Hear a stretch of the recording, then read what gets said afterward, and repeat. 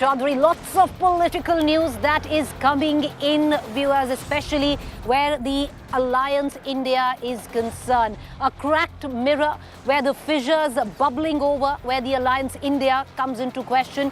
All of that with the fact, how is it that the Bharatiya Janata Party has now, even before poll dates are announced, come out and announced candidates for Chhattisgarh and the state of Madhya Pradesh? We're going to get you the details. I'm Preeti Choudhary and these are the headlines.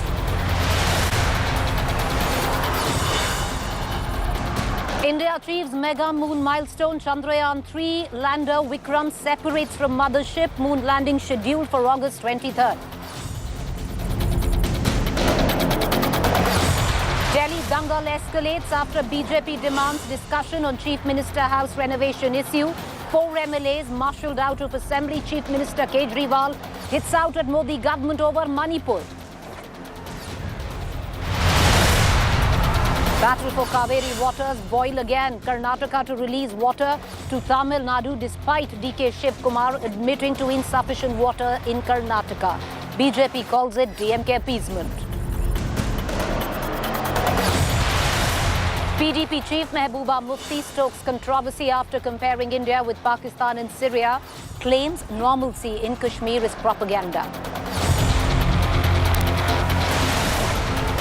This is a big India Today expose.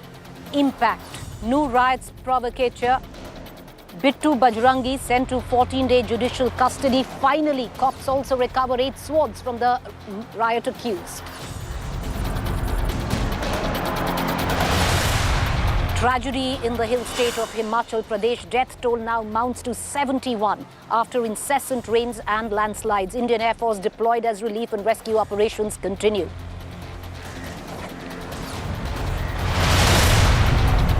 Party Congress tug of war over Muslim votes. Congress UP minority cell chief claims Babri verdict based on emotion and not facts. SP retort says Congress hindered Muslim growth.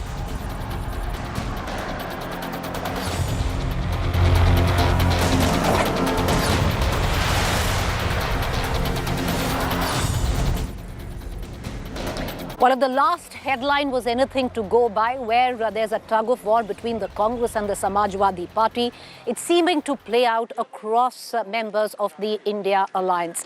Let's focus now to the national capital, Delhi.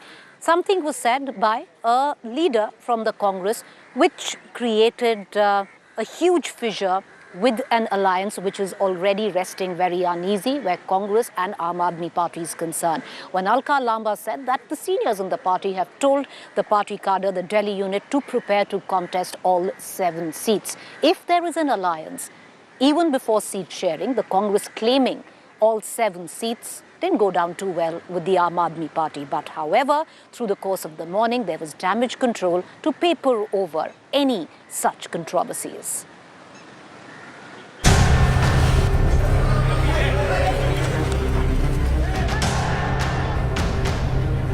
United, they stand with the aim of taking on Narendra Modi in 2024. But they are divided by political and electoral interests. Team India may be padding up for the general elections next year, but internal differences of seat sharing appear to be the biggest sticking point. In the latest, Aam Aadmi Party and Congress are in a tug of war for 7 Delhi Lok Sabha seats. It all started with Delhi Congress leader Alka Lamba's surprise declaration.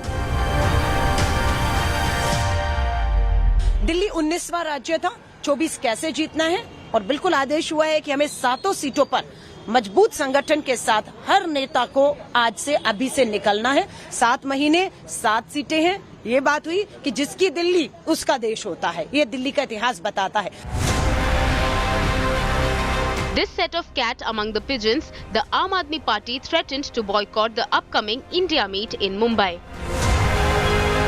मैंने उनका वो बयान सुना और अगर कांग्रेस ने मन बना लिया है कि वो दिल्ली में अलायंस नहीं करेंगे हमारे साथ, तो इंडिया अलायंस वाली मीटिंग को अटेंड करने का कोई मतलब नहीं, अपना टाइम वेस्ट करने का कोई मतलब नहीं। हमारा शीर्ष नेतृत्व डिसाइड करेगा कि अगली इंडिया अलायंस की मीटिंग हम अटेंड करेंगे या नहीं। देखिए, इस तरीके की बातें तो आती रहेंगी। जब इंडिया के सभी घटक दल बैठेंगे, सीट शेयरिंग पे चर्चा करेंगे, सब पार्टियों के राष्ट्रीय नेतृत्व आमने सामने बैठ के इस पे चर्चा करेंगे, तब पता चलेगा कौन सी पार्टी को कौन सी सीटें मिलती हैं। ये तो बहुत आगे की बात है। Both parties went into separate huddle as confusion and chaos continued. आम आदमी पार्टी को जो है, मैं समझ रहा हूं कि बहुत इमेच्योर लोग वहां बैठे हुए लगते हैं मुझको। किसी प्रकार का मीडिया के बयान से वो इतने बड़े डिसीजन लेना चाहते हैं तो शायद ईश्वर भी उसको नहीं बचा पाएंगे। जो है, इफ एनीबडी इज गिविंग, हमारे कोई जो है रूटीन में जो आपकी डिबेट में आते हैं कोई प्रवक्ता है, तो आप मीडिया के साथियों को भी समझना चाहिए कि they are not the competent people to make comment on such a big issue. But the Aam Aadmi Party versus Congress Delhi dangle seems to be far from over. Several Delhi Congress netas are now openly snipping at Arvind Kejriwal and his party. 3.5 साल से मैं सड़कों पर हूँ, पोल खोल रहा हूँ अरविंद केजरीवाल की। शराब के खिलाफ कांग्रेस ने ही आंदोलन किया और आज शराब मंत्री जेल में, सत्येंद्र जैन जेल में, अभी तो डीटीसी घोटाला भी सामने कांग्रेस की वजह से आने वाला है। कोविड काल में यदि फेलियर इस सरकार का होगा तो सवाल पूछने वाला कांग्रेस का कार्यकर्ता था। मैं दावे के साथ कहता हूँ कि 2024 में कांग्रेस की सरकार केंद्र में बनेगी और 2025 में अरविंद केजरीवाल चुनाव हारेंगे। The political drama gave BJP enough opportunity to target the India alliance. वास्तविकता जो ये है कि जो विपक्षी एकता के नाम पे जो गठबंधन, महागठबंधन, महाठगबंधन का ये बनाया गया है, वो पूरा फेल होगा और उसकी शुरुआत हो गई है। कांग्रेस और आम आदमी पार्टी के ये बयान इस बात को दर्शाते हैं कि ये गठबंधन चलने वाला नहीं है किसी भी रूप में। All eyes are now on the Mumbai meeting. Will opposition allies be able to put their differences aside? Bureau Report, India Today. So the conflict between the Aam Aadmi Party and the Congress is just a small example of a larger malaise that plagues the India alliance, which is what's going on right now in the state of Maharashtra. Somewhere down the line, the Congress unit there, you had Mr. Nana Patole, very clear, apprehensive about the meetings that are going on between the nephew and his uncle, Sharad Pawar and Ajit Pawar. Not very happy with that. On the other hand, what's playing down in the state of West Bengal, very clearly today, Adhiranjan Chaudhary blamed the TMC of what all had gone down at the Jadavpur University. The acrimony there quite out on the fore as well. So the India alliance battling multiple inadequacies within its own alliance. However, the larger picture where ultimately the alliance claims is it's for the benefit of India. But is the brick and mortar of this alliance intact or cohesive? That's the question we're going to put to our panelists this evening. Joining me is Priyanka Chaturvedi, Member of Parliament, Rajya Sabha, Shiv Sena, UBT. I have Jasmine Shah, National Spokesperson, Aam Aadmi Party, Dr. Seema Malik, spokesperson NCP, Sanju Verma, national spokesperson Bharatiya Janata Party, Sujata Paul, national spokesperson Congress. In just about a while, we'll also be joined by our consulting editor Rajdeep Sardesai. Jasmine Shah, I'd like to bring you in on this. You know, there might be attempts to paper over of possibly what went down yesterday with a leader and not a junior leader. Alka Lamba is no junior leader of the Congress, coming out openly stating that the Congress has told them, the top leadership, to prepare on all 7 seats. Now, there might be many excuses to paper over a possible slip-up, but it's quite out in the open, Jasmine Shah, because you have 10 seats in Delhi, 7 seats in Delhi, which you contend with. 10 in Haryana, which you'd want to share in, which is again up with the Congress, and then 14 in Punjab plus Chandigarh.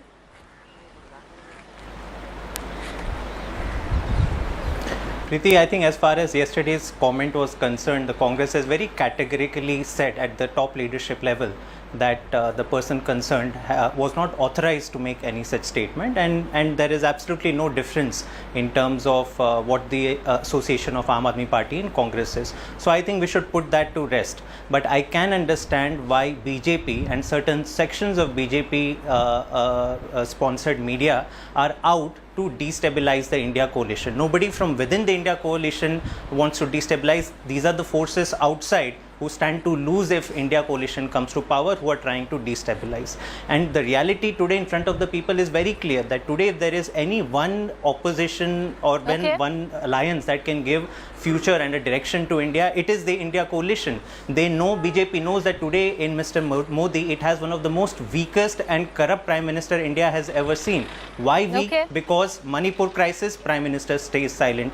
Be it the issue of women wrestlers who are protesting in Jantar Mantar, Prime Minister stays silent. China crisis, Prime Minister stays silent. Haryana crisis, Prime Minister stays silent. And look at the levels of corruption, Preeti. 70,000 crores Prime Minister is accusing NCP of corruption, but 3 days after he makes sure that all these corrupt leaders are in his party. The most corrupt people today from all the parties have found space in Jasmine, BJP, which has become a washing machine. Okay. So no wonder. I'm going to take it off from what you said, that there is a conglomerate of sorts of an anti-India alliance. But I want to bring in Sujata Paul into this conversation. Sujata Paul, the last I heard, Alka Lamba, not the BJP, but Congress.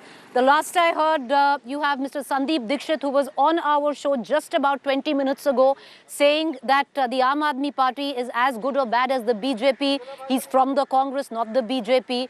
Very short while, a very senior leader of yours, Madam Ajay Makan, tweeted out a complete explanation on why the Congress should never go with the Aam Aadmi Party. Once again, madam, nobody who's an anti-India alliance, but very much from your own, and a very senior leader at that. We are a democracy, and like you mentioned in the beginning only, united we stand, but with diverse views and with one single objective as far as 2024 is concerned. Now, we are not the BJP that wants to divide people, divide parties, bring down government.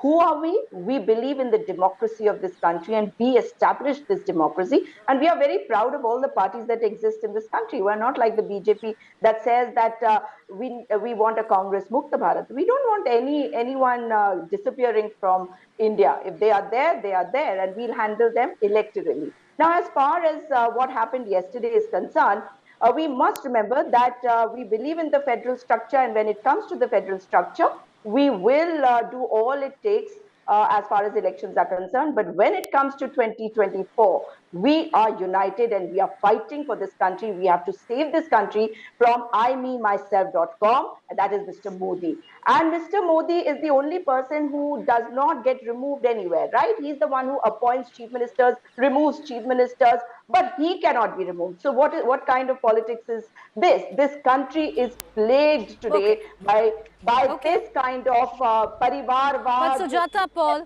usually one would suggest there's a party whip that goes down, especially in an alliance. You can't have multiple people speaking on different tunes, especially senior leadership like Mr. Ajay Makan, who is as senior as it gets where your party is concerned, ma'am. But stay with me. Sanju Verma, no, I know you want to come in. I just want to bring in, I'm coming to you. Just give me about 2 minutes. Let me bring in the Shiv Sena UBT faction, Priyanka Chaturvedi as well, because there are multiple counts where this alliance is facing issues, which is not just Delhi, Sanju Verma. It's happening very much where you come from, Maharashtra. And Priyanka Chaturvedi, the question I want to ask you is, your own alliance partners, where the Maha Vikas Aghadi is concerned, the Congress's Mr. Nana Patole has made it very clear that he is uncomfortable where it comes down to the bonhomie, some behind secret doors between the uncle and the nephew, which is Sharad Pawar and Ajit Pawar. Does your political outfit also share the same apprehensions of your own alliance in Maharashtra?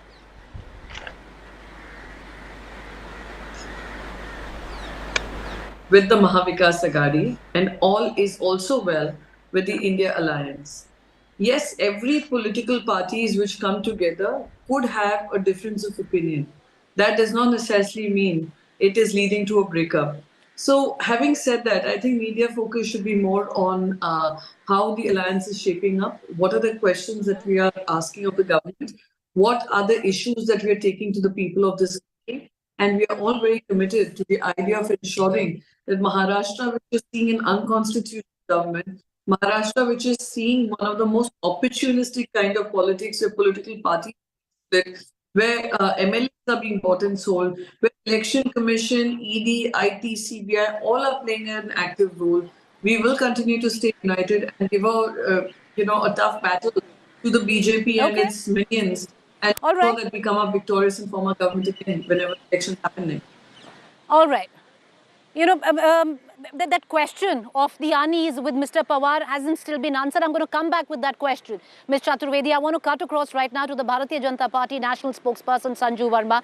Sanju Verma, there might be many fissures, and understandably there are, and right out in the open. But if you look at it, what has gone down today? You had an Arvind Kejriwal mount a fierce attack against the Prime Minister and against the BJP and the government from Delhi. You had it echoed by Mr. Sharad Pawar in Bid, who's made out publicly saying that your government and the Prime Minister is not going to come back in 2024.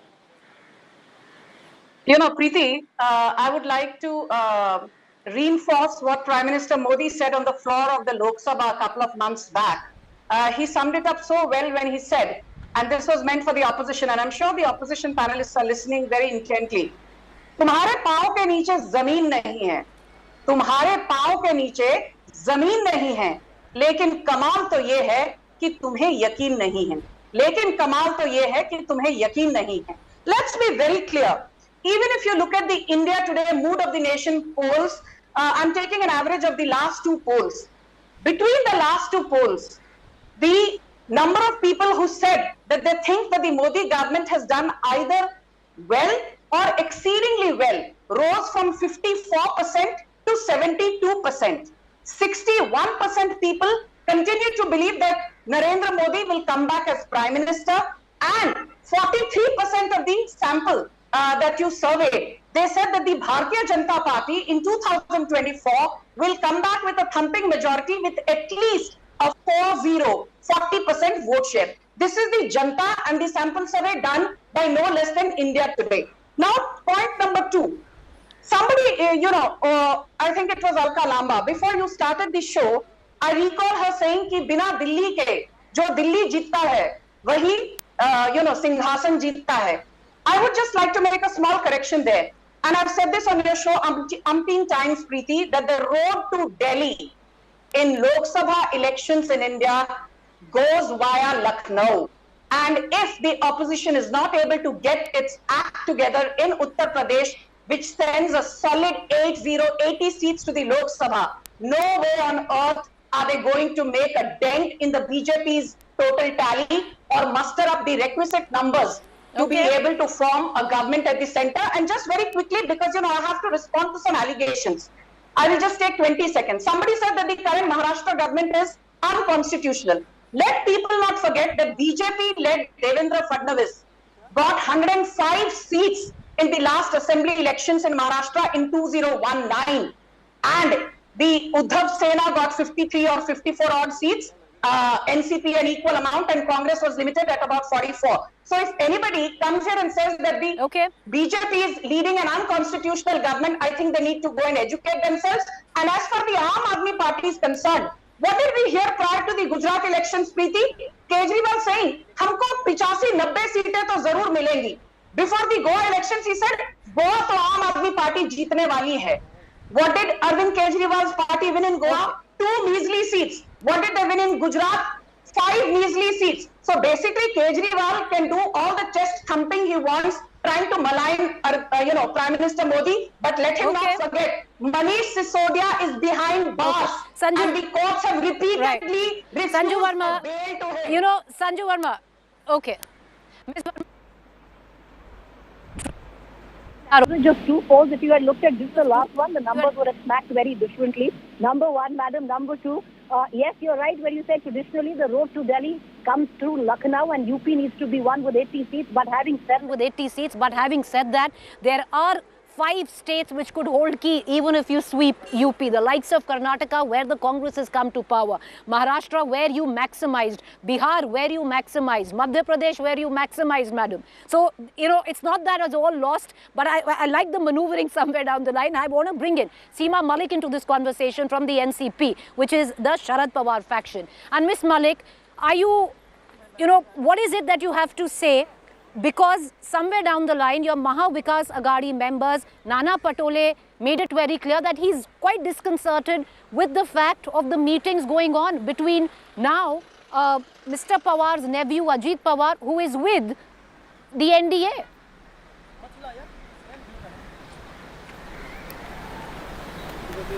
See, ma'am, there is nothing bad Malik, in can you hear meeting me? people. Go ahead. If there's yeah, can you hear me now? Yeah.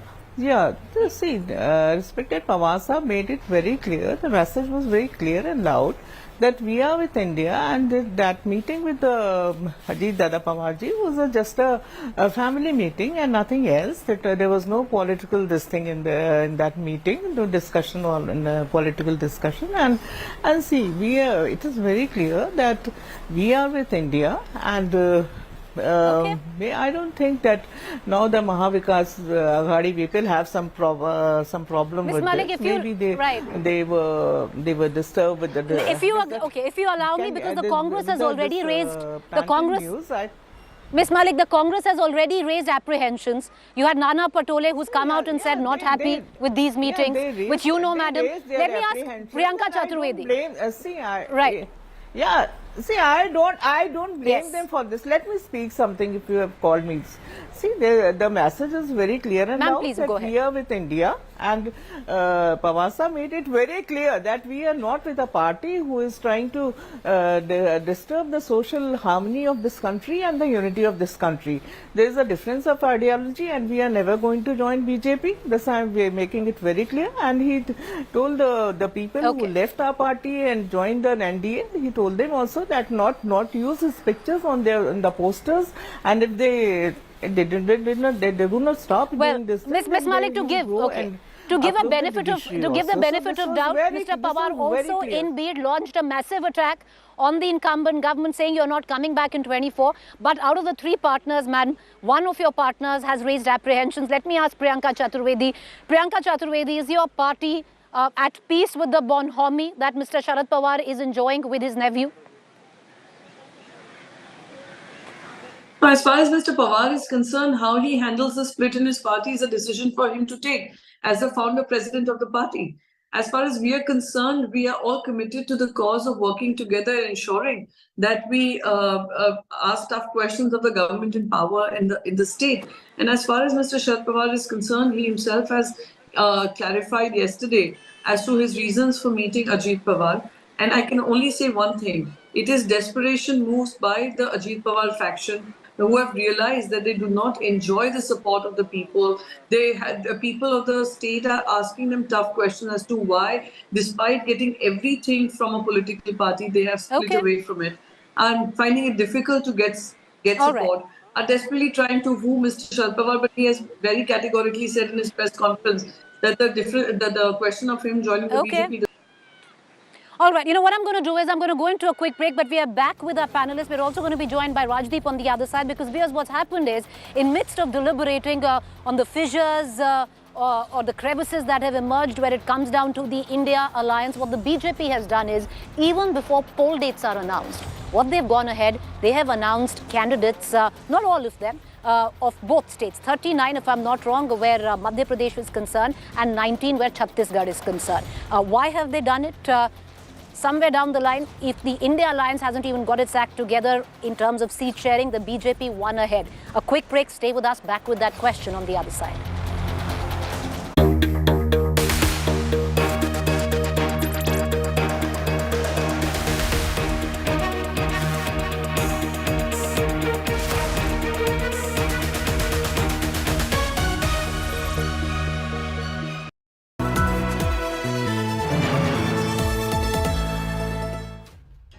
A viral video for two people to be arrested after 77 days.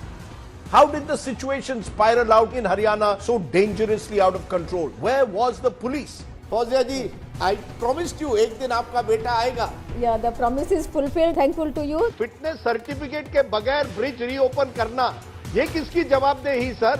A three-time MLA is beaten up in Imphal almost to death. Till today, my tears can't stop. I'm eagerly waiting for my husband's recovery. The beating heart of every story is on news today. With me, Rajdeep Sardesai, Monday to Friday, 9 p.m. only on India Today TV.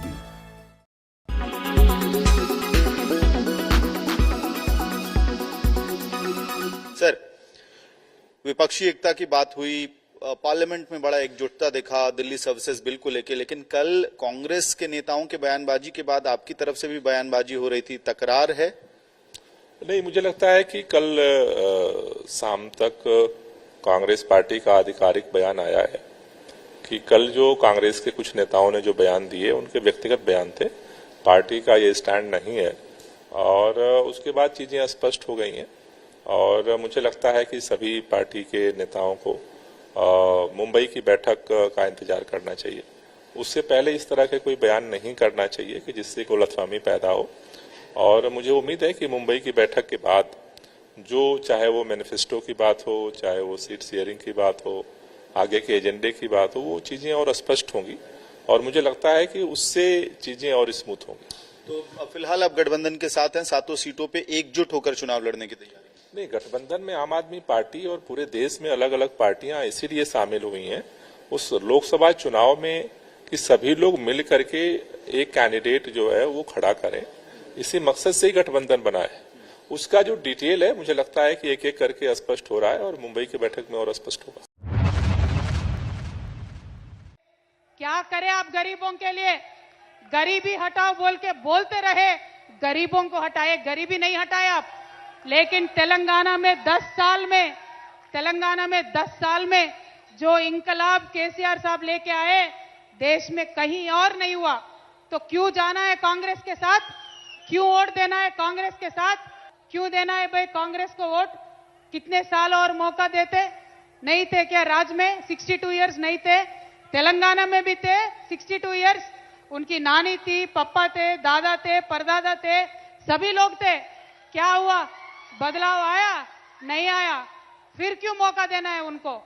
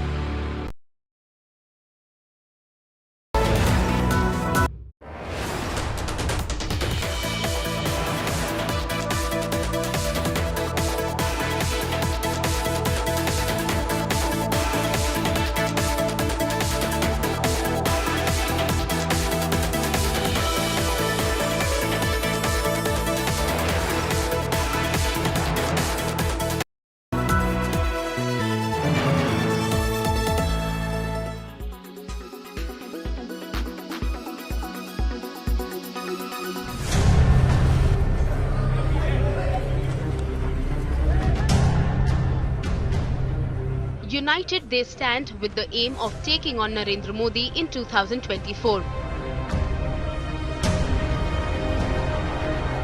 But they are divided by political and electoral interests.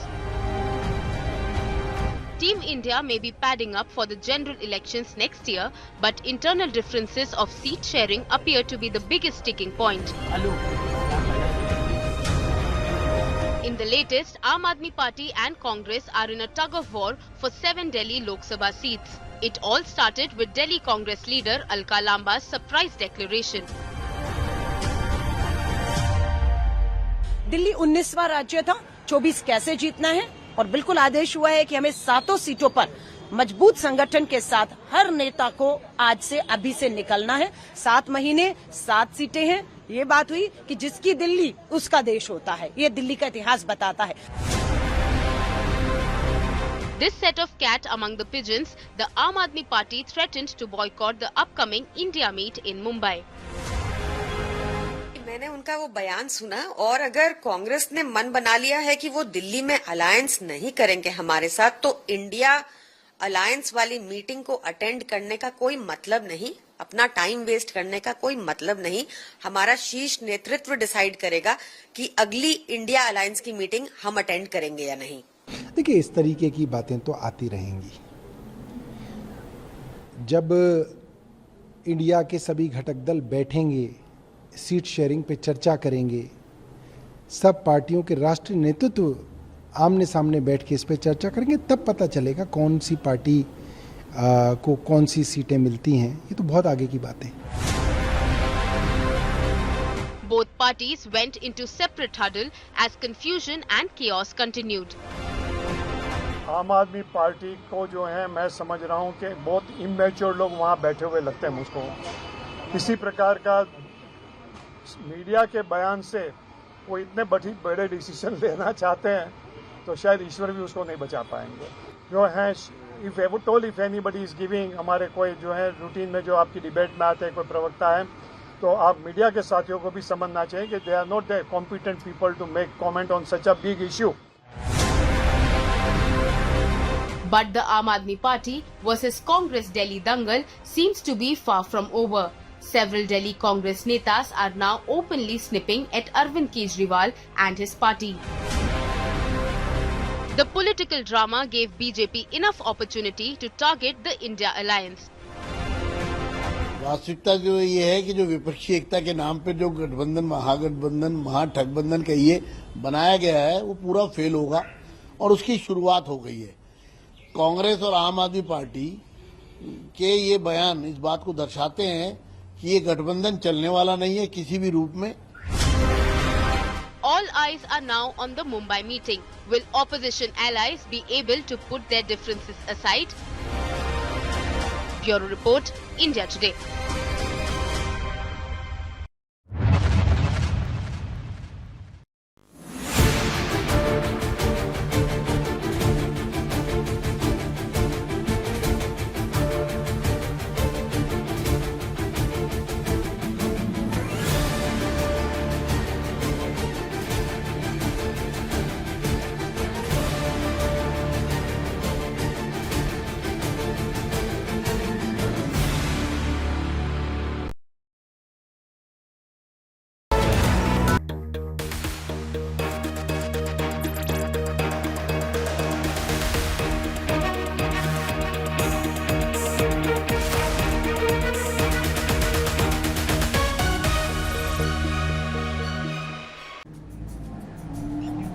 All right, we have lots of breaking news coming in. Let's cut across to the latest news break, and it is all political.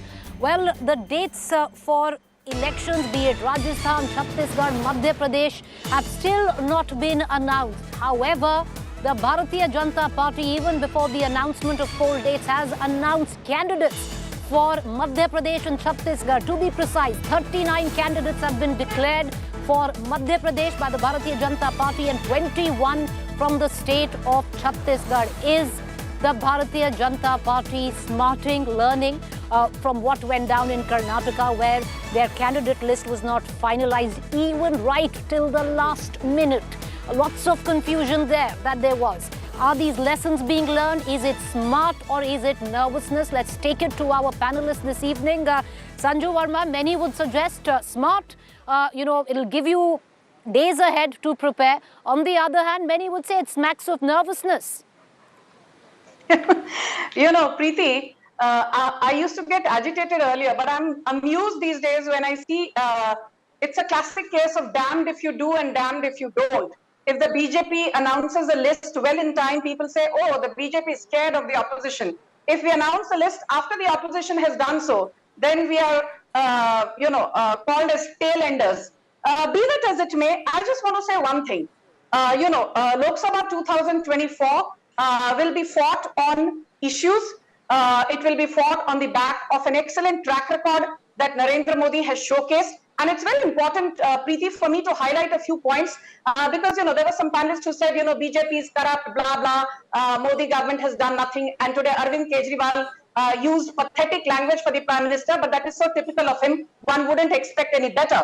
I just have this to tell, and in 20 seconds, this has been said ad nauseum, but your audience needs to know, from the 10th largest economy in terms of nominal GDP in 9 years to becoming the 5th largest economy in terms of nominal GDP after having overtaken the United Kingdom. And we currently stand at $3.74 trillion, the world's largest financial inclusion scheme, with more than 49 crore bank accounts. Jan Dhan Yojana happened under the aegis of Prime Minister Modi. More than 11 crore toilets built under the aegis of Prime Minister Modi, thanks to Swachh Bharat Abhiyan. The world's largest health insurance scheme with more than 24 crore Ayushman cards issued, Ayushman Bharat, under the aegis of Prime Minister Modi, and the world's largest self-employment scheme with more than 23 lakh crore worth of loans given to more than 40 crore entities, the Mudra Yojana, under the aegis of Prime Minister Modi. So before you come on television channels and start blabbering about Narendra Modi's track record, I would ask the Aam Aadmi Party in particular, Preeti, they fought on 208 out of the 224 assembly constituencies in Karnataka. They polled 0.58% votes, which was more than Nota at 0.69. So let's be very clear that Arvind Kejriwal can have gargantuan ambitions of perhaps being in the hot seat next year come 2024. But at the end of the day, his track record belies what his ambitions are, and his track record is pathetic to say the least. You know, it seems He's not to be, a national leader. I want to bring in Sujata Paul into the... Okay. I wanted to bring Sujata Paul, but it seems to be, you know, a direct battle where the BJP and the Aam Aadmi Party is concerned. You've made points and Jasmine Shah wants to step in. Sujata Paul, just coming to you. Give me a minute. Jasmine Shah, please respond pointed questions raised by your panelist. Preeti, the statement of the BJP spokesperson is very typical of the bad-mouthing and the arrogance of BJP today. When you ask them about questions regarding why is Manipur still burning, why does the CM of Manipur still stay in his seat when he's saying that hundreds of women are being gang raped, they have no answers. They have no answers when asked that why is the 18 crore per kilometer road being made in 250 rupees per kilometer as per a CAG report. They have no answers. But then they will come on your show, Preeti, and talk about tall claims. Let me burst their bubble. Just give me 30 seconds. They say that there is something massive that has happened in India because the 10th largest economy has become the 5th largest economy. Sanju Verma, you should understand the basics. We are a 1.4 billion people country. What matters is not just the size of our economy, but our per capita income. And do you know the reality? We are today 140th out of 180 countries in per capita income. Guess what? It is in Modi's years that Bangladesh's per capita income has risen above India. Today, Bangladesh is richer and India is poor. Why? Because Mr. Narendra Modi is in power. Today, look at the issue of Mangai. Do you have any answers on Mangai? Do you have any answers? And let me last point, Preeti. Jasmine, just hold Sanju Verma is tom-tomming about Karnataka. BJP, look at BJP's track record in Punjab and Delhi. They have been reduced. They have been reduced to single digits. I'm going to cut it short right here. Let's not get into a slug. Okay, I'll come back to you. I want to bring in Rajdeep Sardesai, a consulting editor, into this conversation as well. And we're going to get back to what we just broke the news earlier. Rajdeep Sardesai, you know, what went down in Karnataka right till the end, the BJP very undecided, very fickle about their list, even before poll dates are announced this time. Do you see this? Learning very quick, learning very fast. We saw it in Karnataka. If a political party is able to set the narrative, then it's a big push ahead for them. Well, Preeti, yes and no. The fact is that the BJP has been first of its blocks this time in announcing the list for the Madhya Pradesh and Chhattisgarh elections. But Madhya Pradesh is a very big state in which the BJP has only announced a fraction of the names. So there's still a long way to go for us to say that the BJP is battle ready at the moment. Interestingly, Madhya Pradesh is seen as the state where Amit Shah has decided to take responsibility for Madhya Pradesh. What we are told is that Prime Minister Modi is likely to concentrate even more on Rajasthan this time, and there's a team of people who have been assigned Rajasthan within the BJP, while Mr. Shah is going to personally look at Madhya Pradesh, where the BJP has its biggest fight. I think what the BJP is doing is clearly after what's happened in Karnataka, wants to make sure that this time the micromanagement is much better than it was in Karnataka. Also, let's be clear, the BJP has always been far more comfortable in the Hindustan states, Madhya Pradesh being an example of one such state. So, Madhya Pradesh, the BJP will put a lot of effort. They do believe that in Rajasthan, because of what they see as anti-incumbency and historical anti-incumbency, they have the advantage. Chhattisgarh is a difficult state for them because while they may have announced a list of candidates, which interestingly includes a fair proportion of women, the fact is they haven't found a leader to perhaps replace or at least be of the same stature as a Raman Singh. And that gives Bhupesh Baghel possibly the edge in a state-level contest. One more point. The fact is that while we are looking at the BJP list, the Congress has, particularly in Madhya Pradesh and Chhattisgarh, got its act together, and to some extent in Rajasthan as well. Just look at the way Ashok Gehlot is pushing various welfare schemes in the last 6 months. So actually, while they may not have announced a list of candidates like the BJP, these are 3 states where the Congress organizationally is relatively strong, has faces in each of the states, Baghel, Kamalnath and Ashok Gehlot. So let's not, I think these 3 states will see a much tougher contest, especially Madhya Pradesh, than what we've seen perhaps in other elections in North India. These are 3 of the states where, relatively speaking, the Congress may have a bit of a chance, especially Madhya Pradesh and Chhattisgarh, and possibly Rajasthan. The BJP, for example, has yet to decide what they want to do with Vasundhara Raje. What role is she going to play? So there are still a lot of question marks over the campaign of the BJP, and yes, over the Congress's decisions as well. Right. What role will a Sachin Pilot eventually play in Rajasthan continues to be a question that hasn't been fully resolved. So I think both the parties will need another month or 2 before we can say they are fully battle ready for those crucial elections of November. But Rajdeep, to take it off from what you just said, the sheer fact that the 3 states that you named, or especially the 2 where even a fraction of the seats have been announced by the BJP, right now the perceptual edge lies with the Congress.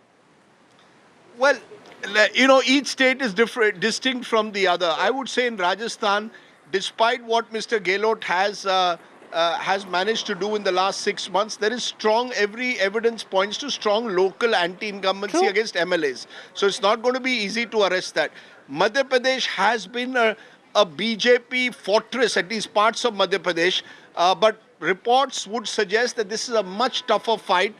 Some polls internally done by the Congress put them well ahead, but the truth of the matter is Shivraj Singh Chauhan is not an easy nut to crack. He is someone who has been around for a longest time. So while there may be an element of fatigue, he's a formidable politician on the ground, and the BJP is a formidable election machine in Madhya Pradesh.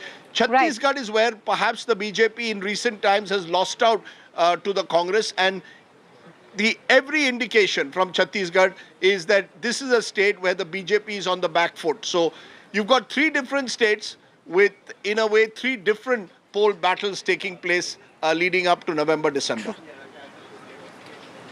Appreciate you joining us, Rajdeep. Thank you there. A consulting editor giving us what is his deep dive or analysis on why possibly the BJP, even if it's a fraction, has come out and announced candidates for 2 states, Chhattisgarh and the state of Madhya Pradesh. Sujata Paul, which brings me to the question. In Karnataka, it seemed that the BJP right till the end, especially in candidate selection, was not bang on. They're seeming, at least where, perception is concerned, to get their act together even before the poll dates are announced. Before that, you hope to win.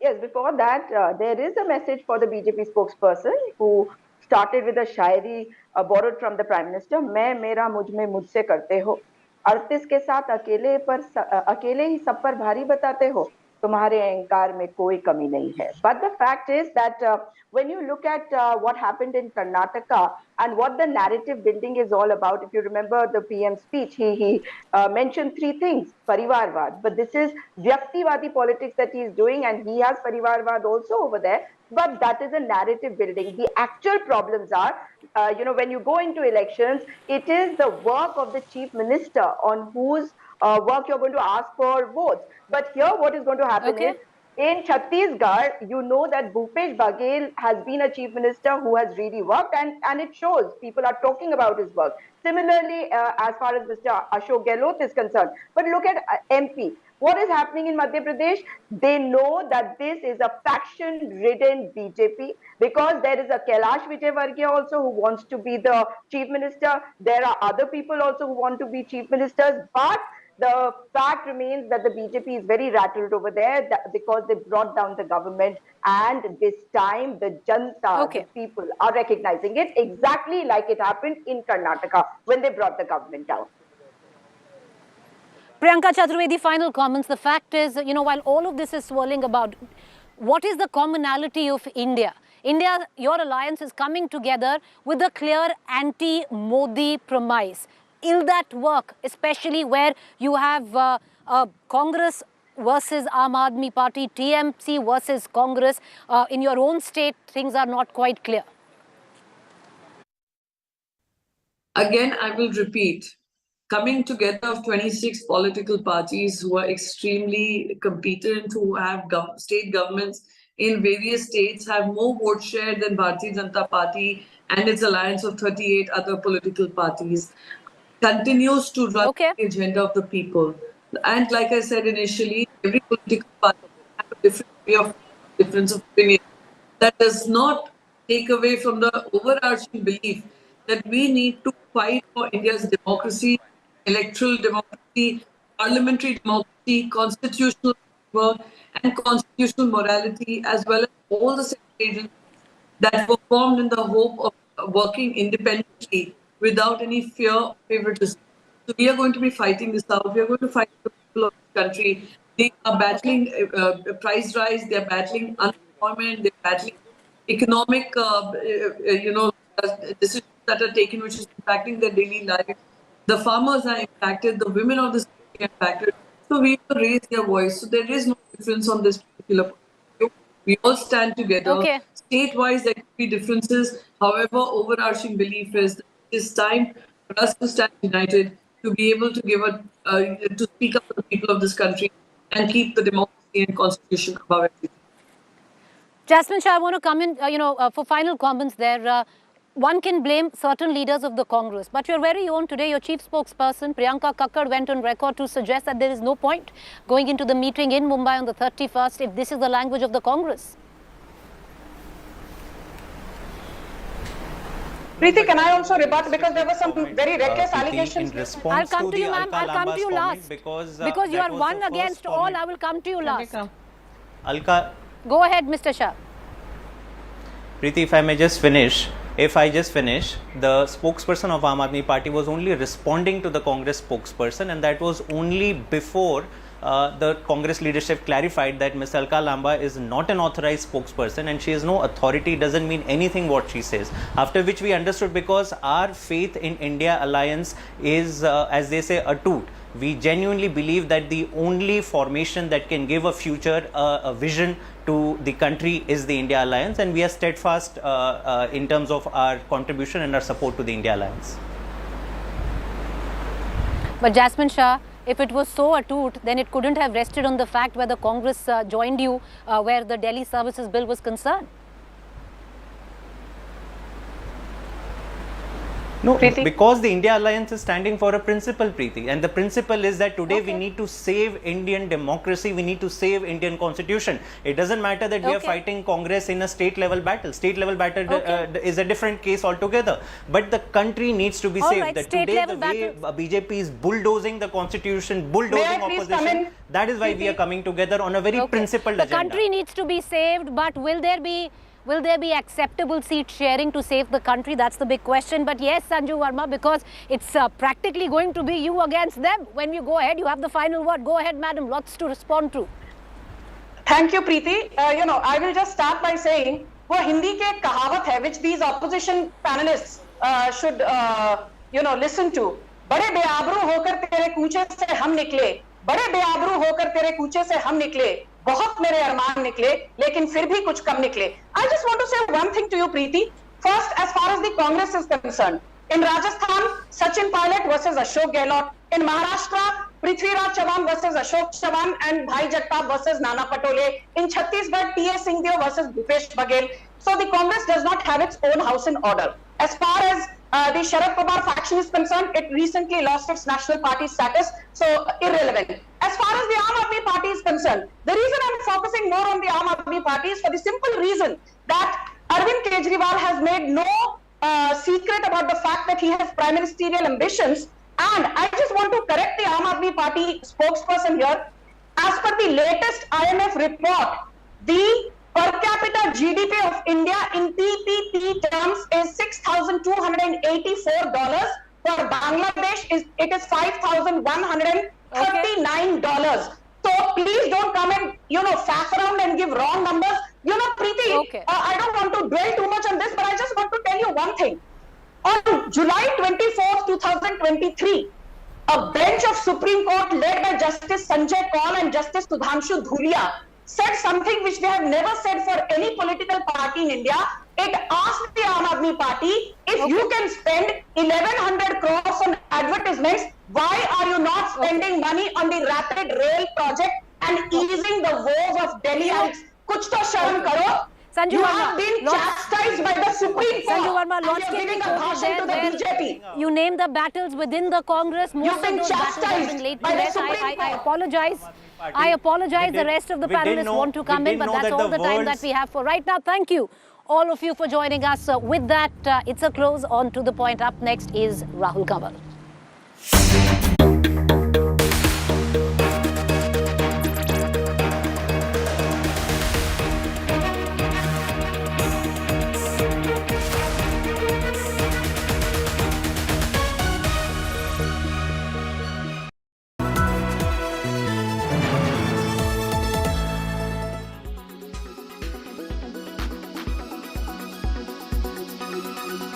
Message went across that Congress is preparing itself to contest alone in 2024 elections as far as Delhi is concerned, despite they are in talk with Aam Aadmi parties as a part of India alliance. So how do you look at this, how this message percolated after this particular meeting? Well, you ask those who percolated this message, and you ask Aam Aadmi, who jumps at every occasion. The problem with Aam Aadmi party is they neither verify truth, nor do they know the difference between total lies and truth, because they themselves have lived lies all their life. And I'm saying this openly. I mean, it's the most untrustworthy bunch of people, including their supreme leader. What is the condition? There are 7 seats in Delhi, right? Congress has to be strong in all 7. And we have to prepare for all 7. That does not mean in case there is an alliance, we fight all 7. Suppose we suddenly get new, we believe we want New Delhi and South Delhi seats, and we prepare here. In the alliance, we get Chandni Chowk and West Delhi. And if we have not prepared there, how will we fight an election? Obviously, any self-respecting party, in case there is an alliance and before details of the alliance are worked out, will try and strengthen itself in the entire state. I mean, it's absolute. I think it's a no-brainer for anybody to think that. Only people who want to distort the truth or kind of bring out things to kind of muddy the whole picture, or basically people who have no idea what truth and untruth is. Only those people will believe in these rumors. If you look the hindsight of it, it is very clear that the Congress government in Karnataka wants to please their ally, who is part of India, the so-called India, INDIA, DMK, and they have yielded to the pressure of DMK against the interest of the people of Karnataka. This is what is going to happen if INDA comes to power. So the interest of Karnataka will be jeopardized 100%, and people of Karnataka, more so Kaveri Basin people, will fight for it. ರೈತರು ನಮ್ಮ ರೈತರು ಯಾಕೆ ಬಿಟ್ಟರು ಅಂತ ಕೇಳಿದ್ರೆ ಬೀಗ ನಮ್ಮ ಕೈಯ ಬೀಗ ಬೊಮ್ಮಾಯಿಯವ್ರ ಕೈಲಿ ಸೆಂಟ್ರಲ್ ಗೌರ್ಮೆಂಟ್ ಕೈಲಿ ಬೀಗ ಇದೆ. ಬೊಮ್ಮಾಯಿಯವರು ಎಲ್ಲ ಕಾನೂನು ಗೊತ್ತಿದೆ. ರಾಜಕಾರಣ ಎಷ್ಟು ಮಾಡ್ಬೋದು ಅಷ್ಟೇ ಮಾಡ್ಬೋದು. ರಾಜಕಾರಣ ಜಾಸ್ತಿ ನಾವು ರಾಜಕಾರಣ ಮಾಡೋದು. ಸುಪ್ರೀಂ ಕೋರ್ಟು ಯಾರ ಕಂಟ್ರೋಲಲ್ಲಿದೆ ಈಗ ನೀರು, ಇದೆಲ್ಲ ನಾನು ಚರ್ಚೆ ಮಾಡೋದು ಈಗ ಬೇಡ. ನಮ್ಮ ರಾಜ್ಯದಲ್ಲಿ ಮಳೆ ಕೊರತೆ ಆಗಿದೆ. ನಾನು ಅದಕ್ಕೆ ಹೇಳಲ್ಲ, ಕಂಪ್ಲೀಟ್ ಇಡೀ 30 ವರ್ಷ 40 ವರ್ಷ ಲೆಕ್ಕ ಹಾಕೊಂಡ್ರೆ ಈ ವರ್ಷನೇ ನಮಗೆ ಮಳೆ ಕಡಿಮೆ ಆಗಿದೆ. ನಮ್ಮ ರೈತರು ನಾವು ಮತ್ತೆ ತಿಳಿಸಿದ್ದೀವಿ.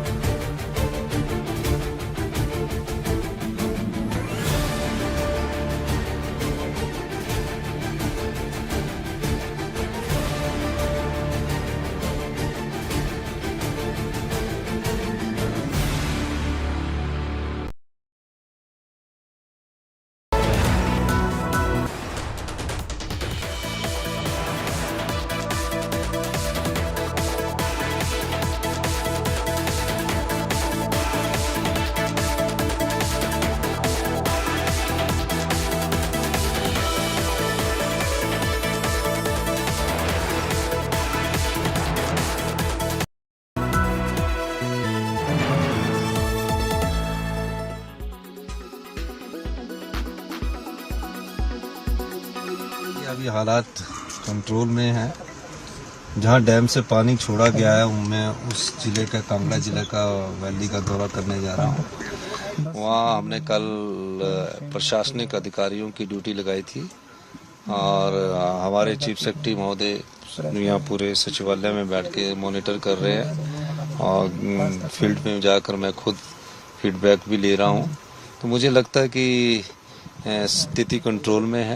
यहाँ परिस्थिति यह है कि इस सारे एरिया में ऐसा लग रहा है कि ये बहुत सुरक्षित नहीं है, क्योंकि स्लाइडिंग जोन है ये, और स्ट्रक्चर जो बने हैं वो स्ट्रक्चर ऐसे हैं कि वो इतने मजबूत नहीं है, कभी भी इस तरह की घटना हो सकती है। मेरा तो यही है सरकार से इस बात की आग्रह कि तुरंत एक बात को लेकर के पहले प्रयास किया जाए, जो अनसेफ स्ट्रक्चर यहाँ हैं इस तरफ से उनको मुझे लगता है कि फॉर द टाइम बीइंग जो है उनको इवैक्यूएट करना चाहिए, सुरक्षित स्थान पर लोगों को ले जाना चाहिए। जिंदगी है तो सब कुछ है। I'm sure it must be very demoralizing, and I cannot even begin to imagine the circumstances in which they live.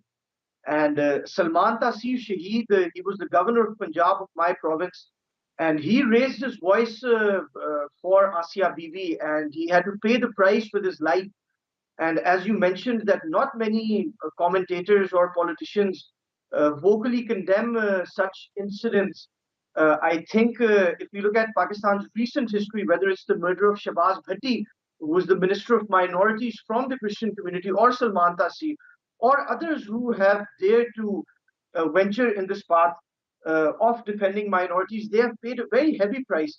And even when I speak about this issue on Indian media in particular, I try to be very careful, and even I am fearful of the reaction from certain quarters, the organizations which you mentioned. But there is another factor which I'd like to add in, is that the Pakistani population is not extreme, and it does not echo such narratives. And the proof lies in the fact that Pakistanis have never elected these extremists into power. So in the history of Pakistan, in the 70 plus decades since we have come into existence, Pakistan has never elected an extremist party into power. We have never paid heed to the ideologies of TTP or TLP, which are not representative of the Pakistani populace. So I think that these extremists, because they are loud and they are violent, they have gathered more space in our ecosystem, but they do not represent the majority, and which I think sadly the majority also now lives in fear, and the state is also wary of acting against such elements, because perhaps there is an apprehension.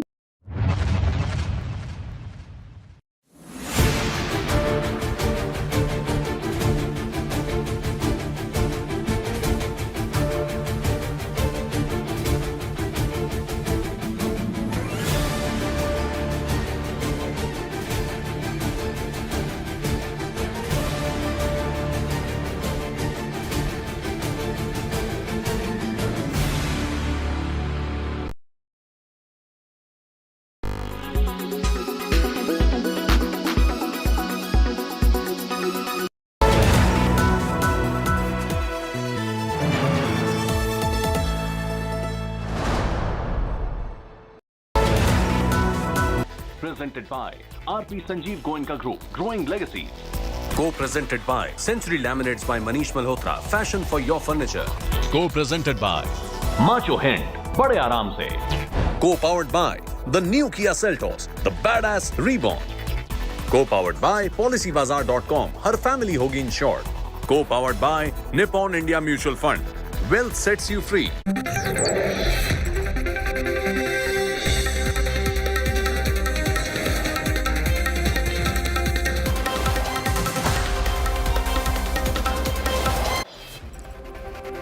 As the Chandrayaan 3 completes another important milestone, all of India is counting down to the soft landing of ISRO's Lunar probe.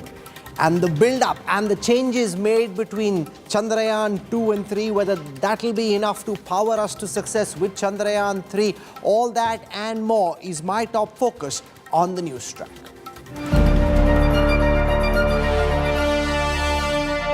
Go Vikram, lander now moonbound.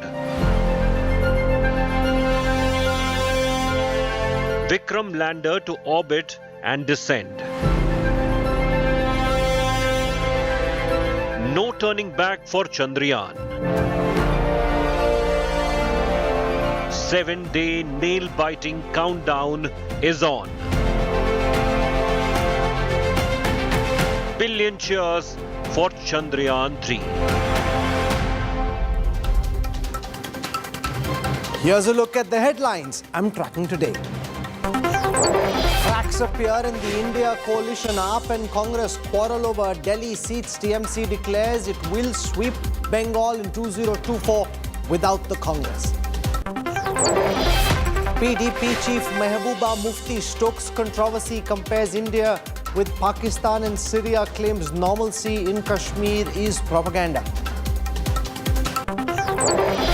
Battle for Kaveri water boils again. BJP hits out at the Siddaramaiah government as it decides to release water to Tamil Nadu. BJP accuses the Congress of appeasing its India ally, the DMK. Big India Today investigation impact. New riots accused. Bittu Bajrangi sent to 14 days judicial custody. Cops also recover 8 swords from him. Himachal Pradesh death toll mounts to 71 after incessant rains and landslides. Indian Air Force deployed as relief and rescue operations continue.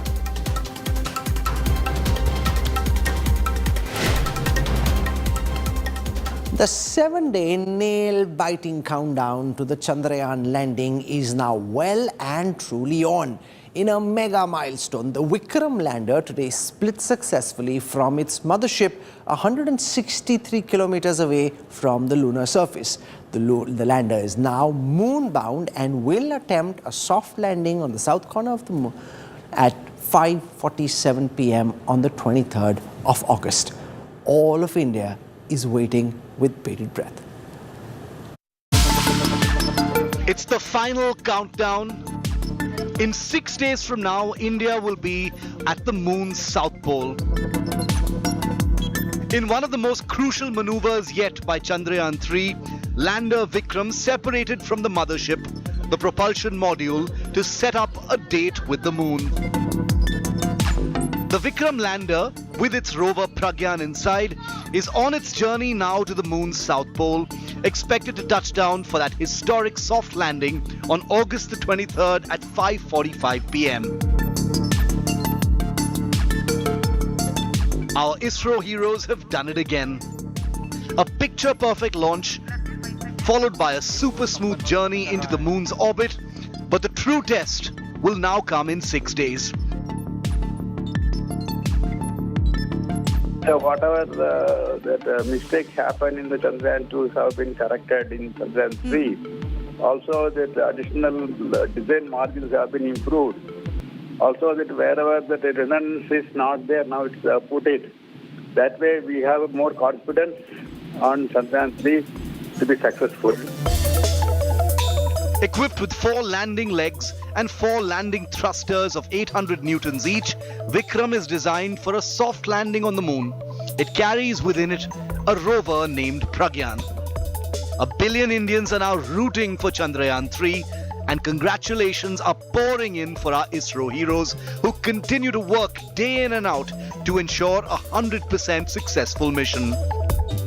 No, certainly a matter of great satisfaction and a moment of pride for each one of us. Whereas the propulsion module will keep moving and keep taking pictures. So now the roles have got divided and each of the components will perform its respective roles. It is also a symbol of India's growing capability and capacity, and I hope Chandrayaan 3 works out to be a very successful mission.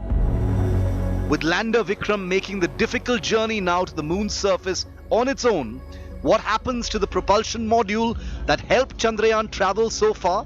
Well, ISRO has confirmed that the propulsion module will continue its journey in its current orbit around the moon.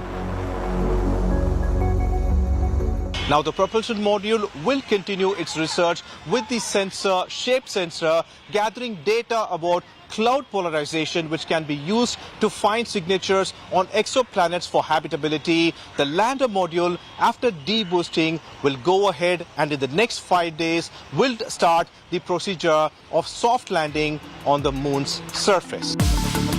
Vikram is on its final lap now, and a billion hopes are pinned on this 1,778 kilogram lander and rover to fulfill our Chandrama dreams.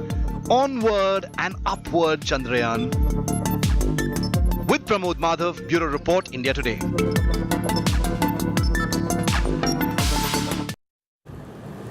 The Chandrayaan-3 mission blasted off for the moon on the 14th of July. In its more than month-long journey, it has successfully completed several maneuvers and is now heading towards an exciting finale. The lander will descend to a slightly lower orbit upon a deboosting, which is planned for tomorrow. Here's a look at the Chandrayaan's journey so far.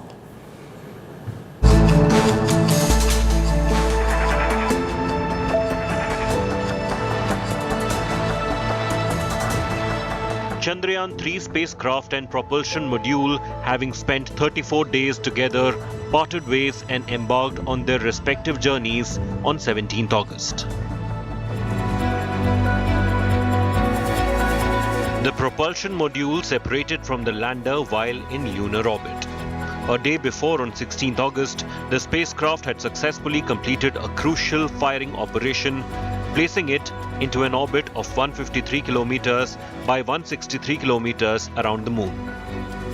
This marked the completion of the lunar-bound maneuvers and brought the spacecraft one step closer to its ultimate goal of landing on the south pole of the moon.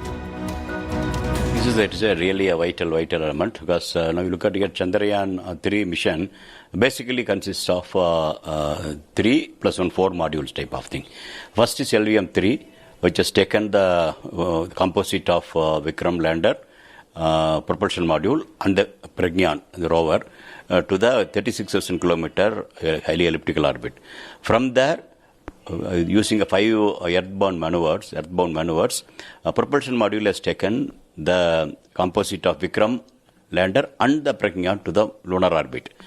Again, the lunar orbit also, from the elliptical orbit, it has now brought to the near circular, close to the moon, around 153 kilometer orbit. It has brought 153 by 163 kilometer.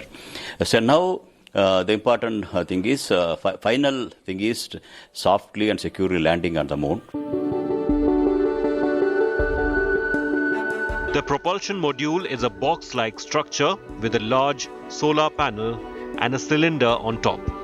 It is responsible for carrying the lander and rover configuration until the spacecraft reaches 100 kilometers lunar orbit.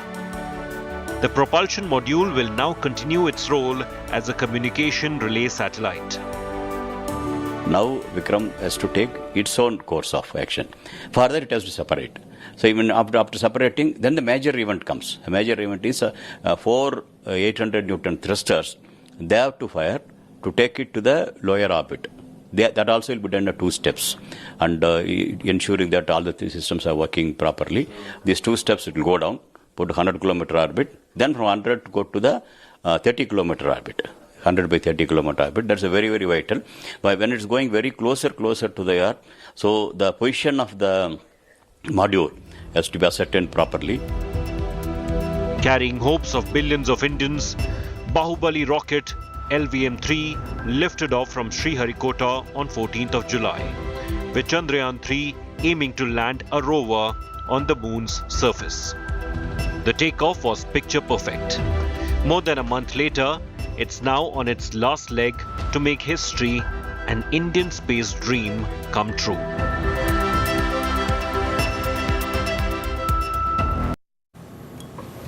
The story of Chandrayaan-2 was a tale of so near and yet so far. ISRO scientists think they've brought in the changes required, learned the right lessons to ensure that Chandrayaan 3 can make a successful soft landing on the south side of the moon.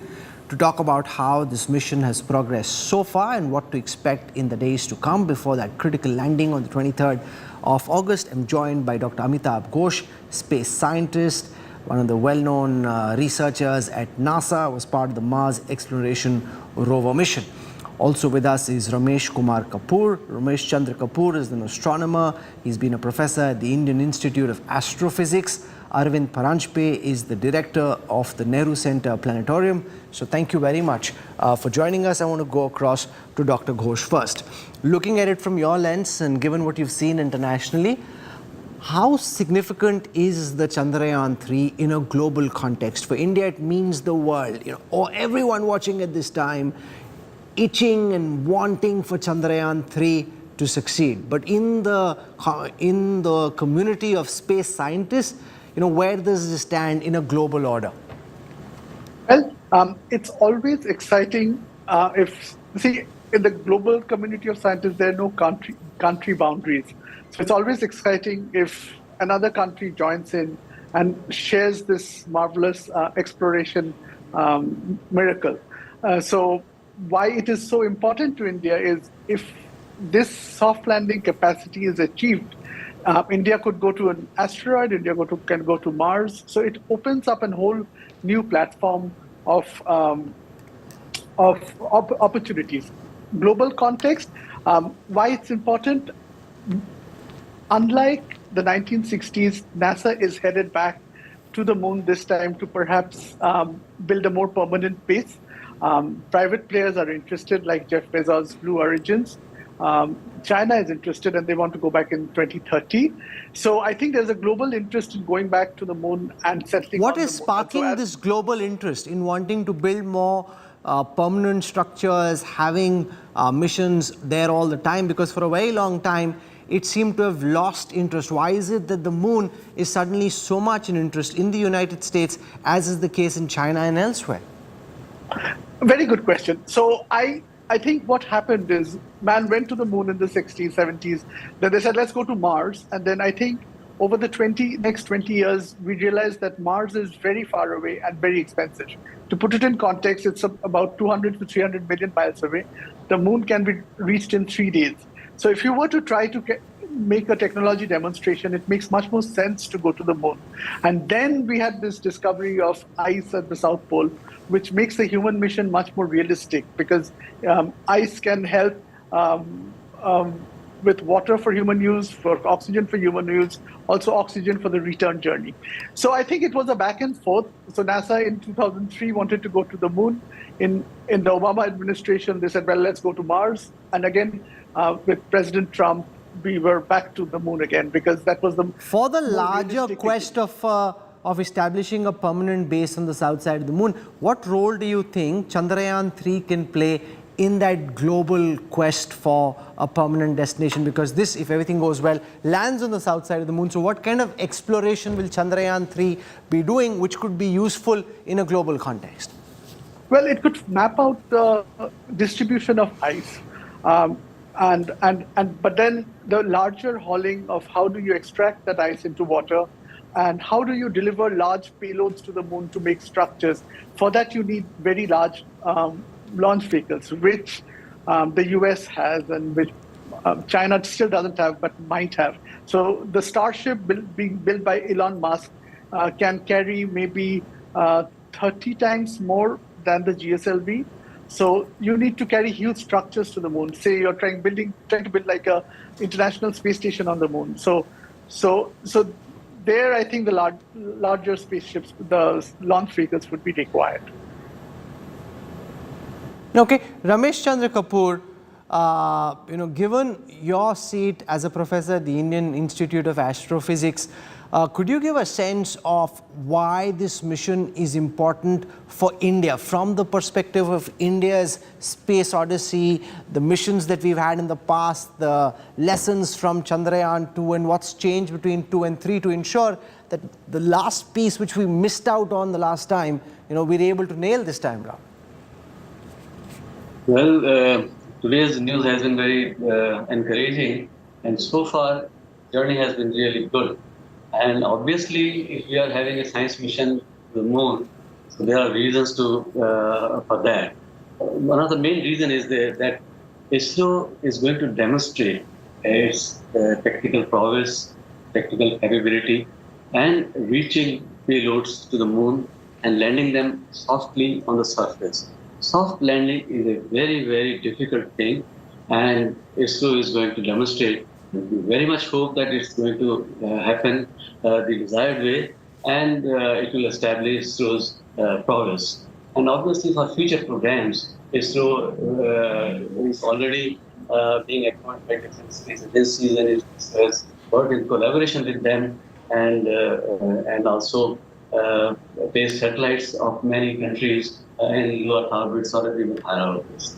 So, south pole of the moon, because Chandrayaan 1 actually found presence of ice in 2008, and then the whole world woke up to this, and that was a wonderful discovery, and it is also considered as one of the most important discoveries in the solar system in these few decades. So, oxygen, Dr. Ghosh has already pointed out that water means for human consumption and also for as a source of oxygen and hydrogen for this travel and for, as fuel for the future. Okay, Dr. Preeti Kumar, you've been a research scientist with NASA. You've been the group director of the ISRO Satellite Center. So you've seen both ISRO and NASA, and give our viewers a contextual comparison between the work being done at this moment at ISRO with much lesser budgets than the work that NASA does, and explain also the significance of a soft landing and how do scientists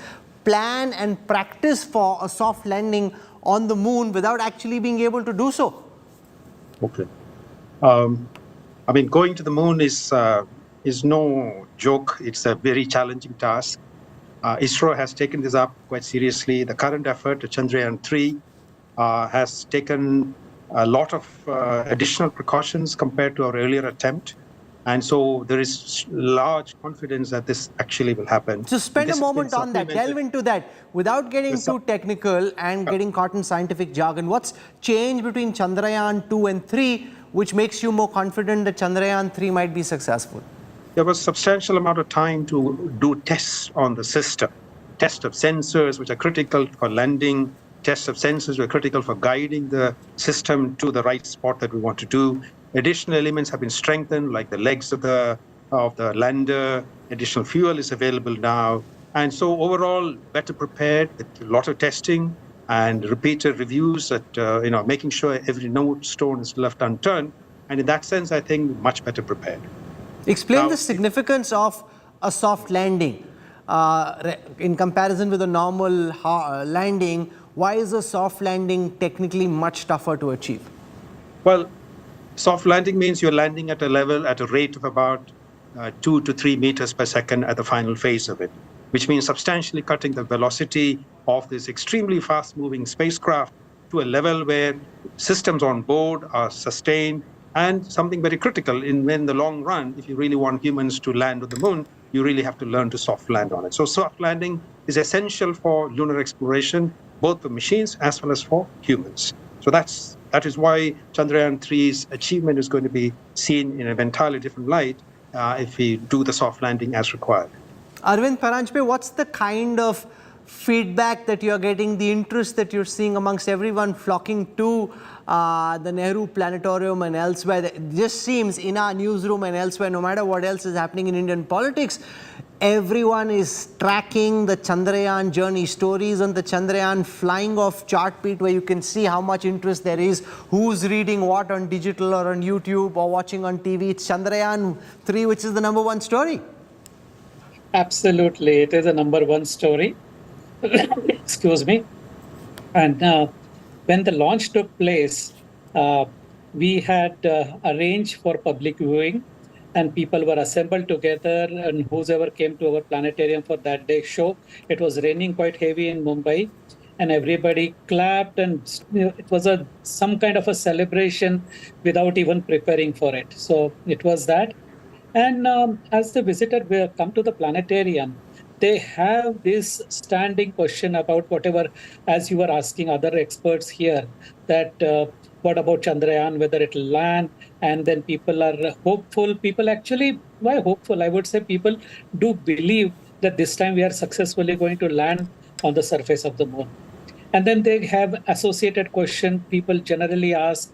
And one of the question which has been also asked as a science versus God, and that is the before the launch took place, the Chandrayaan model was taken to Tirupati and so on and so forth. So answer to that, our question is that well, scientists and technical engineers and all that, they do believe in pure science and all that. But after all, there is some kind of a human faith involved in it. Many astronauts have been going into the space with, like we know, Sunita Williams carried Geeta with her and so on and so forth. And therefore, we had to tell them that, look, there are some people who believe in it.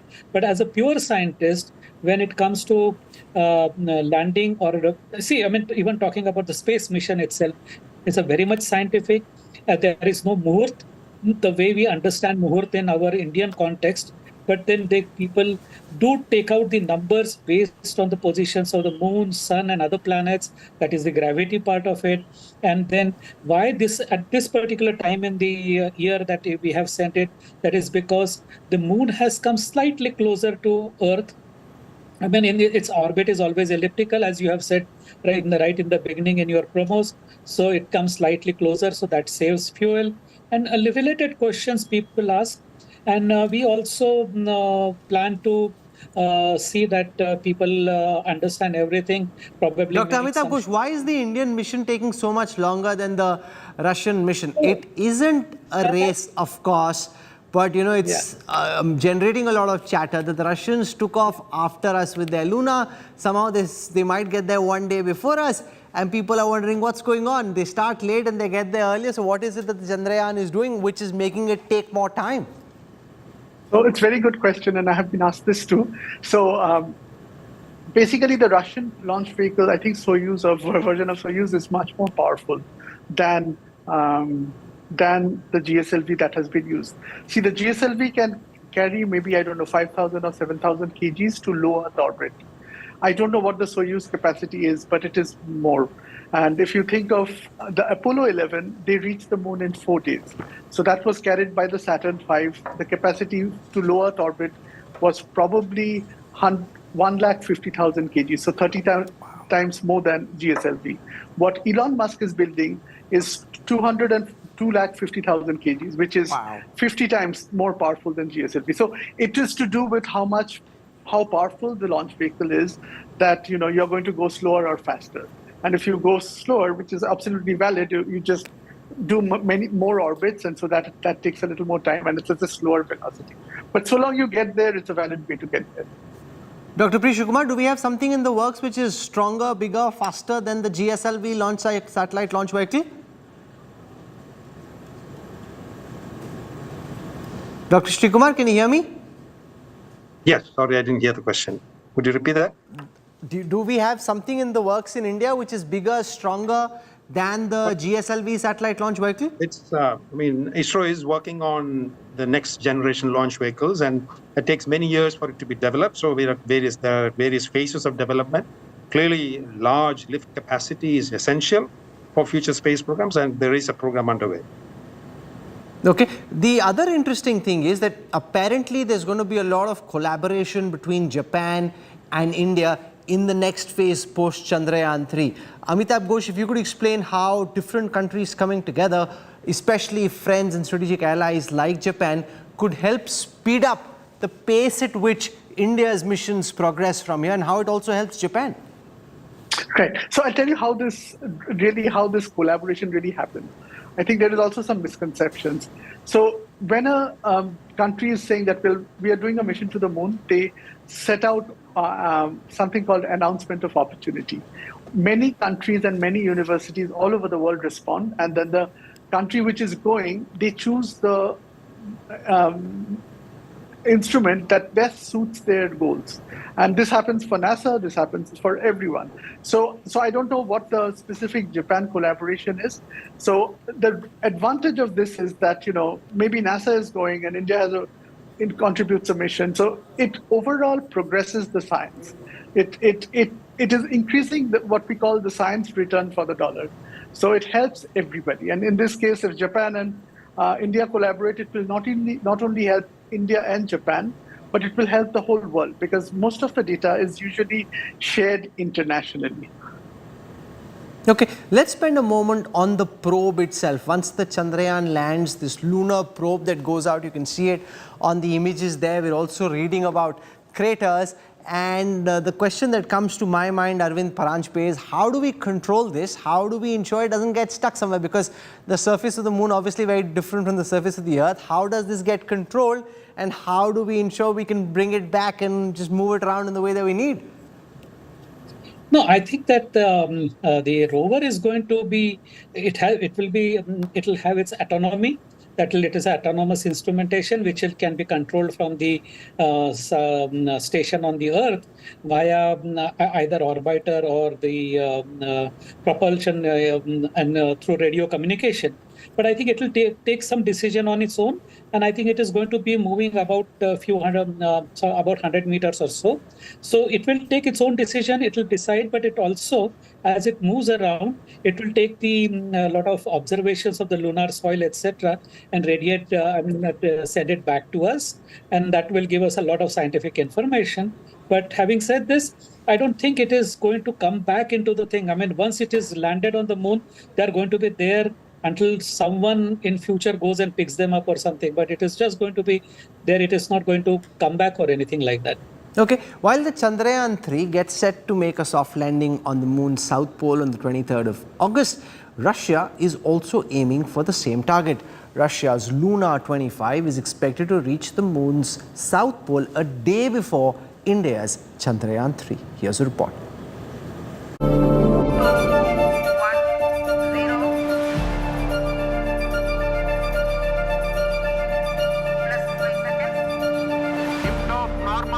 Here we have a majestic liftoff of LPO-3 M4 rocket carrying India's prestigious Chandrayaan 3. It's a race to the moon now. As Chandrayaan 3 heads to the moon and will land on August 23rd, there is another country aiming to land at the exact same place, the moon's south pole. Russia's Lunar 25 took off for the moon on August 10, a whole 35 days after Chandrayaan 3 was launched into space, and yet is expected to reach the moon a day before Chandrayaan does. So Lunar 25 is taking just 12 days to reach the moon, whereas Chandrayaan is taking 40 days. But why is that? While Chandrayaan 3 weighs a whopping 3,900 kgs, the Lunar 25 is much, much lighter, weighing just 1,750 kgs. That has made the biggest difference for the Russian moon mission. There are several other differences as well between the two missions, including the duration of the mission, which is 1 year for Russia versus 14 days for India. But does it really matter who gets to the moon first? It does not matter. It does not matter. And the competition is all in the mind of the media. So imagine, I think Lunar 25 probably started development in 2012 or 11. And Chandrayaan started development maybe, 2-3 years ago at least. So, and on that day, do you think both the scientists on both these teams knew that the other person is also going and we are going to land the same day and we're trying to beat them? It is not possible. These things take a lot of time. The reality is India will join an elite league of just 3 nations, which included the Soviet Union, to make a soft landing on the moon. ISRO even congratulated Lunar 25 soon after their successful takeoff and quipped about having another meeting point in our space journeys. So let's be clear, Lunar 25's moon mission most definitely does not take the sheen away from the Chandrayaan mission. Bureau Report, India Today. Dr. Ghosh, if this was a race, and I know as a scientist you'll say it's not, but there is ego, there is vanity, there is pride and all of that when it comes to any such scientific achievement. Where does the global space order stand at this moment, given that it's not just countries that are in this race, but now powerful tech billionaires who are also trying to be a part of this competition?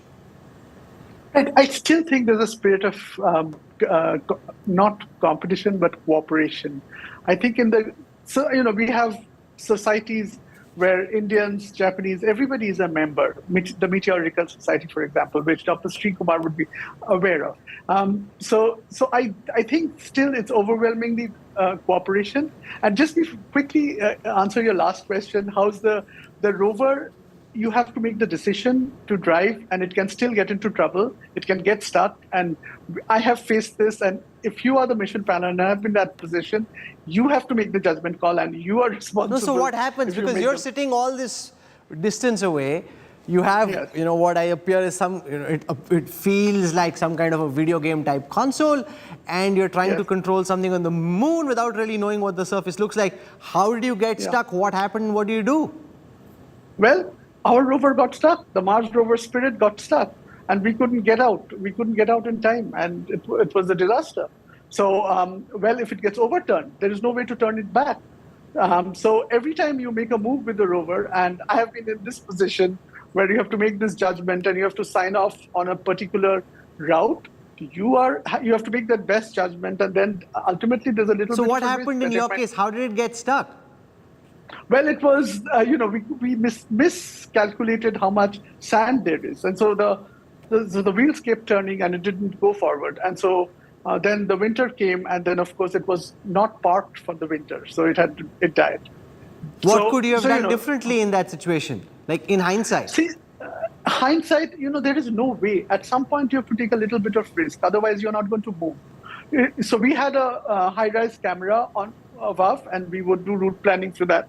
Right now, Perseverance has a helicopter or drone which helps in route planning.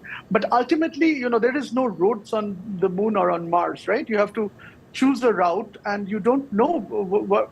So is the surface of the moon also sandy? Like, is it easy to navigate, or is it like a hard surface?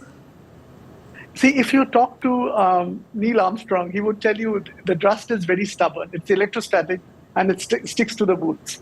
What it does to the rover electronics, the wheels, would it get into, for example, the gearbox? Well, I don't know. That's all very interesting. See, that is why it is so difficult, because you're into the unknown. So that is what I think, it's not a humdrum thing. It is, there are unknowns, and there will be, for example, if you are... but that's really complex, because I'm a student of commerce and economics, not really science, but if you make all the effort of getting to the surface of the moon, and then for some reason your rover just gets stuck as you come out, that's a lot of effort, then that just got stuck in a bunch of, in some sand.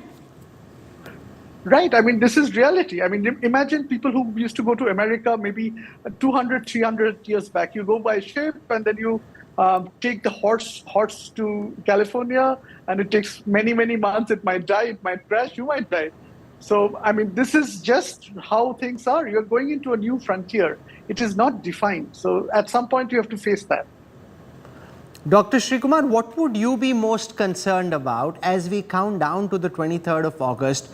What would be your worry number one? Well, not too many worries, except for completely unanticipated thing. The space always has challenges. I think this time the ISRO team is fairly well prepared with various contingencies of the landing part of it.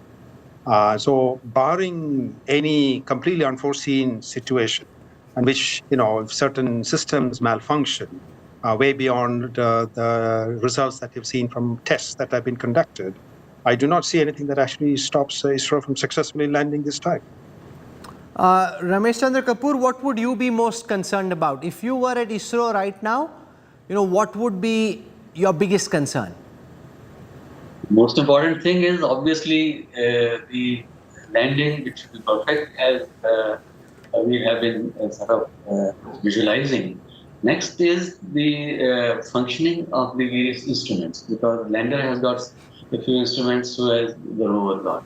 Rover can do some in situ experiments, and which is a wonderful thing because it has got spectroscopes, and then laser-induced ablation is possible, and then you can try to find out the composition of the material there. So mineralogy is one of the major things, and lander also has some equipments to know about the very thin, extremely thin atmosphere of the moon, and of course the interiors in terms of the seismic activity that also is to be measured.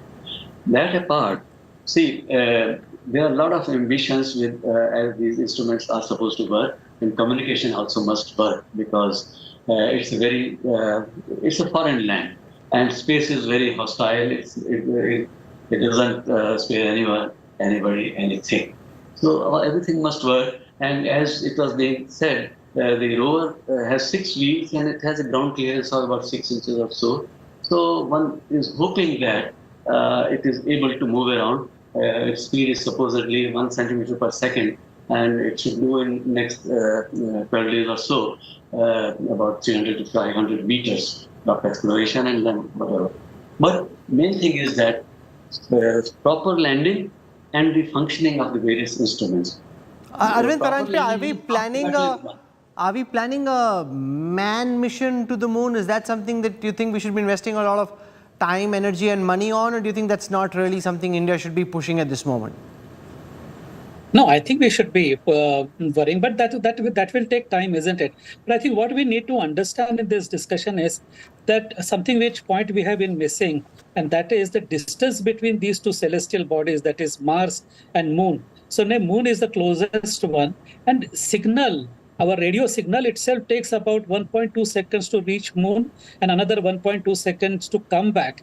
So if there is something that is happening either on the surface of Moon with this rover, we will know only after you get to know something and then you send back the signal, and it takes more than 2.5 seconds, which is a very, very long time gap, you see. So as Shri Kumar has said, certainly, they are more worried. I can't be talking about how much worried I am. But yes, as you said, that the human mission ultimately has to be there. But then as the time progresses, we'll probably have better alternatives than sending human beings to the moon. We also have something, Amitabh Ghosh, planned as a solar observatory next, the Aditya. Do you want to tell our viewers a bit about that? The significance of India working on the solar observatory and what it could potentially achieve? So they're going to probably study the sun, and we fixate on one thing, but each agency does many missions, and some come into the limelight and some don't. And so there is another Nisar mission which is being developed with the Jet Propulsion Laboratory.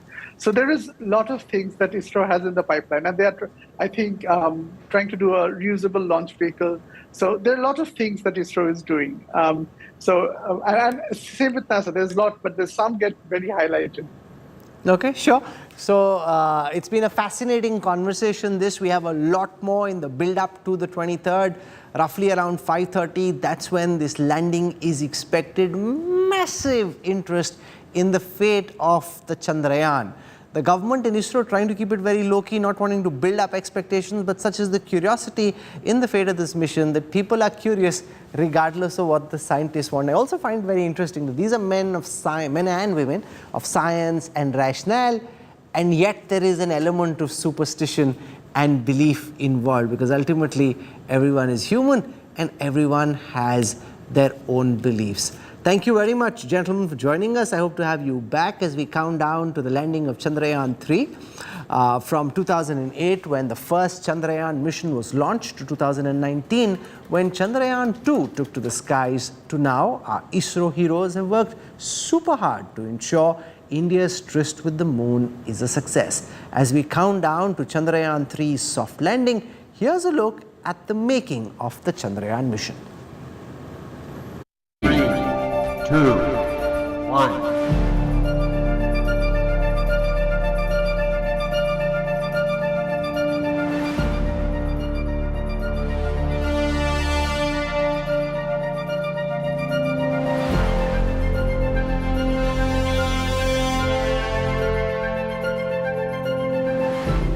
clock ticked, and at exactly 2:43 p.m. on 22nd July 2019, India took a giant leap to the moon.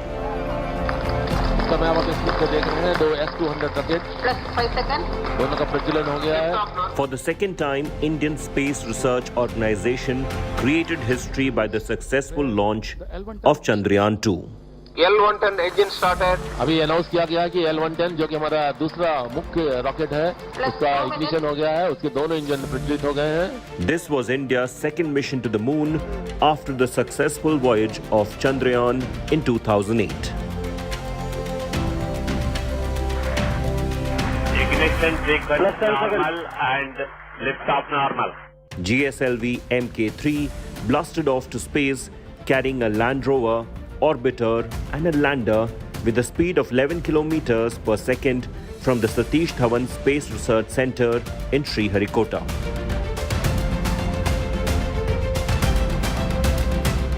It is the beginning of a historical journey of India towards moon and to land at a place near South Pole to carry out scientific experiments to explore unexplored. Within minutes, Chandrayaan 2 was successfully placed into the Earth's orbit. As the space vehicle beamed back a perfect report card, Indian space scientists at Mission Control erupted with joy. 7.4 kilometers and the velocity was nearly 140. So the Vikram lander has successfully completed the rough braking phase. The mission was expected to take 48 days in total to land its rover Pragyan on the south pole of the moon, roughly on 14th September 2019.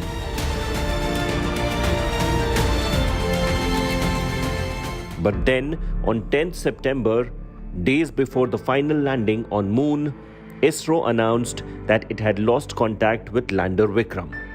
ISRO scientists were disappointed. It was an emotional moment.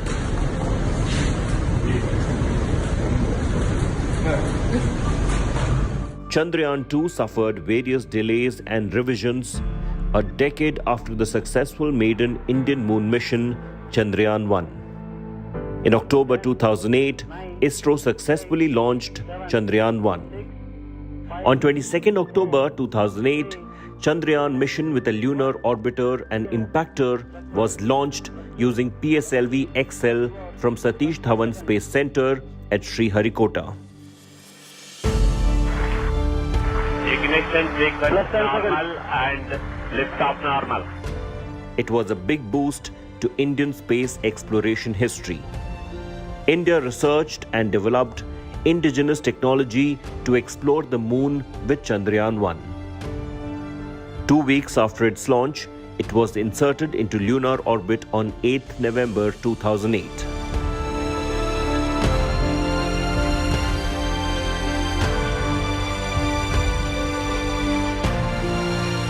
On 14th November 2008, the Moon Impact Probe separated from the Chandrayaan orbiter and struck the South Pole in a controlled manner. India became the fourth country to place its flag insignia on the moon, near the crater Shackleton. The location of impact was named Jawahar Point.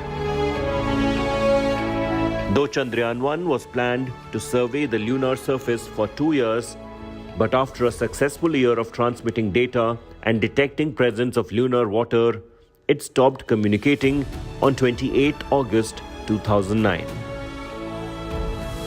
312 days of Chandrayaan 1 was a celebration of ISRO's hard work and indigenous technological advancement in space exploration. Nearly 7 years later, NASA, with a ground-based radar system, relocated Chandrayaan 1 in its lunar orbit. Today, its orbit varies between 150 and 270 kilometers in altitude every 2 years around the moon.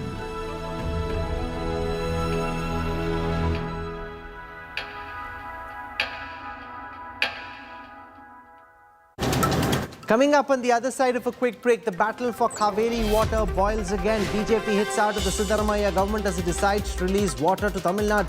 Details on the other side.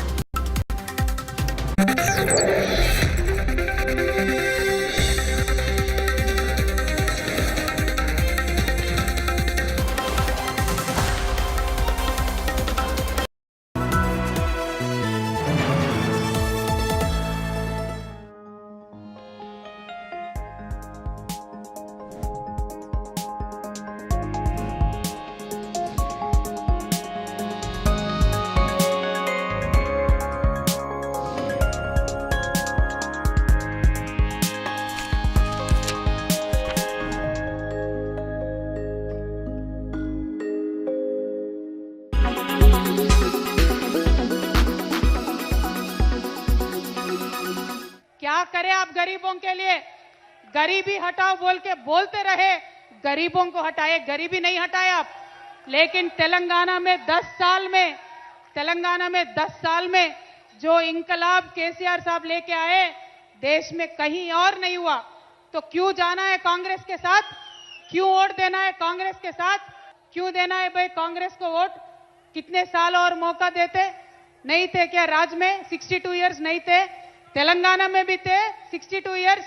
उनकी नानी थी, पप्पा थे, दादा थे, परदादा थे, सभी लोग थे। क्या हुआ? बदलाव आया? नहीं आया। फिर क्यों मौका देना है उनको?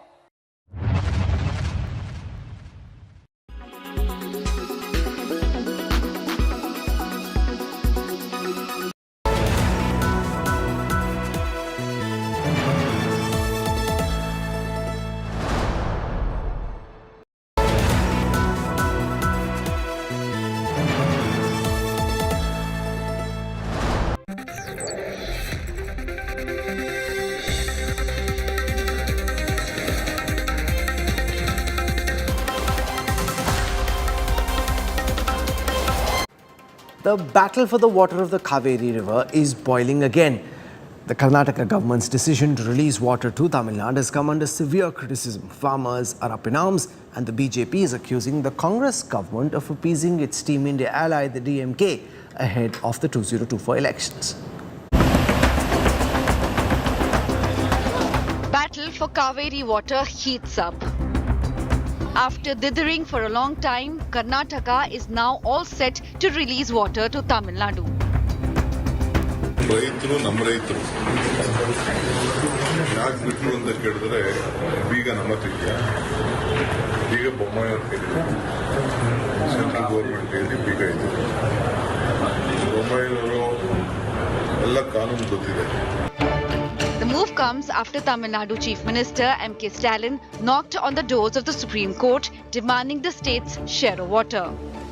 The Karnataka BJP has upped the ante against the Siddaramaiah government, branding the decision to release water as a crime. So, government of Karnataka has failed to protect its interest, its water interest, its interest of the farmers, its interest of the drinking water, especially Bangalore and other towns in Kaveri Basin. They are slept over. Now, in the garb of legal thing, they are trying to release water. CM said categorically they are not going to release. Yes. But Deputy CM is saying that it is compulsion. I don't see any compulsions in that. The only compulsion might be the political compulsion. JDS leader H.D. Kumaraswamy called it betrayal of farmers. Actually, today I am really surprised about the Karnataka government decision.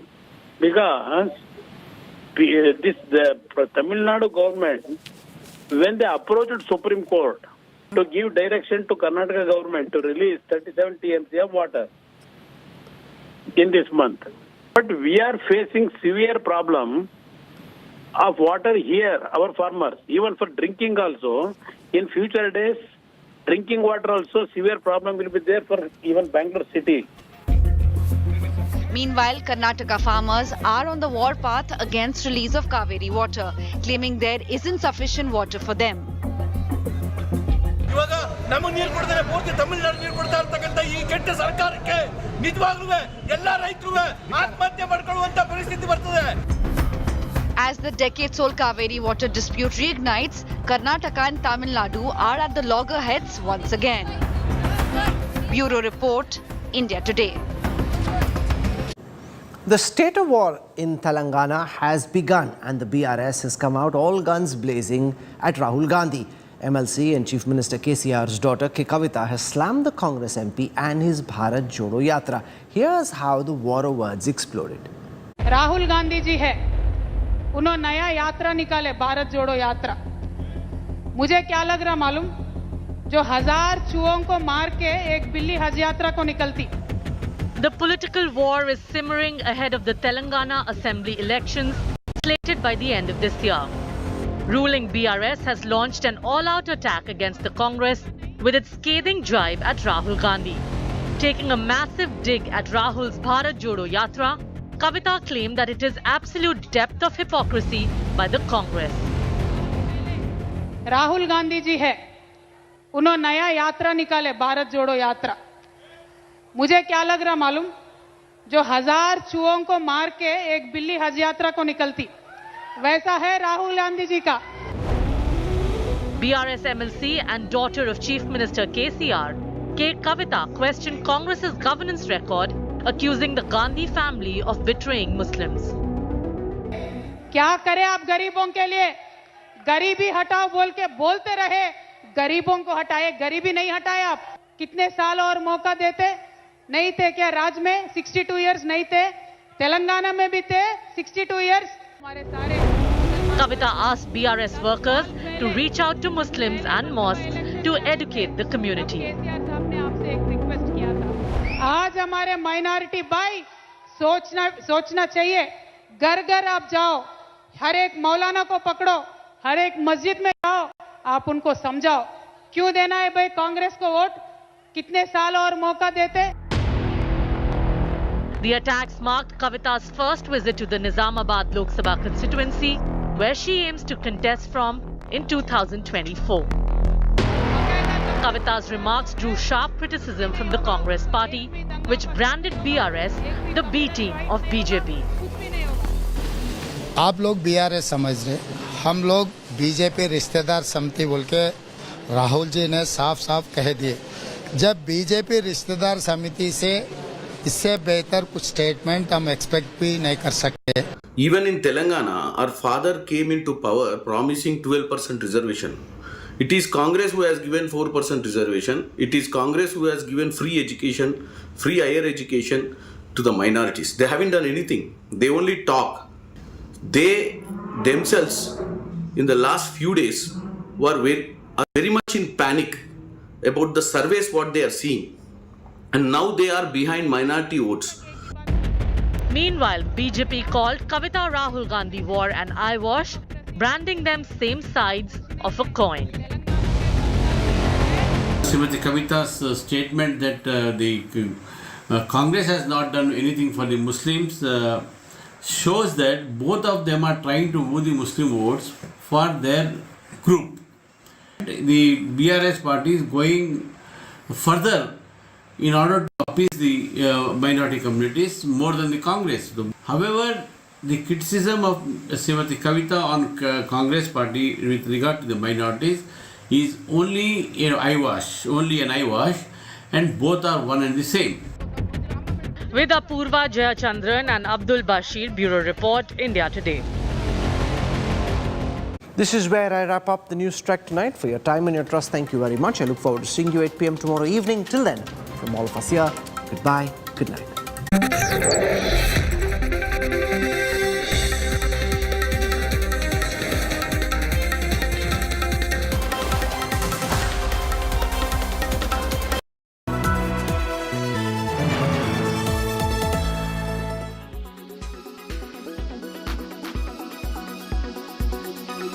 दिन की custody जेसी के लिए भेज दिया गया है और 148, 149, 323, 353, 395, 397 और 506, 25 आर्म्स एक्ट की जो धाराएं लगाई गई है उसमें से 395 और 97 जो दो धाराएं हैं डाउटफुल है, क्योंकि लहराते हुए तलवार भाले वगैरह लेकर के आए.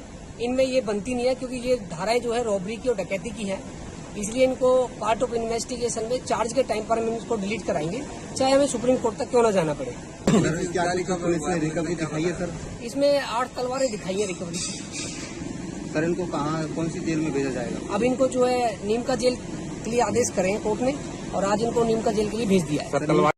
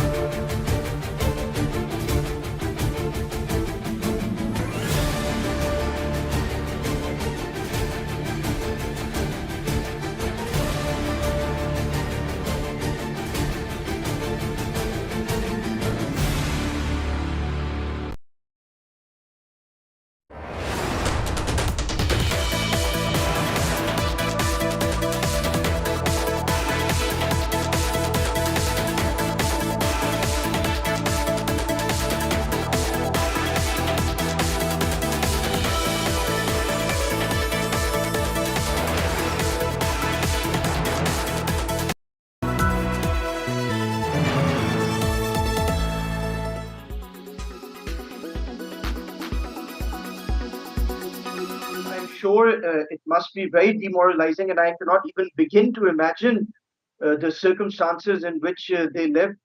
And Salman Taseer Shaheed, he was the governor of Punjab of my province, and he raised his voice for Asia Bibi, and he had to pay the price with his life. And as you mentioned, that not many commentators or politicians vocally condemn such incidents. I think if you look at Pakistan's recent history, whether it's the murder of Shahbaz Bhatti, who was the Minister of Minorities from the Christian community, or Salman Taseer, or others who have dared to venture in this path of defending minorities, they have paid a very heavy price. And even when I speak about this issue on Indian media in particular, I try to be very careful, and even I am fearful of the reaction from certain quarters, the organizations which you mentioned. But there is another factor which I'd like to add in, is that the Pakistani population is not extreme, and it does not echo such narratives. And the proof lies in the fact that Pakistanis have never elected these extremists into power. So in the history of Pakistan, in the 70 plus decades since we have come into existence, Pakistan has never elected an extremist party into power. We have never paid heed to the ideologies of TTP or TLP, which are not representative of the Pakistani populace.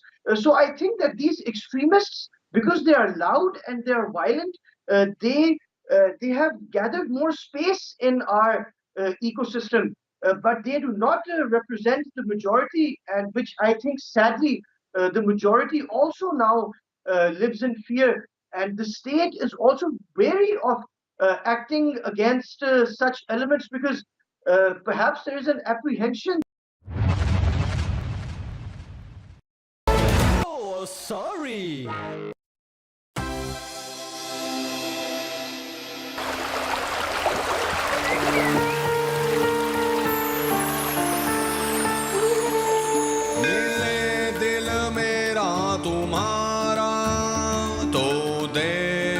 बने हमारा UP के mafia bulldozer से डर के मिट्टी में मिले, चैन की सब सांस लेके खुशियां झलके झलके मिले दिल मेरा तुम्हारा। मिट जाए दर्द घट जाए मरज, मुफ्त मिले सब क्या है हरज। ਤੁਹਾਡਾ ਸੁਰ ਮਿਲੇ ਸਾਡੇ ਦਿਲ ਦੇ ਨਾਲ, ਜੋ ਬੋਲੇ ਸੋ ਨਿਹਾਲ ਸਤਿ ਸ੍ਰੀ ਅਕਾਲ। तुम्हार सुर हमार सुर खिला होता रहे जरूर। मिले सुर जो हमरा तुम्हारा, बना रहे गठबंधन न्यारा।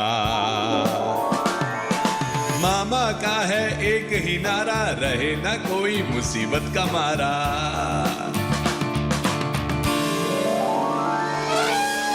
अपना इंडिया जब चले तो पूरा भारत ही जुड़े, नफरतों की बात ना हो, प्यार हो हल्के हल्के। मेरे दिल मेरा तुम्हारा, मेरे दिल मेरा तुम्हारा, तो देश बने हमारा, तो देश बने हमारा।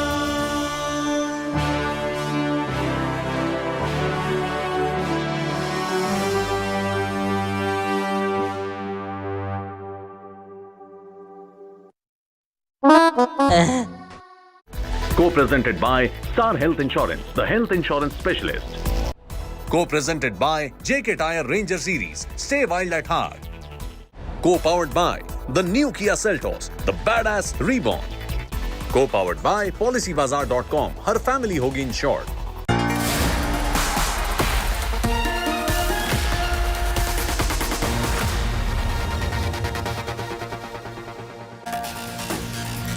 Good evening, hello and welcome. You're with the news today, your primetime destination news, newsmakers, talking points. The big talking point tonight, how bad is the fight between the AAP and the Congress? How difficult will it be for the India alliance to take off with these state-level battles taking place? We'll have a talking point on that. Also, what will bring lasting peace to Manipur? We'll be joined by the state's leading human rights activist. He'll tell us what is the road ahead. But first, as always, it's time for the 9 headlines at 9. India achieves another mega moon milestone. Chandrayaan 3 lander Vikram separates from the mothership. Moon landing now scheduled for August the 23rd. All on track. After Congress and AAP spar over Delhi seat sharing, Trinamool Congress now declares it will sweep Bengal in 2024 with or without the Congress. All eyes also on what happens next. NCP Supremo Sharad Pawar tries to quell all confusion over his next move, attacks BJP in a public rally, says BJP dividing communities and castes. The BJP, first of the block ahead of the winter state elections, releases its first candidate list for poll-bound Madhya Pradesh and Chhattisgarh. Supreme Court pulls up Gujarat government of premature remission for the convicts in the Bilkis Bano case. Top court asks why selective remission was awarded.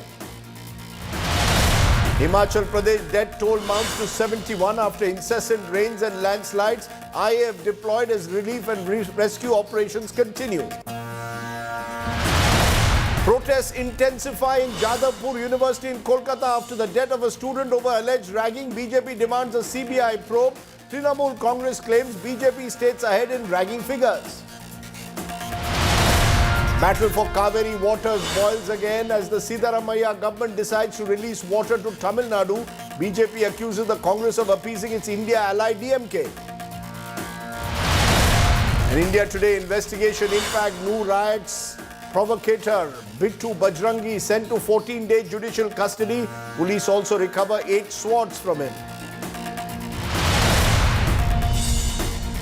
But tonight's top story, just weeks after their united show, some cracks are appearing within the opposition India alliance. From the Aam Aadmi Party and Congress tug-of-war in Delhi over seat sharing to NCP versus NCP tussles in Maharashtra. And finally, the Trinamool Congress today declaring that it will sweep Bengal with or without the Congress in 2024. The big question, can the opposition rise above their own state-level differences to take on the NDA in 2024? Will the India alliance be stillborn or will it be able to take off? That's going to be our talking point. But first, our top story.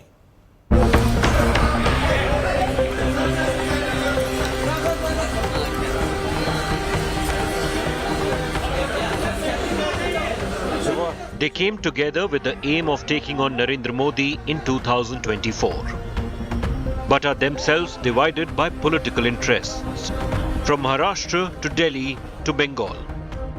India, the alliance of opposition parties is fighting many battles within. In Delhi, the Aam Aadmi Party and Congress are in a tug of war for the 7 Lok Sabha seats in the capital. The divisions became public on Wednesday after a meeting between state and central leaders of the Congress. Delhi 19वां राज्य था, 24 कैसे जीतना है और बिल्कुल आदेश हुआ है कि हमें 7 सीटों पर मजबूत संगठन के साथ हर नेता को आज से अभी से निकलना है। 7 महीने 7 सीटें हैं। ये बात हुई कि जिसकी दिल्ली उसका देश होता है। ये दिल्ली का इतिहास बताता है। Alka Lamba's declaration sparked an instant showdown, with top leaders trying to cool tempers. There are 7 seats in Delhi, right? Congress has to be strong in all 7. And we have to prepare for all 7. That does not mean in case there is an alliance, we fight all 7. Suppose we suddenly get new, we believe we want New Delhi and South Delhi seats, and we prepare here. In the alliance, we get Chandni Chowk and West Delhi. And if we have not prepared there, how will we fight an election? Obviously, any self-respecting party, in case there is an alliance and before details of the alliance are worked out, will try and strengthen itself in the entire state. While Congress and Aam Aadmi Party are still sniping at each other, they are clearly united in their attacks against the Modi government. जब से मणिपुर की घटना घटी है, प्रधानमंत्री जी चुप हैं। मणिपुर के अंदर 6500 एफआईआर हो गई 190 दिन के अंदर। 3 मई से लेकर 31 जुलाई के बीच में 6500 एफआईआर हो गई। प्रधानमंत्री जी चुप रहे। मणिपुर में 4000 लोगों के घर जला दिए गए। प्रधानमंत्री जी चुप रहे। In Maharashtra, the alliance is on tenterhooks. NCP Chief Sharad Pawar's frequent meetings with his rebel nephew and Maharashtra Deputy CM Ajit Pawar have created fear among his allies that the senior leader could be planning a jump to the NDA. Pawar hasn't denied or confirmed getting ministerial offers, but insists he stays with the Vikas Agadi, while continuing to attack the BJP. कर्नाटकचं सरकार फाडलं होतं, उद्धव ठाकरेंचं महाराष्ट्राचं सरकार फाडलं होतं, कमलनाथच्या नेतृत्वाखालचं मध्य प्रदेश इथे सरकार फाडलं होतं आणि लोकांनी निवडून दिलेली सरकार केंद्राची सत्ता वापरून उद्ध्वस्त करतात आणि सामान्य माणसाचं जीवन हे एका दृष्टीने उद्ध्वस्त करतात. The Congress and Shiv Sena UBT, though wary of the wily Maratha leader, are putting up a brave front. Sharad Pawar ji कद्दावर नेता है, वो अपने पार्टी का निर्णय खुद ले सकते हैं, लेकिन हमें विश्वास है कि वो इंडिया अलायंस के साथ रहेंगे। या हमारे अपोजिशन लीडर के पास क्या आउटपुट है वो हमें पता नहीं, लेकिन कांग्रेस की भूमिका, क्योंकि शरद पवार जी ने कहा है कि मैं इंडिया अलायंस के साथ रहूंगा। In West Bengal, it's TMC versus Congress and CPM. Congress leader Adhir Ranjan Chaudhary has levelled serious allegations against the Mamata Banerjee government in the Jadavpur University fiasco, where a student died by suicide.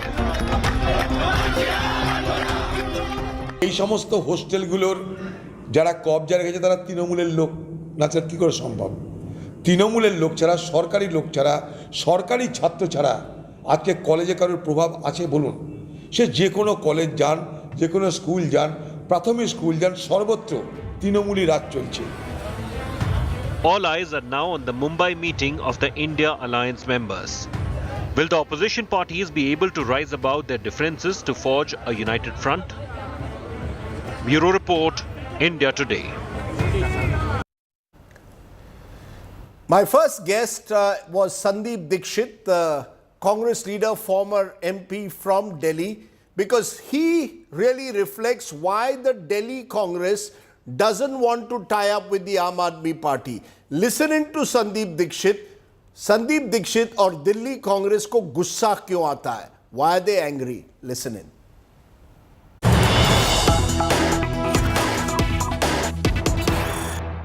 What is your view on the Aam Aadmi Party alliance? The reason I ask you is the fact is that the Aam Aadmi Party and the Congress are part of this grand India alliance that was forged last month in Bengaluru. So what is your view? Do you believe that the Aam Aadmi Party and the Congress, is it a desirable alliance for 2024 or not?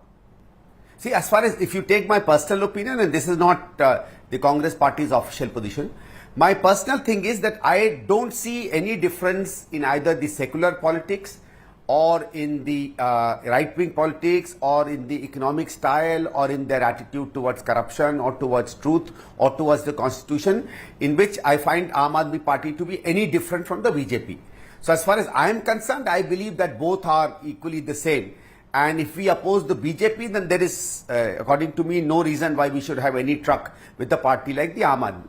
So maybe if the Aam Aadmi Party, however unreliable I believe they are, if they truly give indications to the contrary, if they stop being a B team of the BJP, if they stop being what BJP always wants them to be, then maybe the Congress High Command can think of an alliance.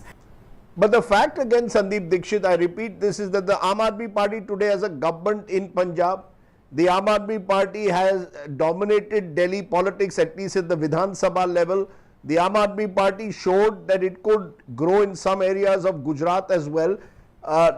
When they seem to be part of your India alliance, and they've made it very clear that their prime target is to fight the BJP, on what basis are you calling them the B team of the BJP, or suggesting that the Aam Aadmi Party will eventually end up destroying the Congress? I mean, that's really the question. Where is your animus against the AAP coming from when they claim they are ready to join the India alliance and take on the BJP? Well, they claim everybody in the opposition was correct. Did any of that charge come true? So what they claim, according to me, is scrap. I mean, so don't give me the fact what they claim. They've claimed thousands of things. You know, they claim that they would have transformed Delhi. So forget that, you know. Just because they claim something, it doesn't mean it becomes the truth. While to many, you know, they may be the epitome of truth. So I don't care a damn about what they say. In Gujarat, I was there for almost the entire period. There was hardly any statement of Arvind Kejriwal or his people against the BJP. They were constantly attacking the Congress. So in BJP, in Gujarat, if you really look at it, their only target was to reduce Congress's vote, not reduce the BJP's vote. Similarly in Rajasthan or Madhya Pradesh. Look at Karnataka. The day our government comes, it comes up with some reforms or you know, some subsidy issues on electricity. The very next day, the Aam Aadmi Party in Karnataka and their chief minister here attacks the Congress. So have you seen this kind of attack you know, against the BJP governments in Madhya Pradesh or against the BJP governments in other states? No. It has always been targeted, it has always been carefully done, it has always been strategized. So as far as I am concerned, their only role and only single role is to weaken and ultimately destroy the Congress wherever it is possible for the Aam Aadmi Party to do so. Is your view a minority view? Do you believe that a majority of the Congress Party, especially at the leadership level, shares your concern? Or is Sandeep Dixit a bit of an outlier when he says, let's not have anything to do with the Aam Aadmi Party, no difference between BJP and AAP? Okay, let me be honest, I'm not really in touch with many of the Delhi leaders and I've not been very active in Delhi Congress for a long period of time. So I can't really say with confidence. I know the leaders I have spoken to. There are only one or two who are active on the social media world and have conveyed their viewpoint that they are not for this alliance. Generally, when I speak to leaders and the leaders that I know I've been in touch with, and whenever we have our personal thing, I find, I won't even say a majority, a near unanimous belief that no, we must not have anything to do with the Aam Aadmi Party. So, how much of this though, Sandeep Dixit, is because Arvind Kejriwal took on your late mother Sheila Dixit and in a way toppled her government or defeated her in elections and formed the government first in 2013 and of course then 2015 onwards. How much of this animus, if I may use the word, against Arvind Kejriwal is because of what happened in that period? We are now in 2023. Are you still living with the scars of what happened between 2013 and 15? Well, my problem in Aam Aadmi is not the fact that they just defeated us. It's the kind of politics that they exercise. Of untruth, of wrong, of cheating, of vile words, they are really the first people who cheapened, Rashtrawadi politics and brought it onto the field. They were the first people who started using the tricolor to divide people politically. They are the first people who started using the slogan of Bharat Mata on the streets to make it a political slogan rather than the slogan of pride for all Indians. So there's hardly any wrong that is there in politics today that does not have its roots in either the India Against Corruption movement or in the way and manner in which they did so. They are the first people, many of us, I mean, I've seen sometimes some of you also saying so, that often the Prime Minister makes claims without facts. The Prime Minister derides his opponents without any merit in his things, and he makes claims to things that he is not really his. Who's really almost a kind of a grandfather of his in almost everything of this? It is Arvind Kejriwal. So if you look at the politics of Kejriwal, the style of the Aam Aadmi Party, then I think it's a very, very big problem. We cannot encourage politics of this kind. And as far as I'm concerned, obviously there will be a personal baggage also that I carry. There's a personal baggage that everybody carries. Okay? But apart from that, if you want a serious opinion, I think they are far more dangerous to India's polity than any other party or any other person is. And the kind of traditions they put on ground are going to be dangerous. Very strong words there from Sandeep Dixit. Aam Aadmi Party, he says, is even more dangerous than the BJP. Given these comments being made by albeit marginalized leaders within the Delhi Congress, the big questions: will the India alliance take off or not? Is overcoming state-level battles going to be the biggest challenge for this opposition India alliance? Who will hold the India alliance together? AAP versus Congress, NCP versus NCP. Can this be described as frenemy politics? Joining me now, Clyde Crasto, NCP spokesperson, Shama Mohammed, Congress spokesperson, and Jasmine Shah of the Aam Aadmi Party. Let's settle this with you, Jasmine Shah, first, because you might have heard Sandeep Dixit there lashing out at the Aam Aadmi Party, saying it is even more dangerous in some ways than the BJP. How do you respond? Can you overcome these state-level battles? Rajdeep, actually it is not a state-level battle. I was listening to Mr. Sandeep Dixit very carefully. He himself says that I am not even active in Delhi Congress. So I think the question should be, who is Sandeep Dixit? Why should he be even heard when he is not even heard in his own party? Mind you, Rajdeep, that he was the one of a few leaders who strongly opposed the Delhi strongly supported the Delhi Ordinance and then the Delhi Services Bill. He said that an elected Chief Minister of Delhi should have no powers. Everything should be with the centre.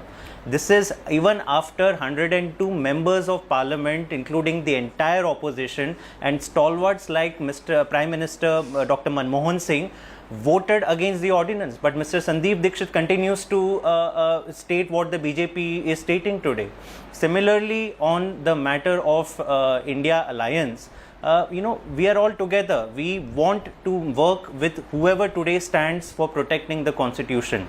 But people like Mr. Sandeep Dixit, they are not an MP, they are not an MLA, they are not any post holder in Delhi Congress. They are marginalized people. I think we should not give much credence. We would go with, we have full faith in the Congress leadership and the leadership of all the other parties who are part of the India alliance. Our faith in what the India alliance stands for and the future it can give, a distinct future it can give to the country, is intact. And we are very sure that, especially in the current climate where we have such a weak Prime Minister who is unwilling to talk on the most important issues, be it Manipur, be it the incursion by China, be it the protest of women wrestlers, issue after issue, we have a weak Prime Minister who is unwilling to talk. We have a Prime Minister who is steeped in corruption. He talks about 70,000 crore of NCP corruption and then invites the leaders to join his party. He builds a national highway which was supposed to cost 18 crore rupees per kilometer, but now is costing 251 crore rupees per kilometer. So the country is really waiting for a new kind of leadership. I think there are forces which are out there to destabilize India, the India alliance, and these are forces in BJP, but also some friends of BJP like Mr. Sandeep Dixit. I would like to state only that. Okay, you're calling him a friend of the BJP, but the fact, Shama Mohammed, is that while Sandeep Dixit may be openly speaking out, privately a number of congressmen have also expressed concern reportedly, both in Punjab and indeed in Delhi. And perhaps the fact is that this India alliance therefore has these state level contradictions. Who's going to overcome them? Who's going to take that first step? We are told Arvind Kejriwal has been trying to reach out to Rahul Gandhi, but Rahul Gandhi has not even met him yet. So who is going to take that first step to actually get this India alliance together? Who is your glue? Okay, Rajdeep, when the opposition parties got together on July 18th in Bangalore, they all took a pledge basically to safeguard our constitution, to safeguard this democracy. We are going to come together. And that's what even Kharge ji said, that we are going to keep our differences aside to safeguard this democracy. Now, let's understand that Sandeep Dixit is, of course, hurt because a lot of things have been said against his mother, many a times by AAP leaders and the AAP government. So definitely, personally, he is hurt. And I think he clearly said that I speak for myself. He did not say that I'm speaking for the Congress party. Now, we have to understand that there are 4 states from among all these states which are in conflict. That is West Bengal, Punjab, Delhi, and Kerala. So we have other states where the Congress is in direct fight with the Bharatiya Janata Party. So we all know that even in your program on July 18th, where a colleague of yours was interviewing Sitaram Yechuri, he clearly said that we want to reduce conflicts and bring about a single voice for the opposition. But that's not happening, ma'am. That's all very well. That's not happening. Look at what's happening on the ground. On the ground, whether it's in Bengal, whether it's here in Delhi, whether it is to some extent in Maharashtra, there are divisions. So it's all very well to sit in a 5-star hotel in Bengaluru and say we are going to come together. You've got to come together on the ground. The workers have to meet a meeting of minds. So for that, my reply is, when we had the issue of the Delhi Ordinance Bill, everybody, all of us stood in support with the AAP government, all 26 parties. There was nothing. There was no crack over there. When the Prime Minister replied to the no confidence motion, all of us, 26 parties, walked out. There is no crack over there. Yes, there will be some issues on the ground. I agree. And I told you, these are the 4 conflict states. Even in Maharashtra, we are the Mahavikas Aghadi. We're together. There is an alliance. But in these 4 states, we do have problems. Like Yasmin said, there are certain issues. And we will sort it out because we are fighting a greater force. We have to get rid of this fascist government, which has taken complete control. Now they want to control the institutions. They want to change the constitution. That, like you see, there is internal strife. I mean, Nu on one side, Manipur on the other side. I mean, Nu is something where the Haryana and Delhi High Court said that there is ethnic cleansing there. Ethnic cleansing. Ma'am, all of this. What I'm saying is that. Okay, Shama Babat, you made your point. And we are going to sort it out. Okay, you made your point. No, just a minute, ma'am. Ma'am, there are other participants on the program as well. I will have to lower your voice. There are other participants on the program. Jasmine Shah, it's all very well. I come back to it. That leaders are claiming that they are going to fight the Modi government. On the ground, workers have to also come together. You cannot win elections without chemistry on the ground. The truth is there is a lack of chemistry. The fact is there are scars of the past, as Sandeep Dixit admits, that there have been things said about each other in the past that are difficult to get over. But Rajdeep, this is precisely the flaw in your analysis. You are reading too much into statements of leaders who don't have any official authority to talk on behalf of either the Delhi Congress or I do not know for what unit of Congress. Today, the Delhi Chief of Congress is very clearly saying that no, we are part of the alliance, we will fight jointly with AAP. Same is happening in other parts of the country. So it's very fine to take individuals speaking in their own individual capacity here and there. You can keep doing that for the next 7 months, Rajdeep, and keep saying that the India alliance is weakening. But the reality, like Shamma said, is that when substantive moments come, the alliance has come together. Be it the July meeting, be it the next meeting that is going to happen in Mumbai, be it on the floor of Parliament. Who thought that the highest opposition vote in the history of Rajya Sabha, I am told, for the last 52 years, 102 against 130, happened in the Delhi Ordinance or the Delhi Services Bill. So the opposition is coming together, and I said this is a very carefully drafted agenda by the BJP and friends of BJP to say that the India alliance is weak, where in fact the reality is that these are very firm partners who believe that we will set aside our individual narrow differences. Yes, we have differences at a personal level, maybe with some leaders, we differ on policy issues with the Congress, but for saving the country, for saving the constitution, to save the manner in which BJP is today bulldozing the opposition and the courts and the constitution, we have decided to come together and we will honor our commitment. Okay, let me take that those very words to the NCP's Clyde Crasto, because Clyde Crasto, what are we seeing in Maharashtra? We are seeing confusion within the NCP ranks. For the last few weeks, they don't know whether Mr. Sharad Pawar really wants to take on Ajit Pawar, whether they are frenemies, whether they are family friends. I mean, let's get this clear. Yes, Mr. Pawar today targeted the BJP, but tomorrow he could well be seen sitting with Ajit Pawar. And therefore, there is confusion among workers. You see, elections are not won only by leaders. The workers have to come together. So, well, Rajiv, if there's confusion in your mind, then I think you should clear it out too, because me as a worker, I have no confusion. Mr. Sharad Pawar has held 3 press conferences. He has very clearly, categorically, in many words said that I'm going to fight the BJP. He's also gone and said that, you know, I'm the oldest member of the Pawar family, and if my nephew wants to come and meet me, I will meet him. Let me tell you one more thing. He also went on to say there are some religious functions going to happen in the family. We are going to meet again.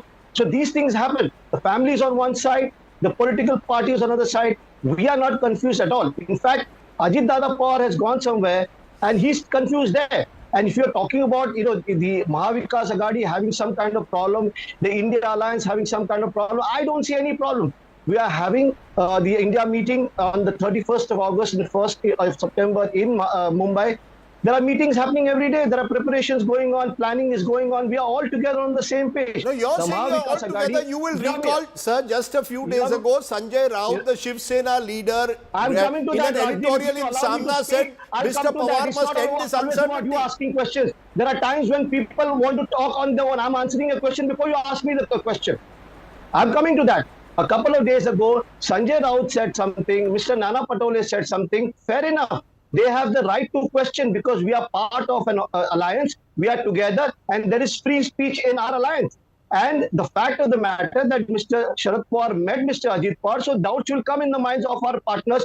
They have the right to have doubts, but that's what happened. Mr. Sharad Pawar went out and cleared all those doubts, and there are no questions by Mr. Sanjay Raut or Mr. Nana Patole, anybody in the last 48 hours.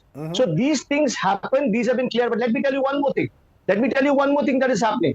You know, there is a lot of problem within the BJP and the Eknath Shinde camp and the Ajit Pawar camp because, you know, Eknath Shinde goes on to say that they've been checkmating me all the time. Okay, there are leaders from ministers from the Eknath Shinde camp saying that, you know, I wanted to be minister, but somebody else said that I'll commit suicide or my family will leave me. So they were made ministers first. And let me give you some kind of news now, right now. I don't know if you read right now, but as of now, while we are speaking, there is an dinner that has been organized by Mr. Eknath Shinde, a get-together that has been organized by Mr. Eknath Shinde. And guess what? Ajit Dada Pawar, being in Mumbai, a couple of kilometers away from where the get-together is going on, he has decided not to attend that dinner. He has no other engagement, but he's decided not to attend that dinner. So there's a lot of crack, a lot of chink in the armor of the, you know, so-called these 3 people that BJP, Eknath Shinde camp. So, you know, you can't attribute to the others always. We are doing very well. We're all together, we are doing fine. You've made your point. Shama Mohammed, net, the question I asked, who's going to bring all this together? You see, all these, there is a meeting on the 31st of August and the 1st of September in Mumbai.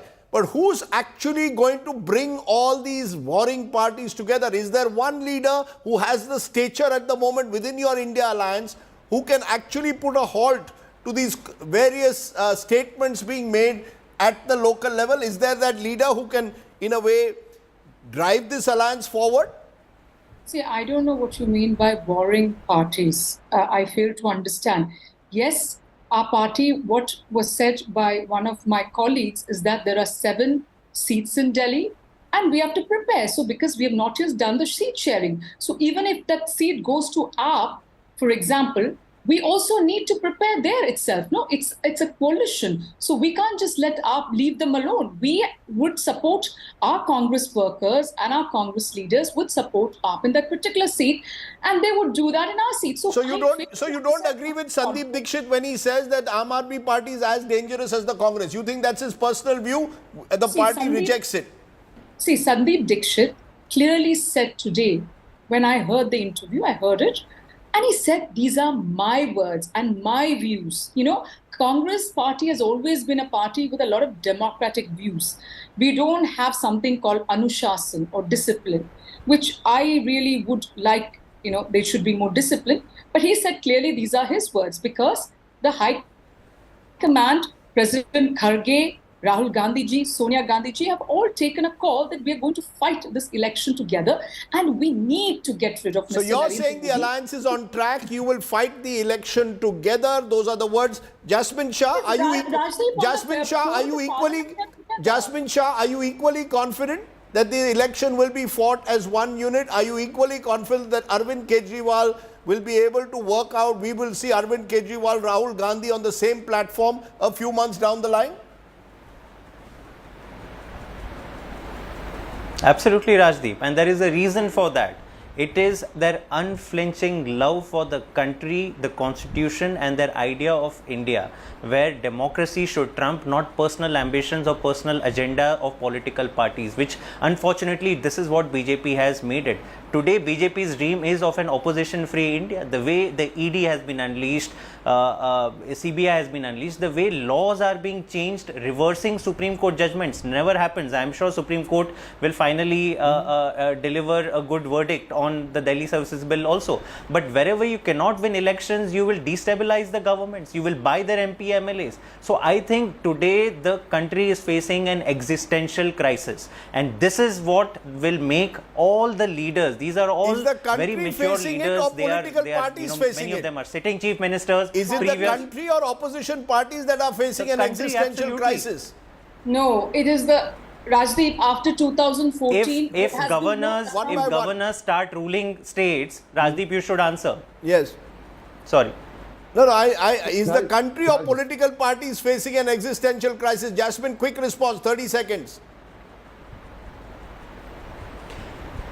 Rajdeep, today we are seeing multiple examples, be it Tamil Nadu, Telangana, Punjab or Delhi, where governors have taken over the administration, where the governors are overruling the chief ministers, as never happened in the history of this country. We are seeing today, for the first time in Indian history, where ED and CBI, 95% of the cases that they are fighting are on opposition parties. And whenever those leaders join BJP, the cases suddenly drop. Okay. So we are seeing a very perverse trend in this country today, and we are saying it is not about us, it is about saving the constitution and democracy as it was intended, and that is the reason we have come together. Okay, we leave it there. We leave it there. Time completely, I've run out completely out of time. Yes, Clyde Castro, you were putting your finger up the longest, you've had the least time. I'll give you 30 seconds. No, I'll tell you in 30 seconds. You know, why is the BJP so rattled? They are a self-proclaimed invincibles. They say they can win all the elections. Then why are they worried about an opposition? In a democracy, the opposition's role, if it comes through, why are they worried about? I mean, they have put the NDA in the cold storage and suddenly brought them out and held a meeting after so many years. So if there's anyone who's rattled and who's worried about the 2024 elections, I think it's the BJP, because they don't think they'll get your time is up. Okay, 30 seconds up. All of you have had equal amount of time. I appreciate all of you joining me here on the news today. We'll wait and see whether the opposition can overcome these differences in the weeks ahead, leading to their big meeting at the end of August. Now let's turn from there to our ground report tonight, which comes from Himachal Pradesh. Rain battered, grappling with incessant landslides, which has led to the death toll mounting to now over 70. The Indian Air Force has joined the rescue and relief operations. Chief Minister Sukhwinder Sukhu warning it will take the hill state another year to rebuild its infrastructure.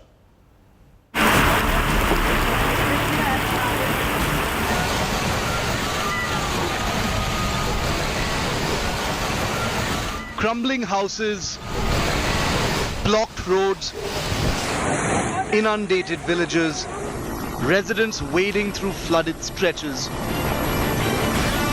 Himachal Pradesh is battling the worst deluge in recent times.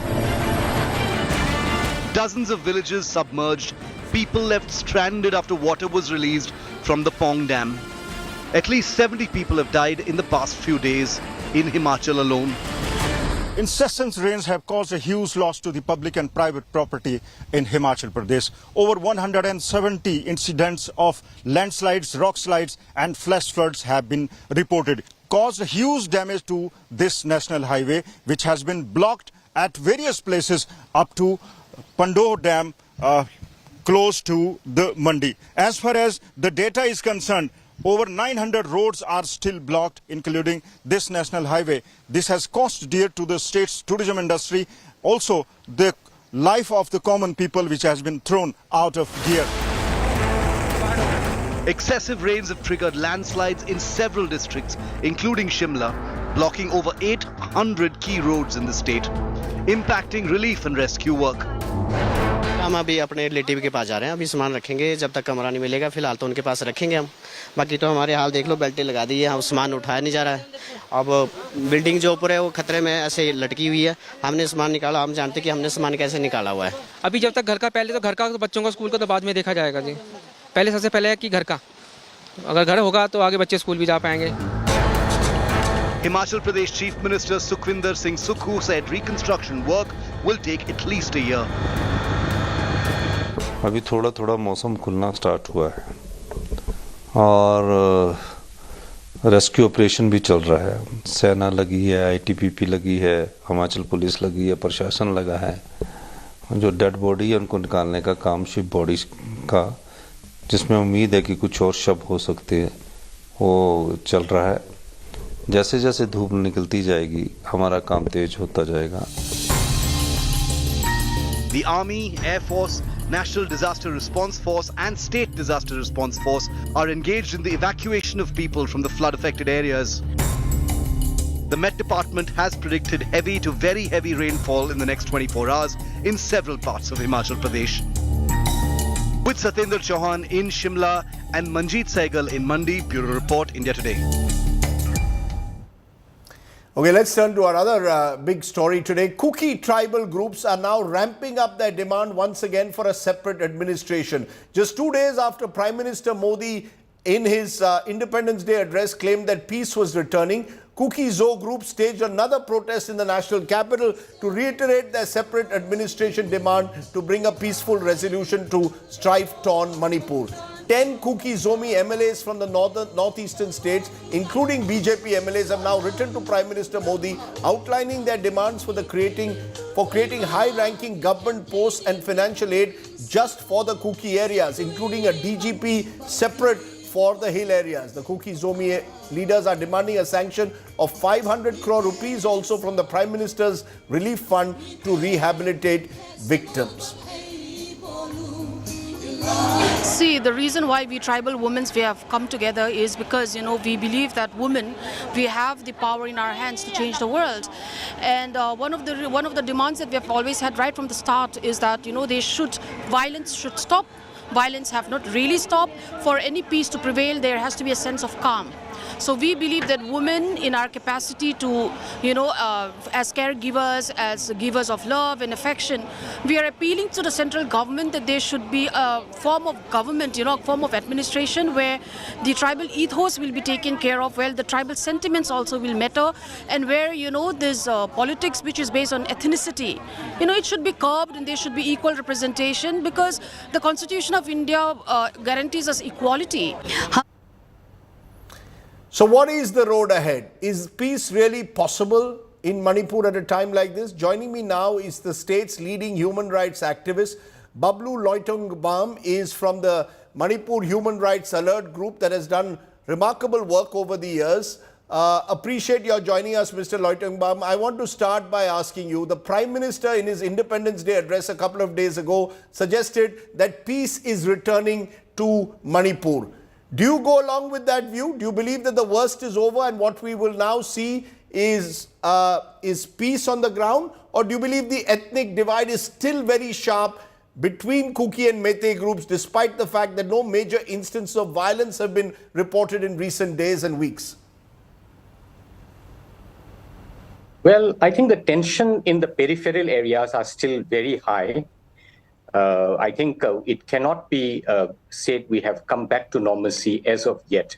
I do hope that what the Prime Minister is saying is true, but unfortunately the ground reality is quite different. The divide between the people are still very much there.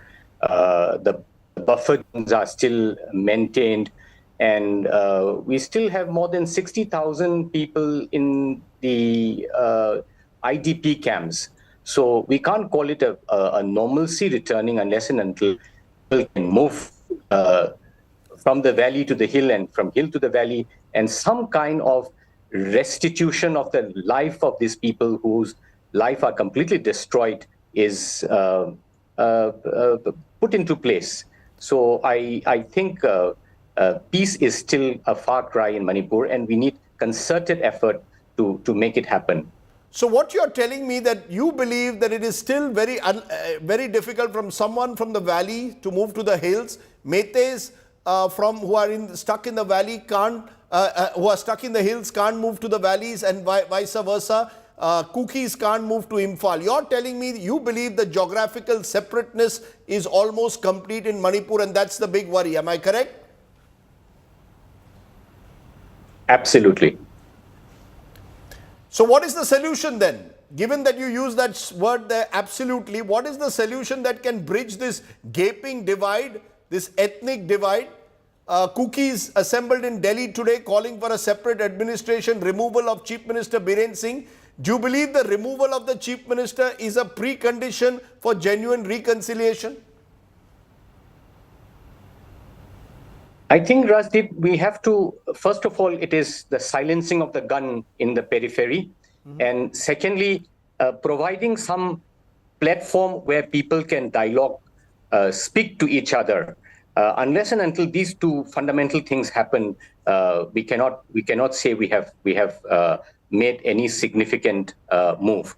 Again, the hurdle is that the Kuki groups are quite adamant that so long as Biren Singh is there, they are not going to involve in talk. There was already a peace committee officially created, as you remember, consisting about 51 people, but it was a stillborn. It never could have a sitting.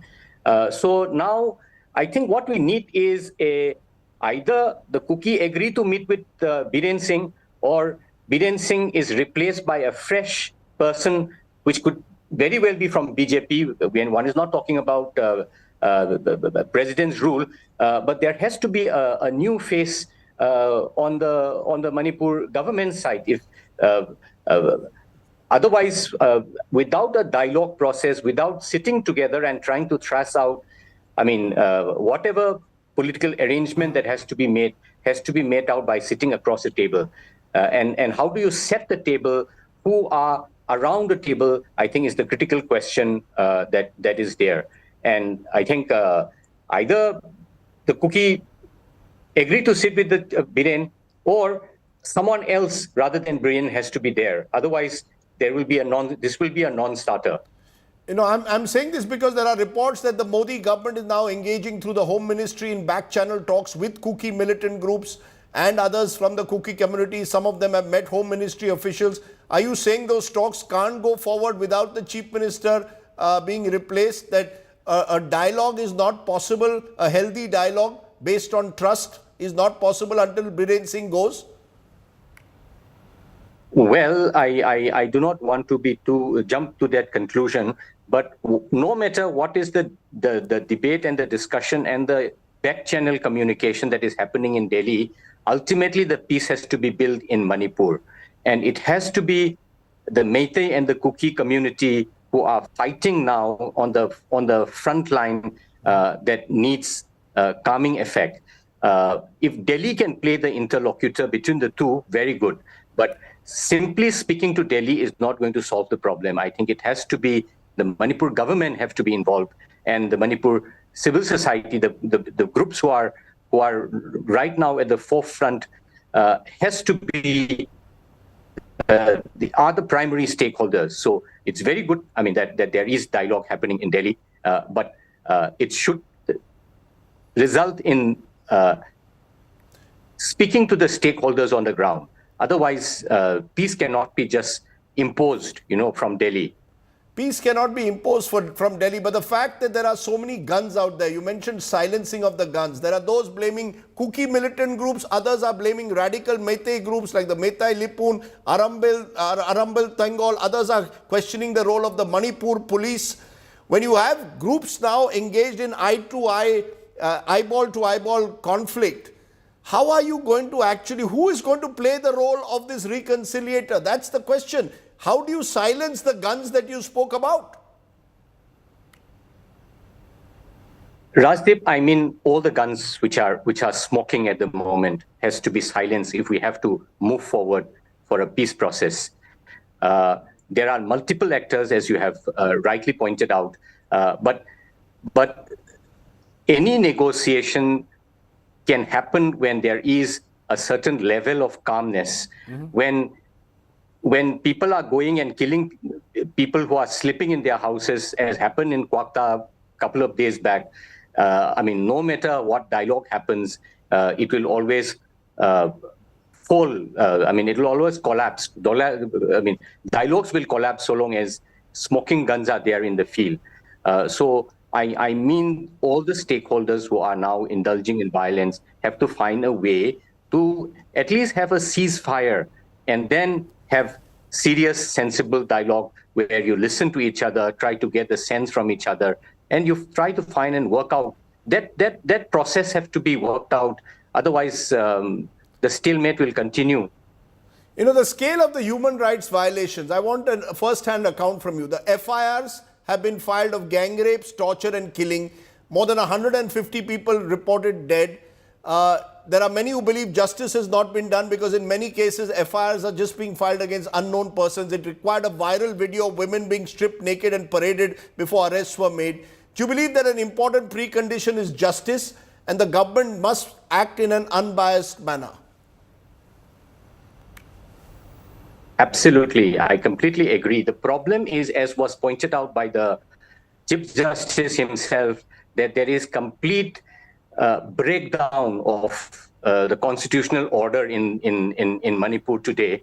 The institutions are not functioning the way it ought to function in a democratic country. So I think we have stooped down so low now in terms of brutalizing the other and dehumanizing the other. I think we have reached the rock bottom. We can only, I think, ascend from this. So it is important that violence is reduced and accountability is established. At the moment, we are trying to document as much as possible what is happening, but the institutions which are supposed to do this, I think the question of investigating all this huge number of FIR is still at large. So I think we need some very massive effort. Business as usual is not going to address the need of in the ground. There are, 60,000 at least people whose houses are burned down and they are living in IDP camps. So simply registering an FIR is not enough. It has to be followed by proper investigation, assessing how much loss each one has suffered. And it's going to take a long time to actually restitute the lives which were destroyed in this mindless violence. Bablu, I appreciate you joining us and giving us a sense of why it will be a long road ahead still in Manipur. Thank you very much for joining me. And you can catch that entire interview. It's a much longer interview on our digital platforms later today. Okay, let's turn from there to our other ground story, and it comes from Jadavpur. Bengal's Jadavpur University is in turmoil ever since a student died by suicide over alleged ragging. While the UGC has pulled up the university, politics has taken center stage with the BJP and TMC locked in a blame game. Take a look.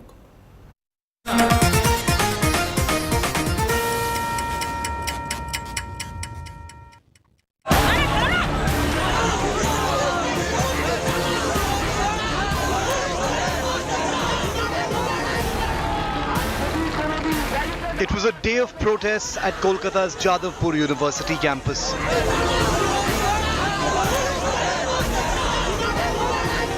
hundreds of SFI activists converged near the main gate of the university on Friday.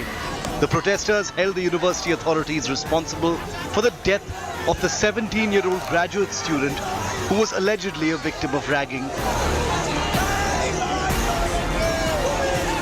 The SFI protesters were stopped by the police from proceeding towards the spot where a sit-in was on by Trinamool Congress Chhatra Parishad on the same issue. Students have been demanding an end to ragging in hostels. আমাদের চিরকালই আপনি ব্যানারগুলো দেখবেন, পোস্টারগুলো দেখবেন ফেসবুকে 4 নম্বর গেটে সভা করার কথা ছিল এসএফআই এর আজকের বাম ছাত্র সংগঠনের যে মিছিল আছে সেখানেই সভা করার কথা ছিল, সেটাই আমরা করছি। পুলিশ যদি মমতা বন্দ্যোপাধ্যায়ের অনুপ্রেরণায় ব্যারিকেড দিতে আসে, বাম ছাত্র সংগঠনরা জানে ব্যারিকেড কিভাবে ভাঙতে হয়। আজকে যখন ছাত্ররা এসএফআই থেকে শুরু করে বিভিন্ন যত সব বাম সংগঠন সব একসাথে এসে আমরা যখন যাচ্ছি, আমরা প্রোটেস্টে এসেছি, পুলিশ ব্যারিকেড দেওয়ার মানেটা কি? তার মানে পরিষ্কারভাবে বোঝা যাচ্ছে যে পুলিশ তৃণমূলের দল, পরিষ্কার তো হয়ে গেল। Students of Jadavpur University say that they do not support the installation of CCTVs inside campus. CCTV is not something that can control crime. You can only identify a criminal with the help of a CCTV. Tell me something, if today a third-year student or any senior takes a junior inside a bathroom and rags them, is it possible that we will get CCTVs in the bathroom as well? Absolutely not. The opposition to CCTVs comes after university registrar announced that an ID card will be made mandatory for entry onto campus and that CCTVs will be installed at different strategic points. The BJP's Yuva Morcha too staged a dharna near the university gate demanding justice for the ragging victim. Meanwhile, politics has taken center stage in the matter. Leader of opposition Shuvendu Adhikari blamed Mamata Banerjee for the unfortunate death of the student. Tanmoy Ghosh তিনি এখন বড় নেতা, সরকারি পোস্টে আছেন, তাকে মমতা ব্যানার্জি বেতন দেওয়ার, গাড়ি দেওয়ার, সিকিউরিটি দেওয়ার ব্যবস্থা করেছেন। এদের একজন শামিনুল, তাকে রাজ্যসভায় পাঠানো হয়েছে। এরা হচ্ছে মমতা ব্যানার্জির বি টিম, মমতা ব্যানার্জির funded organization. The Trinamool has slammed the Saffron Party and gone on to say that BJP states are leading in ragging cases. BJP শাসিত রাজ্যগুলির সরকারি যে সমস্ত মেডিকেল কলেজ রয়েছে, উত্তরপ্রদেশ, মধ্যপ্রদেশ, সেখানে সবথেকে বেশি র্যাগিং হয়েছে। আর এখানে শুভেন্দু অধিকারী আর বিজেপি নাটক করতে যাচ্ছে, এসব দ্বিচারিতা। So far, 6 people, including present and former students who were present in hostel on the night of August 9th, have been arrested. With Suryagni Roy in Kolkata, Bureau Report, India Today. Stunning scenes there from Jadavpur University. Let's take a break. When we return, we'll turn to the good news story of the day. The mega moon milestone is within reach. Chandrayaan's 3's lander Vikram separates from the mothership. We'll tell you more on the other side.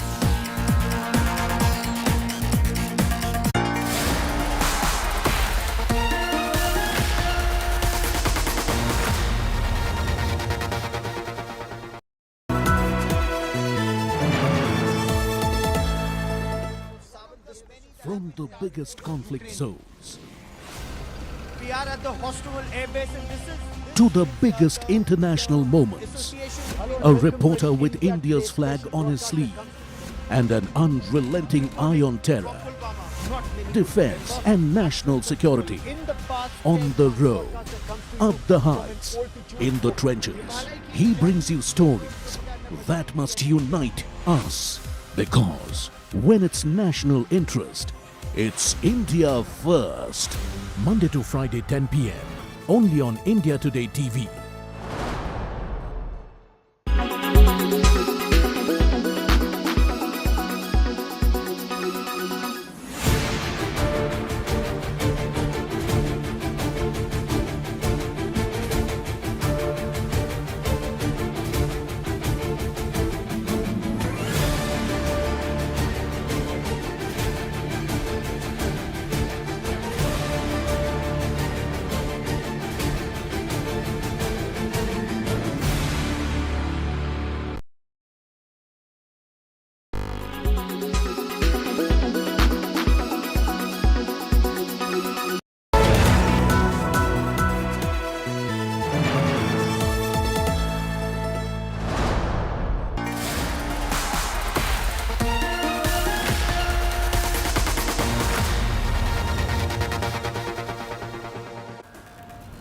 Welcome back. Let's turn to our good news today story. The 7-day nail-biting countdown to Chandrayaan's landing is now on. In a mega milestone, the Vikram lander split successfully from its mothership 163 kilometers off the lunar surface. The lander is now moonbound and will attempt a soft landing on 23rd August at 5:47 p.m. So fingers crossed, all should be well. It's our good news today story.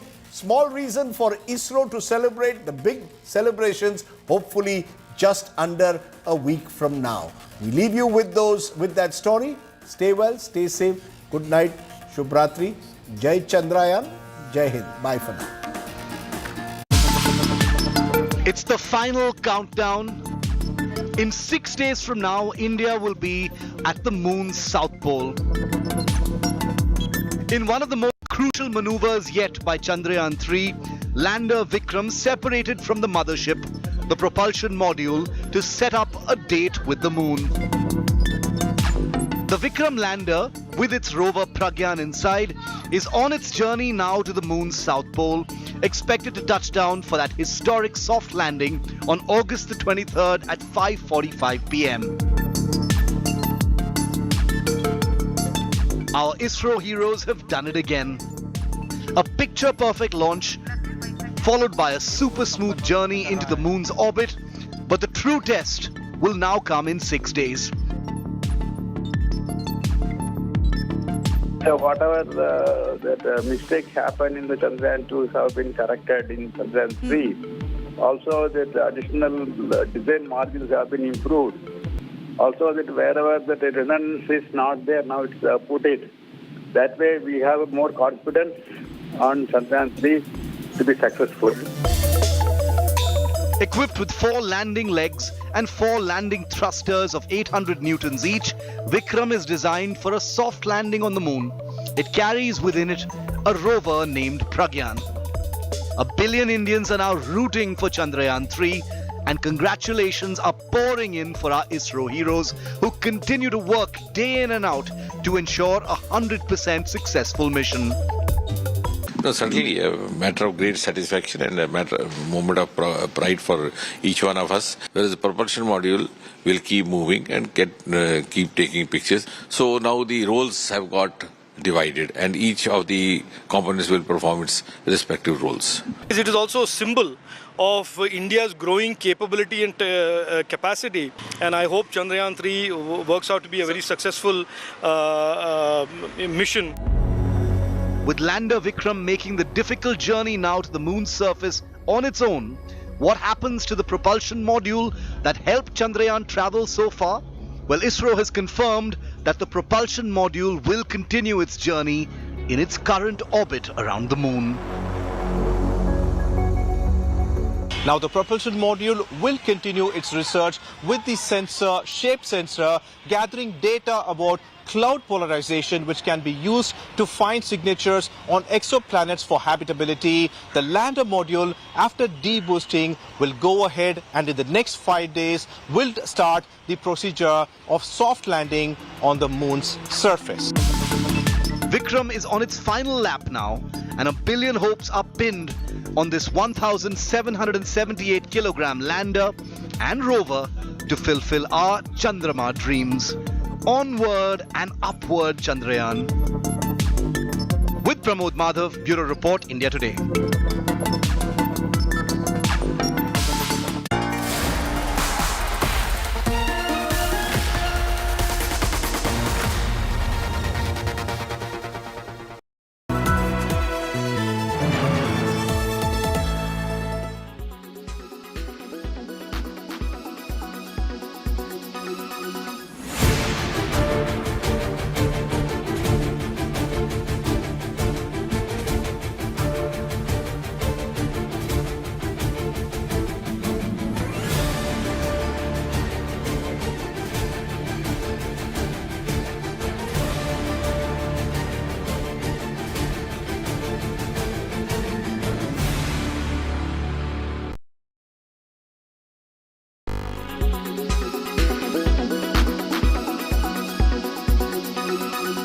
Make your media plan smarter with India Today Live TV on your connected devices.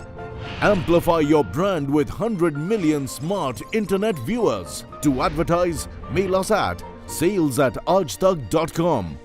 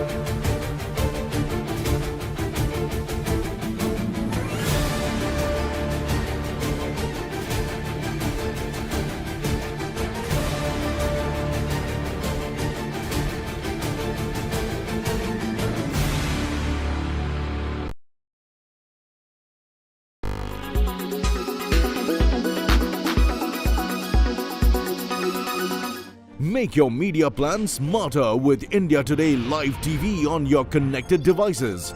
Amplify your brand with 100 million smart internet viewers. To advertise, mail us at sales@aajtak.com.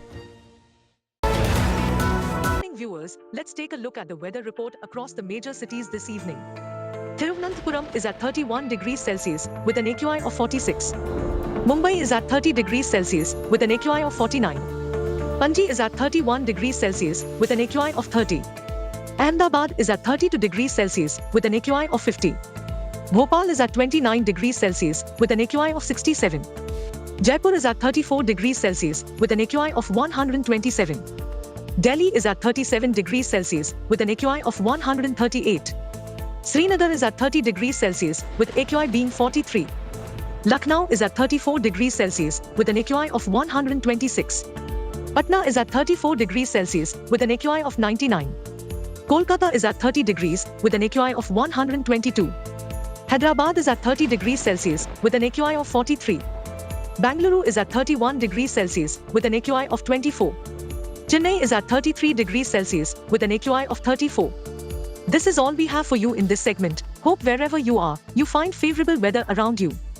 Keep watching India Today for all the weather updates with me AI Sana all through the day. Co-powered by the new Kia Seltos, the badass reborn. Co-powered by PolicyBazaar.com. Har family hogi insured. Extra safe Polycab Green Wire.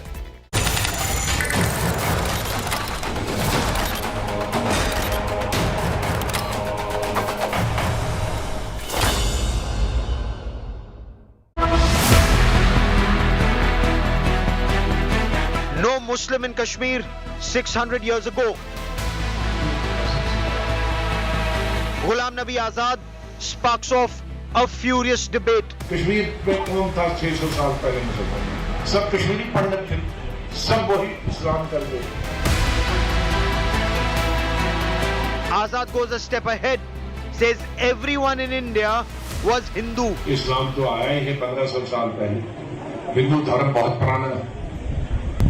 बाकी तो सब हिंदू से ही convert हुए हैं मुसलमान हिंदुस्तान में. Mehbooba Mufti hits right back. You should say that कि हमारे जो पूर्वज थे वो बंदर थे. You should go back to the Stone Age and find out what his forefathers were. Reality bites over reality check. Political war over India's history is our top focus on India First. There is no ambiguity in the statement of former Chief Minister of the erstwhile state of Jammu and Kashmir. Who was Muslim in Kashmir 600 years ago? He asks. Everyone was Hindu. They converted to Islam and became Muslims. In fact, several Muslims in Kashmir still retain their original Hindu surnames, whether it's Pandit or Bhatt and many others. Ghulam Nabi Azad even said before Islam came to India, everyone was Hindu. There are angry reactions. Comparison to why just stop at everyone was Hindu? Why not talk about ancestors who were monkeys, says Mehbooba Mufti. But why? Why not accept the truth? We explore. I'm Gaurav Sawant. As always, let's get started with the headlines on India First. India achieves the mega moon milestone. Chandrayaan 3 lander Vikram separates from mothership. Moon landing scheduled for the 23rd of August evening.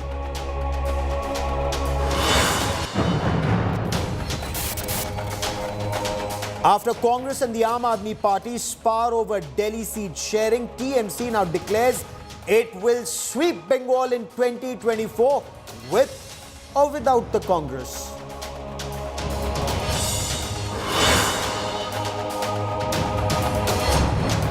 The BJP, first of the block ahead of winter state elections, releases the first list of candidates for poll-bound Madhya Pradesh and Chhattisgarh.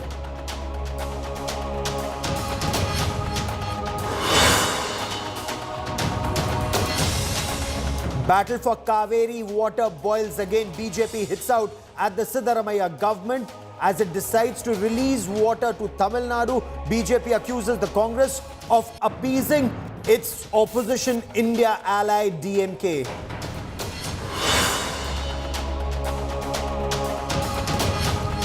Big India Today investigation impact. Noor riots provocator Bittu Bajrangi remanded to 14 days in judicial custody. The police also recover 8 swords from him.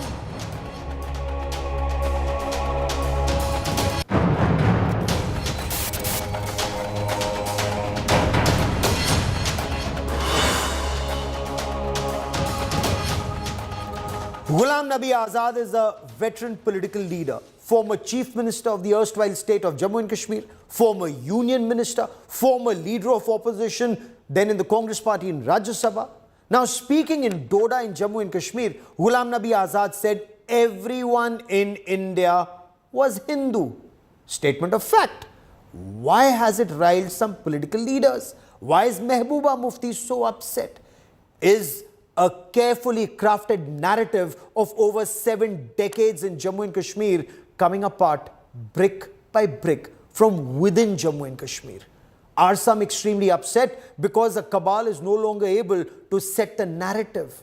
Several questions we shall explore during the course of the broadcast, but first, this report. Pakistan तो सब हिंदू से ही convert हुए हैं मुसलमान हिंदुस्तान में और उसकी मिसाल हमारी कश्मीर में. This comment of the former chief minister of the erstwhile state of Jammu and Kashmir, Ghulam Nabi Azad, has set the cat among pigeons. Speaking at Doda in Jammu and Kashmir, Azad sparked off a new debate with his comment that everybody in India had been Hindu. In fact, in Jammu and Kashmir, everyone was a Pandit before Islam came. हमारे हिंदुस्तान में इस्लाम सिर्फ पर वैसे पूरा इस्लाम तो आया ही है 1500 साल पहले. हिंदू धर्म बहुत पुराना है. तो बाहर से आए होंगे 10-20 वो जब मुगलों के वक्त में उनकी फौज में थे. पाकिस्तान तो सब हिंदू से ही कन्वर्ट हुए हैं मुसलमान हिंदुस्तान में. While some hailed Ghulam Nabi Azad's comments, the Congress was clearly upset. Kashmir के अंदर तो पहले कश्मीरी पंडित ही थे. ये कन्वर्शन हुई है, इसमें कोई दो राय नहीं है. हम खुद कह रहे हैं कि साहब धर्म को सियासत के साथ मत जोड़िए. आपसी भाईचारा जो है वही इस देश को आगे ले जाएगा. वो बात ये कहते हैं कि भाईचारा होना चाहिए तो उसी तरह उनको काम करना चाहिए कि जो लोग भाईचारे को खराब कर रहे हैं उनकी डायरेक्ट इनडायरेक्ट मदद ना हो. आप समझते गुलाम नबी आजाद प्रत्यक्ष अप्रत्यक्ष रूप से बीजेपी को फायदा पहुंचा रहे हैं? क्या आपके कहने का ये अर्थ? देखिए लगता तो ऐसे ही है, उनकी राजनीति से वो विभाजन पैदा करेंगे. जो भाईचारे को खराब कर रही है ताकतें उनके खिलाफ सबको अपने मन से डट के लड़ना चाहिए. National Conference Vice President Omar Abdullah hit out at Azad, insisting he was trying to appease powers that be. आजाद साहब ने किस कॉन्टेक्स्ट में कहा, क्यों कहा, किसको खुश करने के लिए कहा, ये तो आजाद साहब ही कह सकते हैं ना, मैं नहीं कह सकता हूं. PDP chief Mehbooba Mufti came out with a shocker in an exclusive conversation with India Today. He should say that कि हमारे जो पूर्वज थे वो बंदर थे. You should say he should go back. He should go back there to the Stone Age. Yeah, he should go back to the Stone Age and find out what his forefathers were. I mean, I don't believe in the theory that हमारे forefather बंदर थे. Maybe he believes. The BJP came out all guns blazing, attacking Mehbooba Mufti. हालात देश के नहीं खराब, हालात उनके खराब है. उनको कभी नजर नहीं आएगा कि कश्मीर के हालात सुधरे हैं. पत्थरबाजों का समर्थन करने वाले लोग आज उनको नजर नहीं आता कि आम आदमी बिना किसी डर के वहां घूमता है. Will Ghulam Nabi Azad's comments rekindle the flame of brotherhood and Kashmiriyat, or will vested political interests light up fresh fires to divide people once again remains to be seen. Ghulam Nabi Azad is not the first politician from Jammu and Kashmir to talk about the Hindu ancestry of the Muslim community. Earlier, it was none other than Dr. Farooq Abdullah who had said that his ancestors were Kashmiri Pandits. But the comments of Ghulam Nabi Azad have drawn sharp reactions from certain quarters. The fear is that his comments could be exploited by certain vested interests to stoke communal passions in the society. This is Sunil Bhatt reporting from Jammu for India Today. We'll explore some of these aspects. When did Islam come to India? What religions originated in India? In fact, before Islam came to India from the Middle East, followers of the Hindu Dharma or the Sanatan Dharma, Buddhists and Jains lived in India. In fact, is it not a fact that 4 religions have originated in this land? The Sanatan Dharma, the Hindu Dharma, Buddhism, Jainism and Sikhi. Let me now take you back around 1500 years, as Ghulam Nabi Azad said. A book published in the 1930s, A Short History of Muslim Rule in India. Now, this is a book by Ishwari Prasad, MA D.Lit, LLB, reader in history in the University of Allahabad then. This book claims in 636, when followers of Islam first set foot in India, trade brought more people from the Middle East by sea, as did a series of invasions from the north. The book claims by 1200 CE, there were about 4 lakh Muslims in India. 200 years later, by 1400, the number had shot up to about 32 lakh. By 1535, remember, Babur invaded India in 1526. By 1535, Mughals, after they'd invaded India, the Muslim population had gone up to about 1 crore 28 lakhs. Now, let's now come to modern times. Let's talk about what was happening around 1800s. The population then was about 5 crore. In 1951, this is after the partition, the figure went down to about 3.5 crore, and today it's believed we have about 20 crore Muslims in India. So is there merit in what Ghulam Nabi Azad is saying? Because after all, not 20 crore came from overseas. Varis Pathan, spokesperson of the AIMIM, joins me on the broadcast. Shubrasta is a respected political analyst, as is Saira Shah Halim. Both of them join me on the show. But I want to begin by asking you, Varis Pathan, Kashmir में कौन था मुसलमान? asks Ghulam Nabi Azad. 600 साल पहले सब हिंदू थे. Everyone was a pandit. How do you view the statement, sir? Well, Gaurav, I think Ghulam Saab has got a wrong perception about Islam. He is ignorant about Islam. What I and billions of Muslims practicing Islam have been taught since the beginning, since we were born, is that Allah subhanahu wa ta'ala had sent Hazrat Adam alayhi salam on the planet Earth. He was the first person. And whosoever is born, we are all children of Hazrat Adam, which he does not know properly, or he is trying to show that the true colors which he wants to now follow of the RSS. Second thing which I want to bring to your notice, Gaurav, is he was earlier with the Congress, he was secular. Today also he claims to be secular. When Nuh in Mewat was burning 750 Muslims' homes, their medical shops, their restaurants. Sir, you're diverting.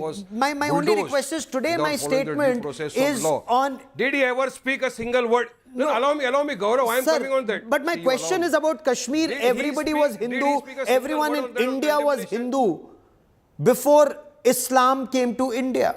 That's the point. Very clear. Sir, when Islam did not, when did Islam come to India? I'm quoting from books, and books not written today, books that were written in 1930. But let me bring in Shubrasta, because I want to go by knowledge that comes from books. Allow me to make Shubh my Rasta, why should anyone be upset So what with a knowledge do I have? statement of fact? Is this not a fact that, you know, when did Islam come to India? Before Islam came to India, what were religions that were practiced in our country? Ghulam Nabi Azad says in Kashmir, everyone was Hindu. What's wrong with that statement? Gaurav, even I fail to understand why are some of the political leaders so riled up. It's a simple matter of fact statement. It's a statement which has bearings in evolutionary biology. Unless they have some other evolutionary theory to float here, I don't understand why we should even take politicians very seriously in this regard. I want to ask, what is the counterfactual that either Shaira or Waris Pathan has to say? There's a statement by Ghulam Nabi Azad. So what is the counter statement that AIMIM or the Communist Party has on that? Saira Shah Halim, Ghulam Nabi Azad's statement should actually compel people to read history. And let's talk about Jammu and Kashmir for the moment. Read the Vedic history of Kashmir, the Shaivite culture of Kashmir. Kashmir, the land of Rishi Kashyap. There were wave after wave of forced conversion by Islamic invaders, including in 1990. Resulting in the exodus of the Kashmiri Hindus that remained in the valley, madam. So, good evening, Gaurav. We are absolutely right, because this is how, cultural currents moves across territories. If you look at the Indian civilization, what were we? We were the Indus Valley civilization, right? And the rural was generally the tribal population. Now, if you move down south, who were the original habitats? It was the Dravidians that were the original inhabitants. And then the Aryans came in, then it was the Aryan influence, of course. The Aryans came in is a theory which was floated by some people. Gaurav, I'm agreeing with you. If you could just, I would request you to kindly let me complete it. Yeah. So now, if you look at the Vedic culture, it went from India to Burma, it went to Southeast Asia, and went on to Cambodia, right? Now, similarly, if you look at Islam, so Islam, if you look at it, it took the route like from Persia, it went to Afghanistan. Earlier, people in Persia were, of course, Parsis, and then it became predominant in India. And this is how civilizations move. It is a part of the evolutionary process. That is the way cultural waves come and go. Now, similarly, if you look at languages, I want to stay on Jammu and Kashmir for the moment, because, there are many in our country who don't realize this hard reality. Kashmir was 100% Hindu. I want people to realize, when they say Kashmir, only Muslim majority state, only Muslim majority sees itself more with Pakistan and sees itself more with the Middle East, they need to know who their ancestors were. And I'm not sure if they believe in the Mehbooba Mufti theory, but I want to bring in Waris Pathan once again. Sir, is this not time for a reality check? Because reality bites. I want to come back to 1990 because perhaps one generation will relate to what happened in 1990. I'm not talking about, Sikandar Butchikan right now. I'm talking about 1990. Your time and my time, when mosque loudspeakers were used to rant, Raliv, Galiv ya Chalev, convert, leave, die or leave your women behind. Sir, this was perhaps the last attack by Pakistan state-sponsored radical Islamists in Kashmir, radicalizing the local population there to throw out Hindus from the place of their birth, sir.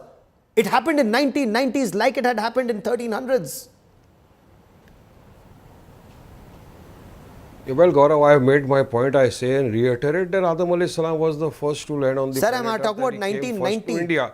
You were born in 1990. You were grown up in 1990. I am speaking about... Sir, 1990, when Hindus were thrown out of their place of birth by those who were chanting from mosque loudspeakers, Ralif, Galev, ya Chalev. Why don't you talk about 2023? Sir, I'm talking about 1990 for the moment. No. Sir, you want to go back. Why don't you talk about 2023? We have done many debates on 2023 and you have joined me on those debates. Why is it not you have joined me on debates on vigilantes in the name of Sir, every debate cannot be about what you want, sir. We've done those debates. We've done those debates. I am debating about Ghulam Nabi Azad's statement. I'm debating Ghulam Nabi Azad on Jammu and Kashmir. Ghulam Nabi Azad's statement. Why are you worried about... Why are you not worried about Jammu and Kashmir? The reality. Why are you shying away from the reality? I am not. You Why are. are you shying? I am Sir, worried about you the are. whole country. Varis I am worried Pathan. about my India. Varis Pathan. I am worried about I'm the glad you constitution. said my India. I am worried about the innocent Muslims and Dalits who are being Sir, you're lynched. only worried about Muslims. You're not Why? worried Of course, about all yes. Why Indians. should- You're no, not I worried don't need about the a lakhs of certificate. Hindus who were thrown out of Kashmir. I am worried. Who said so? I'm asking you. This is your false propaganda and No, perception. there is no false propaganda. You said you're worried about spreading Muslims. lies. No, I'm I'm worried asking about you, my India. are you not concerned about all Hindus? All Indians are my brothers and sisters. Let me bring Why in should Shubrasta. I said they are my Hindu brothers. Sir, why do you want to divide my country? एक बार तो सच बाहर आने दो ना, sir. interested in division एक of my bar- country. एक I bar take तो everybody such- along with me. एक बार तो I सच say all सामने my आने दो. 140 crore brothers and sisters. Were you worried? तो Were you सच है ना, worried? सर? Were you सच ये है worried कि I when mosque consider loudspeakers were used to 140 chant crore Ralif people as my Galif Ya brothers and Salif? sisters. But there are certain people in the country. There are certain people Sir, in the you country indulge in who just whataboutery, wants the to same run the whataboutery nation that you've by accused spreading others hate. of. But let me bring in Shubrasta into this conversation. This conversion, I'm bringing a fact before you Shubrasta. which you don't want the nation No, to know. sir, we have debated Which you don't those want the facts. people to Sir, know we what I'm bringing a at fact. India Today. No, sir, you are keeping Why quiet not about today? Kashmir Why because let we the have nation discussed know? many times on I'm this show. talking You are. Kashmir But or let me bring in Kerala, Gujarat, Shubrasta. Maharashtra, they are all part of our country. I'm glad you they think are all so. part of I'm my glad India. you think so. But I will not let you see that divert the debate. Kashmir, I'm sorry. it is I want to bring in Shubrasta. Shubrasta, that conversion that started even earlier. That conversion didn't just happen in 1990s when mosque loudspeakers ranted Ralif Galif Ya Salif. It started in the times of Shah Mir, the times of 1370s where people were, our people today must know in our country who was Sayyid Ali Hamdani or Mir Muhammad or Sikandar Buth Shikan, the destroyer of idols, Shubrasta. Yes, Gaurav, you're absolutely right. If we just have to look at different districts in Jammu and Kashmir and look at the kind of temples that one had, temple worship that was prominent till, as you rightly said, till the 13th, 14th centuries, and then what happened thereafter, it is a story in its own right and it's a historical fact. I don't understand why Varis Pathan is running away from a historical fact. Saying what Ghulam Nabi Azad said today and agreeing on a very primal factual statement that he made does not make anyone less of a Muslim. It just shows that you have your bearings in history. It just shows that you know your history correct. I don't understand what is as I asked in the beginning itself, Gaurav, I don't understand the counterfactual that's coming from Varis Pathan. What is it that he's trying to say? If he negates the theory that Ghulam Nabi Azad, propounded, which is a factual statement, by the way, factual statement seeped in evolutionary biology, what is the other theory that Varis Pathan has in his mind? It's a simple question. And whatever he's trying to do politically is not going to take away the kind of repression that Kashmir, especially Kashmir, has gone through in terms of religious persecution, in terms of mass conversions and forced conversions for that matter. As kids of 1990s, we all know what happened. Saira Shah Halim, we all know what happened in the 1990s in Kashmir. Absolutely. Wasn't that same thing that happened in the times of Sikandar Butshikan? Sikandar Butshikan, as the name suggests, was killing Hindus, destroying temples, destroying education, radicalizing society. Madam, isn't the same thing happened by these radical Islamists in 1990s? Is it not the time once again to come back to Kashmir, the land of Martanda Surya Mandir? So, Gaurav, yes, if you could just allow me a minute. Definitely, all the exiled Hindu Pandits should come back to the valley. Now, again, I'd like to iterate once again. I feel Ghulam Nabi Azad Sahab is just cherry picking because here it seems like a well-coordinated plan to drive out the Muslim community out of North India, and it seems that Kashmir is the next target. 20 crore Indians are Muslims. Drive out Muslims from India? What are you talking? Who is he? No. I'm talking. We know what is happening in the north states of India. There's a proper exodus going on. And exodus to where? We've seen it. We've seen it in several. From where to where? Okay, Shubrasta wants to come in. Again, I want to know who is Mr. Ghulam Nabi Azad. Please don't peddle lies on national television. What kind of exodus is happening? Look at his political history. Exodus from which states to where? He was the leader Saira, of the please stop opposition peddling. for You a know, this couple is of a years, typical, right? this is a And typical then propaganda of he founded communists. his own They would party. make a Now statement, he would is trying continue to to make replace that the statement, Margaret would and not even party. allow the other point of view to emerge, wouldn't even allow questions to be asked on statements that are being made. A simple question that you asked and I am asking is, which state from the Northeast India is witnessing exodus right now, and from where to where? It's a simple question. She has a theory to propound. Let her explain that. Okay, Saira, last 30 seconds to you, ma'am. Exodus from where to where, ma'am? We have seen how in Haryana, how the mosques are torched, how the shops have been Western torched. India, ma'am. They Hello, did sorry. the Northeast part of the country. You lied on the national houses television right have now. been You are earmarked. trying. It is all there in the national media. I'm not cooking it up. You can No, but research where it. has You the know it is exodus happening. taken place? Where has the exodus taken place? Where are people going from If you're going to apprehend a community, if you're going to demonize a community, and you will tell people to pack off, So you you're will not burn even their willing to livelihood, talk about victimization. houses. You know, this is how divided. You know, Varish Pathan. I've run out of time on this part of the show, but we must ponder that. What's happened? You're not unwilling to even accept what Ghulam Nabi Azad is saying, and then there are theories that are being propounded. We leave our viewers to decide. We don't take sides on this. We leave our viewers to decide, but we will track the story very, very closely. For joining me here on India Today, many thanks. Abha Bakaya comes up next with Business Today. Stay with us.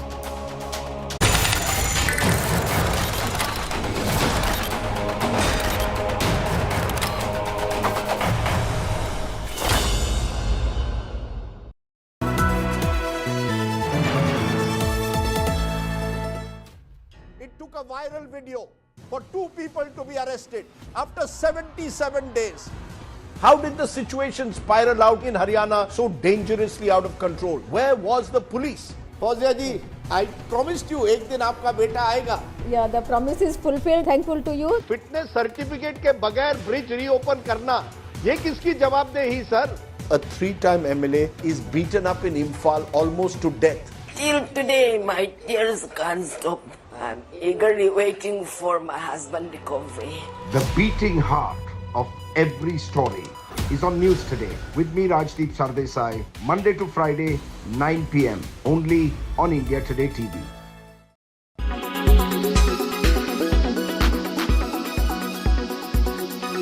Sunny पाजी के साथ it was amazing working with him. He becomes a different person जब he start camera action. मैं बोलता हूँ आप वो hard एक तरफ बाकी सब एक तरफ ले ऐसा यूज किया कि यूज भी नहीं किया यूज भी कर दिया शायद वेडनेसडे को जाके देखूंगा. Hello everyone, this is Anita Brito in conversation with the one and only Shyam Kaushal. Hello sir, कैसे हो आप? हेलो नमस्कार जी. Firstly very good morning आपको. थैंक यू हमारे साथ जुड़ने के लिए आज. Thank you, it is my pleasure. आप लोग आज स्पेशली हम मिले हैं बहुत सारी चीज़ों के बारे में बात करने के लिए आपसे. So first let me begin by asking you, it's been 43 years for you. हमने वो छोटा सा आपका क्लिप भी देखा ऑनलाइन जो आपने डाला था, and it really touched me.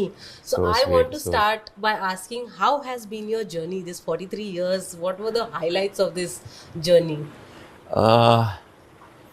मतलब ऐसा मैं देखूं तो सिर्फ एक ही बोल सकता हूँ, भगवान का जितना शुक्रिया अदा करूँ कम है. क्योंकि 43 ईयर्स पहले जब भी मैं गांव से आके पहले 1 साल जॉब किया, जॉब में कुछ नहीं कर पाया, तो फिर मैं स्टंटमैन बना तो मेरे को मालूम नहीं था जर्नी कहाँ पे लेके जाएगी. मैं तो सर्वाइवल के लिए स्टंटमैन बन गया था, पैसे मिलेंगे, रोटी मिलेगी, तो रहने की कोई जगह नहीं थी. पर आगे ऐसे जैसा भगवान ने डेस्टिनी चाहा तो अच्छे लोग मिलते गए, रास्ता दिखता गया, थोड़ा सीखने को मिला. फिर करते करते 90 में एक्शन डायरेक्टर बन गया, फिर अच्छे लोग मिले, अच्छे लोगों के साथ काम करने का मौका मिला, सीखने का मौका मिला. दैट इज 1990 में आपने पहली साउथ मलयालम फिल्म की थी, उसके बारे में थोड़ा बताइए. And then now you still continue doing south films, जैसे अभी रिसेंटली पोनी सेल्वन भी आपने किया था, 1 and 2 बोथ आई थिंक. तो प्लीज उसके बारे में बताइए, वो साउथ जर्नी आपकी. जैसे मैं डेस्टिनी पे बहुत विश्वास करता हूँ कि ना, जैसा मैं स्टंटमैन भी बना, इट वाज डेस्टिनी. कुछ लोग जहाँ पे पेइंग गेस्ट रहता था मिल गए, लड़के पंजाबी, उन्होंने स्टंटमैन बना दिया. फिर ये एक्शन डायरेक्टर भी 90 में, मैं तो एज ए स्टंटमैन शूटिंग कर रहा था एक दिन, तो एक प्रोडक्शन मैनेजर थे, पहचानते थे, फ़ोन होते नहीं थे. मैं उधर चौल में रहता था, आदर्श नगर में, तो वहाँ पे मेरे घर पे जाके मालूम किया मैं कहाँ पे शूटिंग कर रहा हूँ. तो फिल्मस्तान में था. तो रात को तंबी कनाथम डायरेक्टर जो थे इंद्रजालम के, उनको लेके आ गए मेरे पास. तो उनको क्या था, उनके एक्शन डायरेक्टर आने वाले थे केरला से, वो बीमार पड़ गए, तो उनको नेक्स्ट डे एक्शन शूट करना था। तो तंबी कनथम जी क्या थे, उनको मलयाली यूनिट था, तो उनको हिंदी नहीं आती थी, उनको चाहिए था जो आदमी इंग्लिश जिसको आती हो। तो मेरी उस टाइम पहली बार पढ़ाई काम आई कि मैं इंग्लिश लिटरेचर में MA किया था। तो British Prime Minister Rishi Sunak wears his Hindu faith with pride. He did so again when he attended a Ram Katha by Morari Bapu at Cambridge. Sunak declared that his Hindu faith guides him and gives him courage to do his best.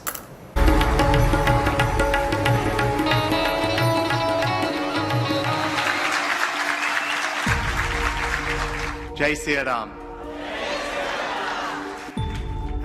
UK Prime Minister Rishi Sunak visited the renowned Hindu spiritual leader Morari Bapu in Cambridge on Tuesday. It is truly an honour and a pleasure to be here.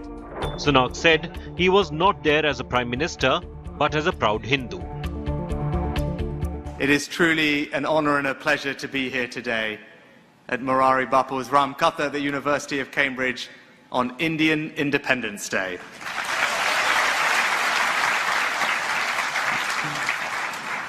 Bapu, I'm here today not as Prime Minister, but as a Hindu. The event was to mark Morari Bapu's 921st recital titled Manas Vishwavidyalaya. इतनी सबल राजपीठ पर बैठे हुए होते ही इतनी सरलता मैंने कम राजनेताओं में देखी है। जिस तरह वो गए और बच्चों से मिल रहे थे, लोगों को मिल रहे थे, ये जो है ये उसका बहुत अच्छा पहलू है। Sunak addressed a gathering of people of Indian origin. He said his faith guides him in every aspect of his life.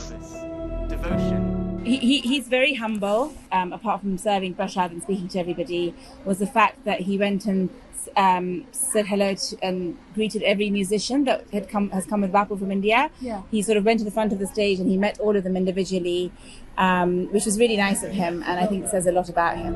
At Morari Bapu's Ram Katha at the University. Although Sunak rarely speaks about his faith publicly, he has never shied away from declaring his Hindu identity. I swear by Almighty God that I will be faithful. After the 2017 general elections, he swore his oath to Parliament upon the sacred Hindu text, the Bhagavad Gita. As per British media reports, Sunak always keeps an idol of Sri Ganesh on his table. He earlier made an appeal to give up eating beef and claimed he has consumed it. Sunak was also seen performing Gau Puja in London.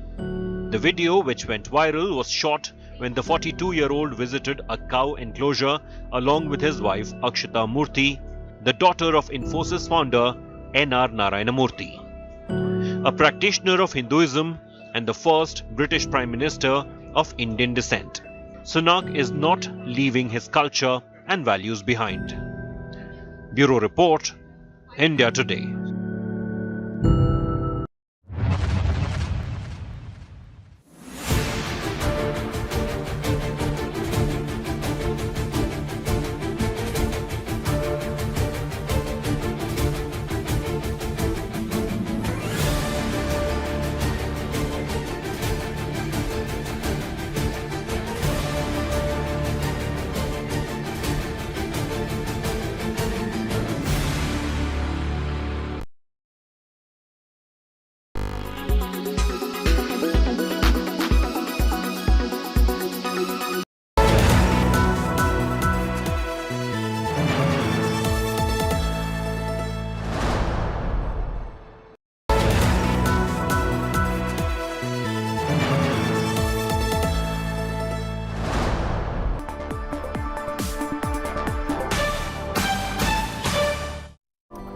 Hello and welcome. You're with us here on Business Today. I'm Abha Bakaya. Here are the day's top stories. Sweeping measures against cyber fraud and spam calls. Bulk supply of SIM cards halted. Dealers to undergo police verification and registration. Government ramping up its fight against retail inflation. Reports say the centre likely to deploy a war chest of $12 billion to cool down surging prices. Cut in tax on petrol and diesel also under consideration. Markets fall again after a two-day rise. Weak global cues weigh heavy as US Fed minutes suggest that one more rate hike may be necessary soon. Worsening Chinese indicators also spooked the markets. China's housing crisis may be worse than expected. Another big developer is unable to service its loans. Market reports say the fall in property prices over the past 3 years is much more than the official numbers. Bata in tie-up talks with Adidas for the Indian market. Reports say Adidas likely to use Bata's huge retail network to boost its presence in the country. Bata zooms 5.5% in trade. In one of the biggest actions till date against cyber fraud and user protection, the government has announced sweeping changes in the way SIM cards for mobile phone connections are issued and verified.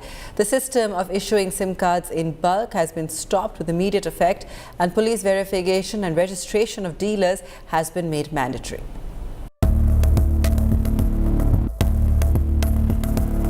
In a big move against spam calls and cyber fraud, the government has made police verification of SIM card dealers mandatory and discontinued the provision of bulk connections. Announcing major reforms, the telecom minister said that the dealers had been found complicit in the illegal issue of SIM cards and will now have to be registered compulsorily as well as verified by the police. A penalty of 10 lakh rupees will be imposed on dealers found flouting norms. अभी तक का जो data और जो evidence देखी उससे ये समझ में आया कि बहुत बड़ी कॉम्प्लिसिटी है डीलर की। जो पॉइंट ऑफ सेल होता है, जो सिम बेचता है, उसकी बहुत बड़ी कॉम्प्लिसिटी होती है। वो एक्चुअल जितना चेक करना चाहिए, जो कानून के हिसाब से जो वेरिफिकेशन एक्चुअल में करना चाहिए, वो वेरिफिकेशन नहीं करते हैं।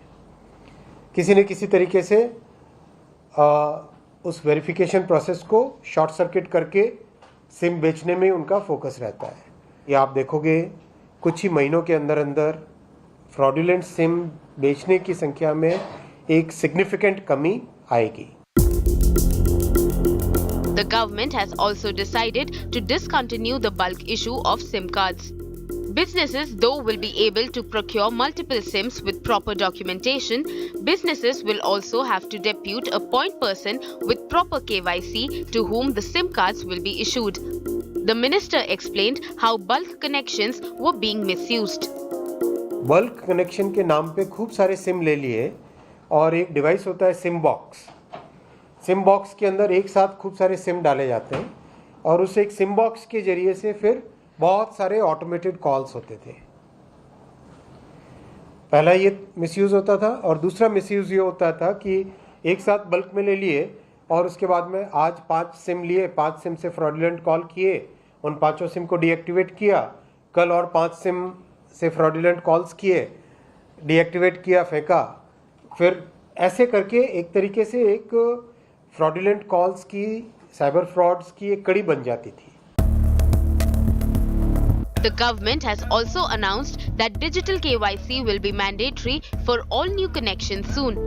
According to data released by the ministry, steps taken to curb cyber fraud include disconnecting 52 lakh mobile connections, blacklisting 67,000 dealers, filing of 300 FIRs against SIM card dealers since May 2023, and blocking around 66,000 WhatsApp accounts that were involved in fraudulent activities. If you are an individual, you can obviously go get your KYC done and buy a SIM card. Apart from that, FIRs will also be lodged on all those people who will now be giving out SIMs. Just in case there is a SIM that has been purchased, now data analytics will be used to make sure that if the person who's indulging in any kind of cybercrime, if he's caught, then there will be a penalty which will be levied. The dealers will now have to be accountable for the SIM cards that they give out to the people. This is Aishwarya Paliwal reporting for Business Today with camera person Sanjeev Kumar. The government is reportedly considering a 1 lakh crore rupee plan to contain the surge in inflation seen in July. According to agency reports, the allocation will be made from the budgets of various ministries without burdening the exchequer. The report added that Prime Minister Narendra Modi will take a decision in coming weeks.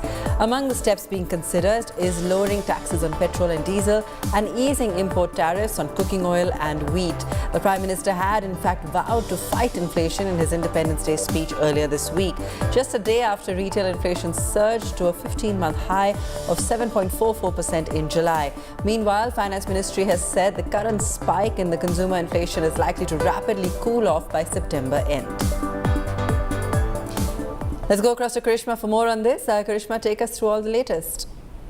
Well, Abha, it's very important for us to understand that the Finance Ministry, of course, is looking to intensify its measures in the long run if inflation continues. But as per top sources in Finance Ministry, the government is also confident of the fact that for few months, until at least for the next 2 to 3 months, they'd like to see how the situation turns out and then decide. But however, inflation is a topic of concern from a macro and micro point of macroeconomic point of view for the government, and they will be looking into certain measures. Now, in the long run, they do want to consider certain restrictions on exports and provisions on imports if if inflation continues to be on a high note. In fact, I'm also being told that the government may discuss with RBI in the long run on certain selective credit control measures, which could be non-interest based measures, which will also benefit in controlling inflation. Besides, of course, government's monetary policy of hiking rates, where the centre does not really have a say in it. Thanks for that, Karishma. Equity markets today ended lower. It was the weekly expiry session as well. Feeble global cues coupled with selling in index heavyweights dragged the markets lower for the day. Rising global uncertainties have resulted in a risk-off mood on Dalal Street. The Sensex was down close to 400 points today. Nifty down 100 points, ending at 19,365. That's 0.5% lower. On the gainers list today, Adani Ports, Titan, Adani Enterprises, SBI, Bajaj Auto, some of these names holding out. The top laggards, however, ITC, LTI Mindtree, Power Grid, Reliance and Larsen & Toubro. Sales of consumer electronics, durables and FMCG products took off this Independence Day, according to reports. While sales surged up to 30% over last year, footfalls in malls were also up in double figures. This sentiment also found reflection in the stock market, with related stocks turning investor favourites. My colleague Sakshi Batra spoke to Sunny Agrawal of XPI Securities about this trend. Listen in. How do you look at PVR Inox? You know, the stock in the last 5 days is up by about 5% odd already. And of course, we are looking at very, very encouraging trends that are emerging in terms of the earnings that some of these movies have already grossed in the first weekend or 3 or 4 days of weekend plus the Independence Day. How does PVR Inox really look to you at this point in time? Yeah, definitely look very positive, especially after a first quarter, which was a total tryout kind of quarter from a content perspective. A good content led people flocking back to cinemas to watch the movies. The second, anyways, in the festive season will kick off from the next month. So we will see ad spend increasing. So ad revenue is something which PVR Inox will definitely see an uptick over the next 2-3 quarters.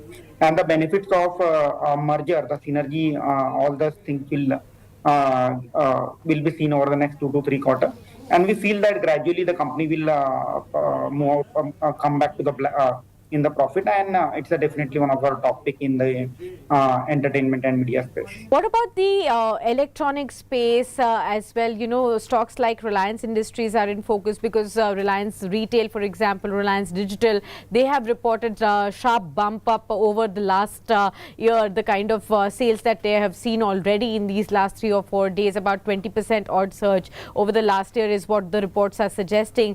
You know, Crompton Greaves, Polycab, Havells and Voltas, Whirlpool, these are the stocks that are in focus suddenly. Polycab has reported a robust set of numbers during the first quarter. At the same time, they have retained the guidance of 20,000 crore top line by 2026, which I believe is the kind of understatement. They may revise their guidance in the next quarter. So Polycab is one of the story which we like at the current juncture.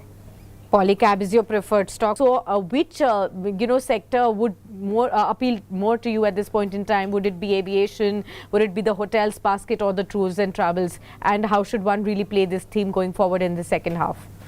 Yeah, so the entire sector is in strong demand uptrend. So what within this all this sector what we like is an hotel sector, with the reason being that the ongoing G20 summit is leading to a demand for a premium room category. At the same time, there is a cricket World Cup, which is lined up in the month of October. So what we feel is that the hotel sector is well placed for next 2 to 3 quarters.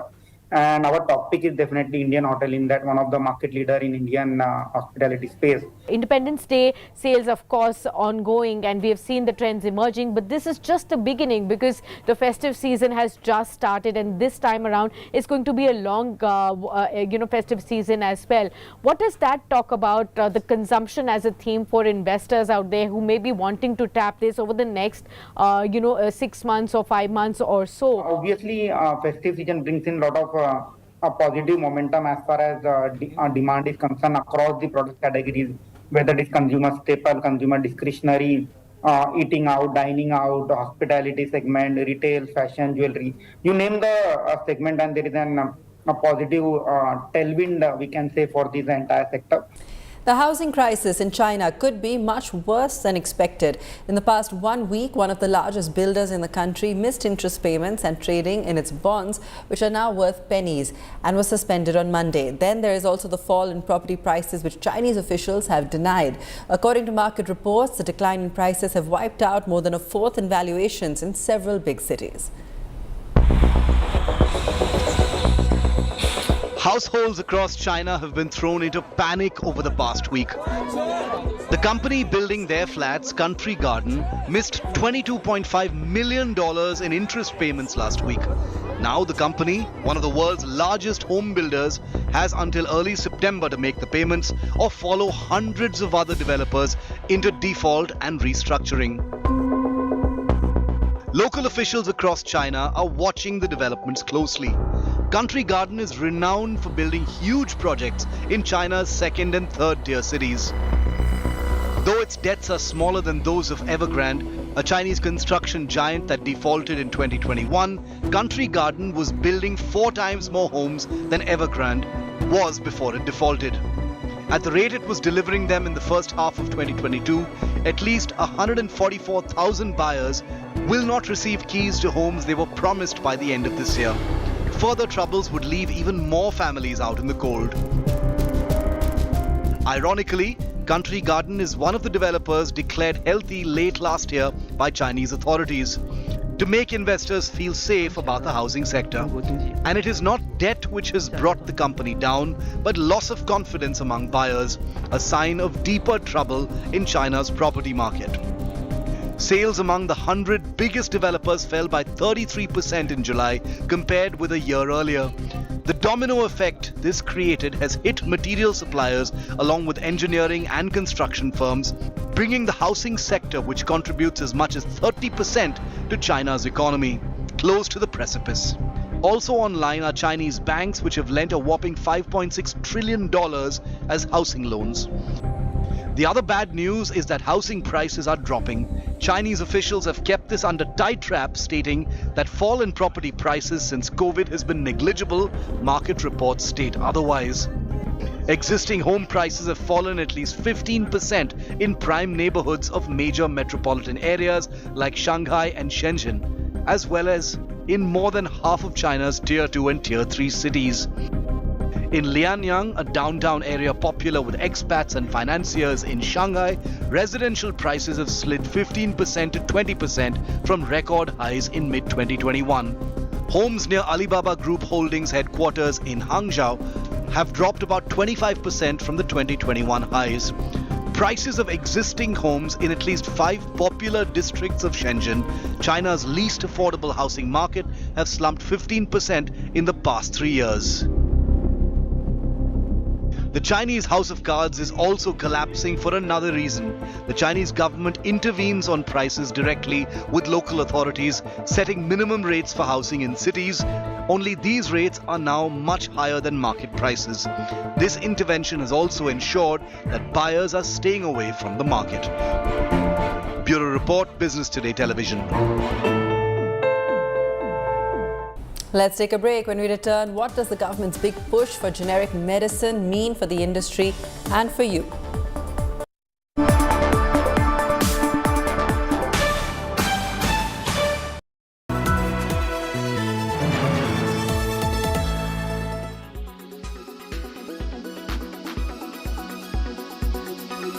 The thinking seems to be, at least within a section of your leadership, that AAP plus Congress would pose a formidable challenge to what the Congress seems to believe is their prime goal in 2024, ousting the Modi-led BJP. Now you are saying you see no difference between AAP and BJP, and that is where the problem lies.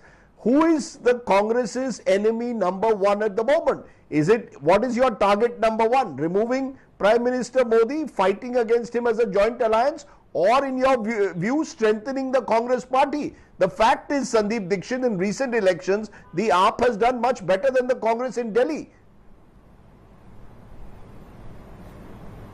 So what? It doesn't mean you sleep with the enemy. If you remember in the year 1977, when everybody wanted to forge an alliance against Mrs. Gandhi, that is when the then Janata Party gave a kind of legitimacy to the BJP, then Jan Sangh. The Jan Sangh, which was supposed to be, I'm sorry, I don't want to use this word. It's not a, very nice word, but almost like an untouchable party for many, became one. The people came into prominence, and you gave a place to a party which should never have got a national position. So according to me, are we doing something like that to a party that in the future will become dangerous to India's polity and its constitution? That's my biggest worry. I mean, otherwise, you can always say that in any case, 5 or 6 or 7 seats of Delhi, ultimately, if it's a matter of 2 or 3 seats in election, even these seats would matter. But my firm conviction is that in this kind of a thing, if we compromise in a state like Delhi with the Aam Aadmi Party, we may be doing a long-term damage, in fact, more damage to the Congress than would otherwise happen. This party has consciously, its leader has consciously, very clearly damaged the Congress and its reputation. The kind of filth and vile allegations, and remember, not a single one, forget being proved, is even been taken to the courts for investigation, or even an investigation has been put against them. The vile number of allegations Kejriwal put against thousands and hundreds of our leaders, not single one. So for a person who's come from a background like this, should we succumb to the fact that immediately we may need him in a marginal position somewhere? I personally don't think so. क्या करें आप गरीबों के लिए? गरीबी हटाओ बोल के बोलते रहे, गरीबों को हटाए, गरीबी नहीं हटाए आप. लेकिन तेलंगाना में 10 साल में जो इंकलाब केसीआर साहब लेके आए, देश में कहीं और नहीं हुआ. तो क्यों जाना है कांग्रेस के साथ? क्यों वोट देना है कांग्रेस के साथ? क्यों देना है भाई कांग्रेस को वोट? कितने साल और मौका देते? नहीं थे क्या राज में? 62 इयर्स नहीं थे? तेलंगाना में भी थे 62 इयर्स. उनकी नानी थी, पप्पा थे, दादा थे, परदादा थे, सभी लोग थे. क्या हुआ? बदलाव आया? नहीं आया. फिर क्यों मौका देना है उनको?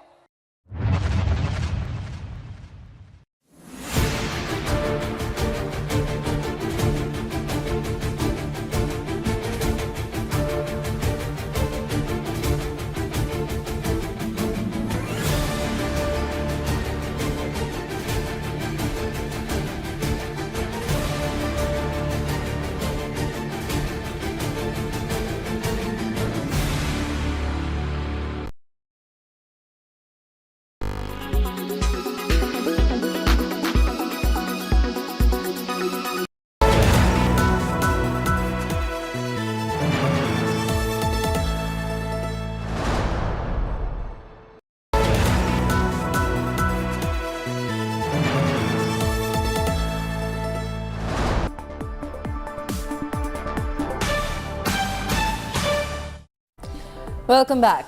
The new guidelines by the National Medical Commission asking doctors to prescribe only generic medicine has been met with a backlash. Both doctors and the pharmaceutical industry are united in and with the Indian Medical Association, stating that the step was like running trains without tracks. According to doctors, this directive shifts the decision-making power from the physician to whoever is manning the chemist shop at the time of sale. Business Today TV's managing editor Siddharth Zarabi spoke to a panel of experts to find out where the balance actually lies. What about the choice of patients?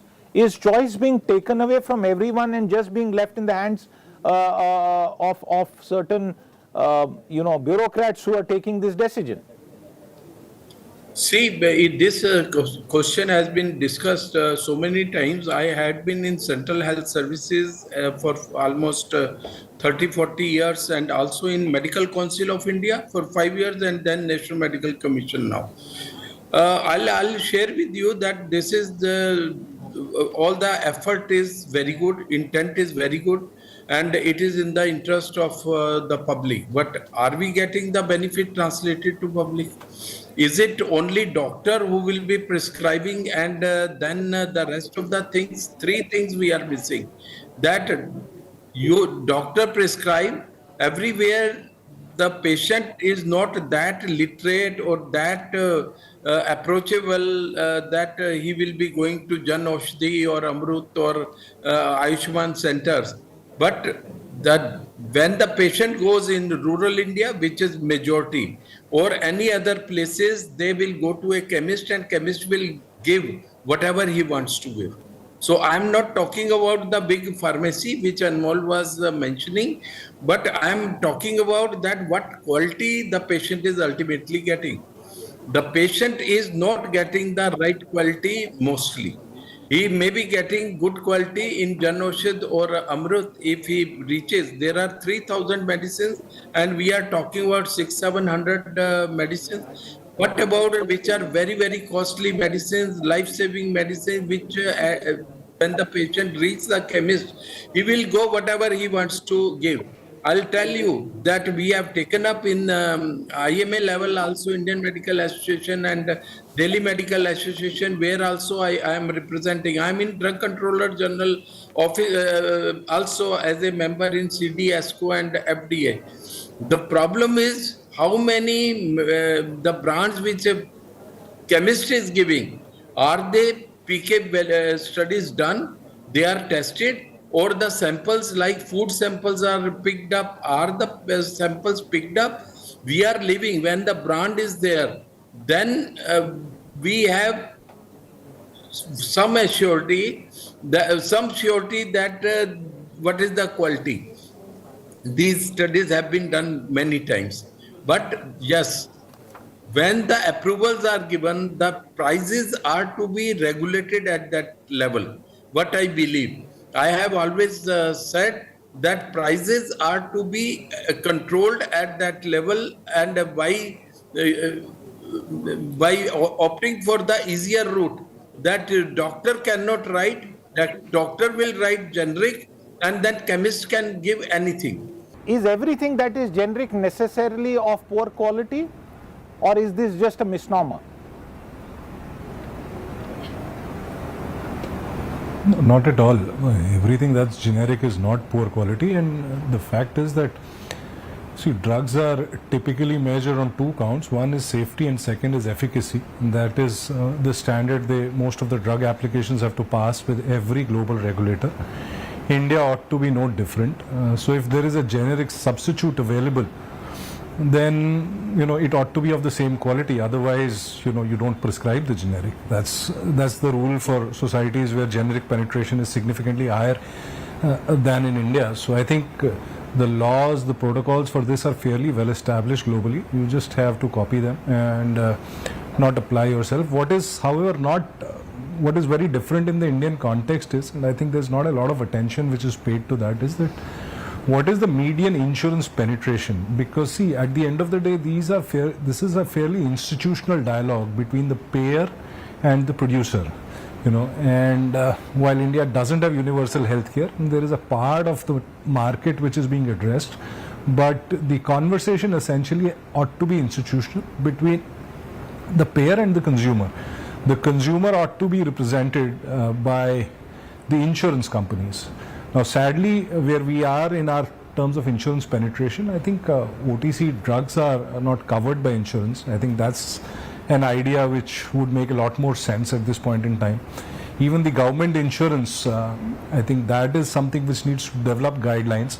There is a need to put a lot of flesh around the bare bones of this desire to provide quality healthcare, because at the end of the day, someone has to pay for it. So if there is so much detailing that has gone into even that kind of a template for a prescription, why are these other issues that Dr. Sood and Anmol have raised here, why do you think they are being missed, Dr. Bhardwaj? Because this knowledge is available and this debate has been going on for decades now. I feel that it's going to be just another law which will definitely need a lot of change. The intent is very good. When you showed the figure, intent is excellent of figure costing, but it has not been thought through.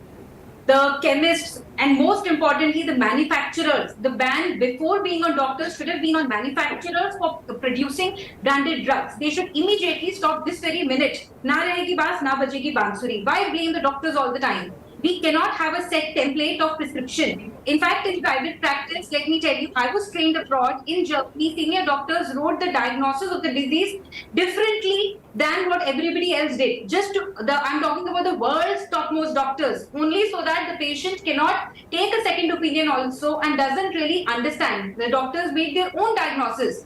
I think it is a kala, it is a skill which is very, very old and ancient in India. We are very, very famous in our medicine, and we should not downgrade our doctors. That's all we have time for on the show tonight. Thanks so much for watching.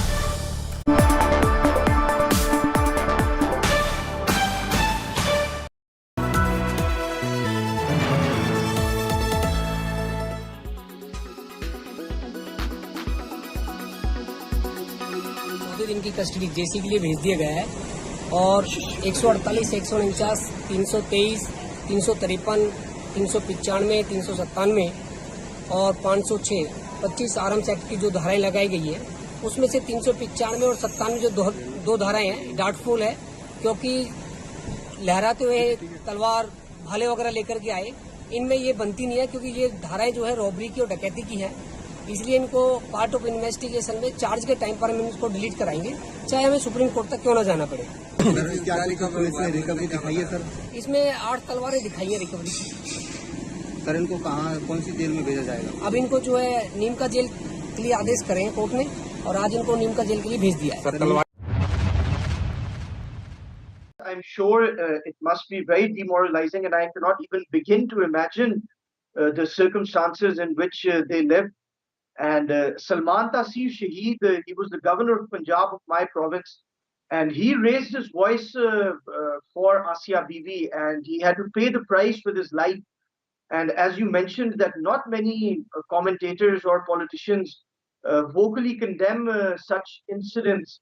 I think if you look at Pakistan's recent history, whether it's the murder of Shahbaz Bhatti, who was the Minister of Minorities from the Christian community, or Salman Taseer, or others who have dared to venture in this path of defending minorities, they have paid a very heavy price.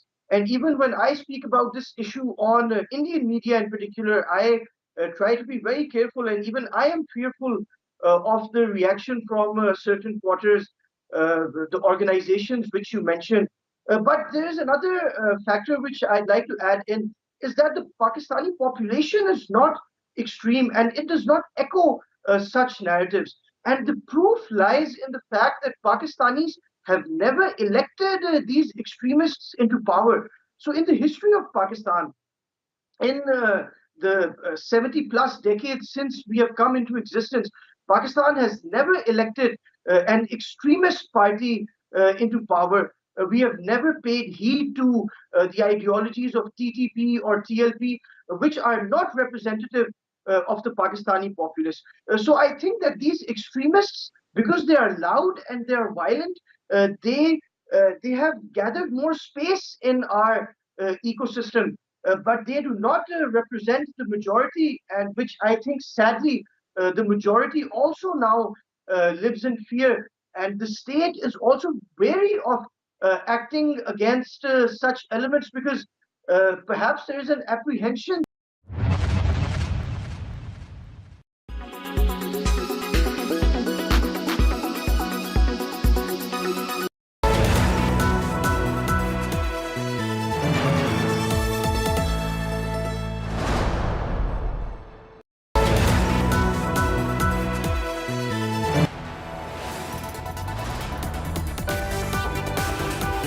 You are watching India Today.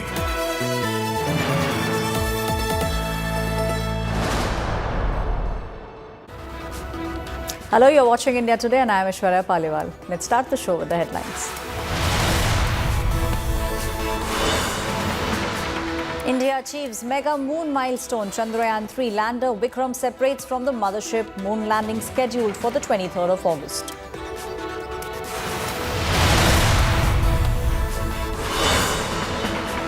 After the Congress and the Aam Aadmi Party spar over Delhi's seat sharing formula, the TMC now declares it will sweep Bengal elections in the year 2024 with or without the Congress party.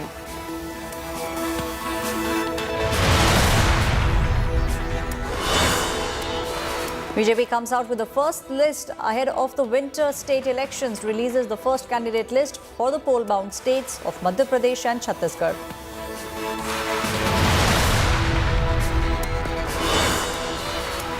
Battle for Kaveri water boils once again. BJP hits out at Siddaramaiah government for its decision to release the water to the state of Tamil Nadu. BJP is accusing the Congress of appeasing its India ally, the DMK.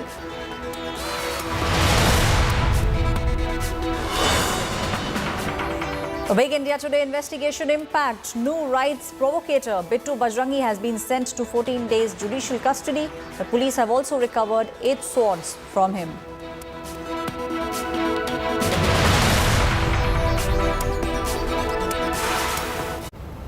Now, just weeks after their United show, some of the cracks have started to appear within the India alliance.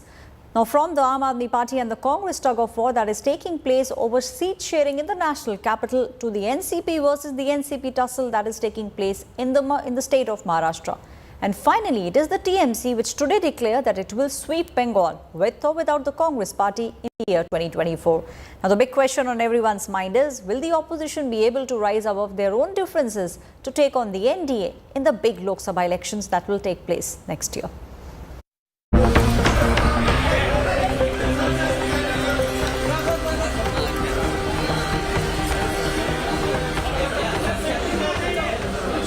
They came together with the aim of taking on Narendra Modi in 2024, but are themselves divided by political interests, from Maharashtra to Delhi to Bengal.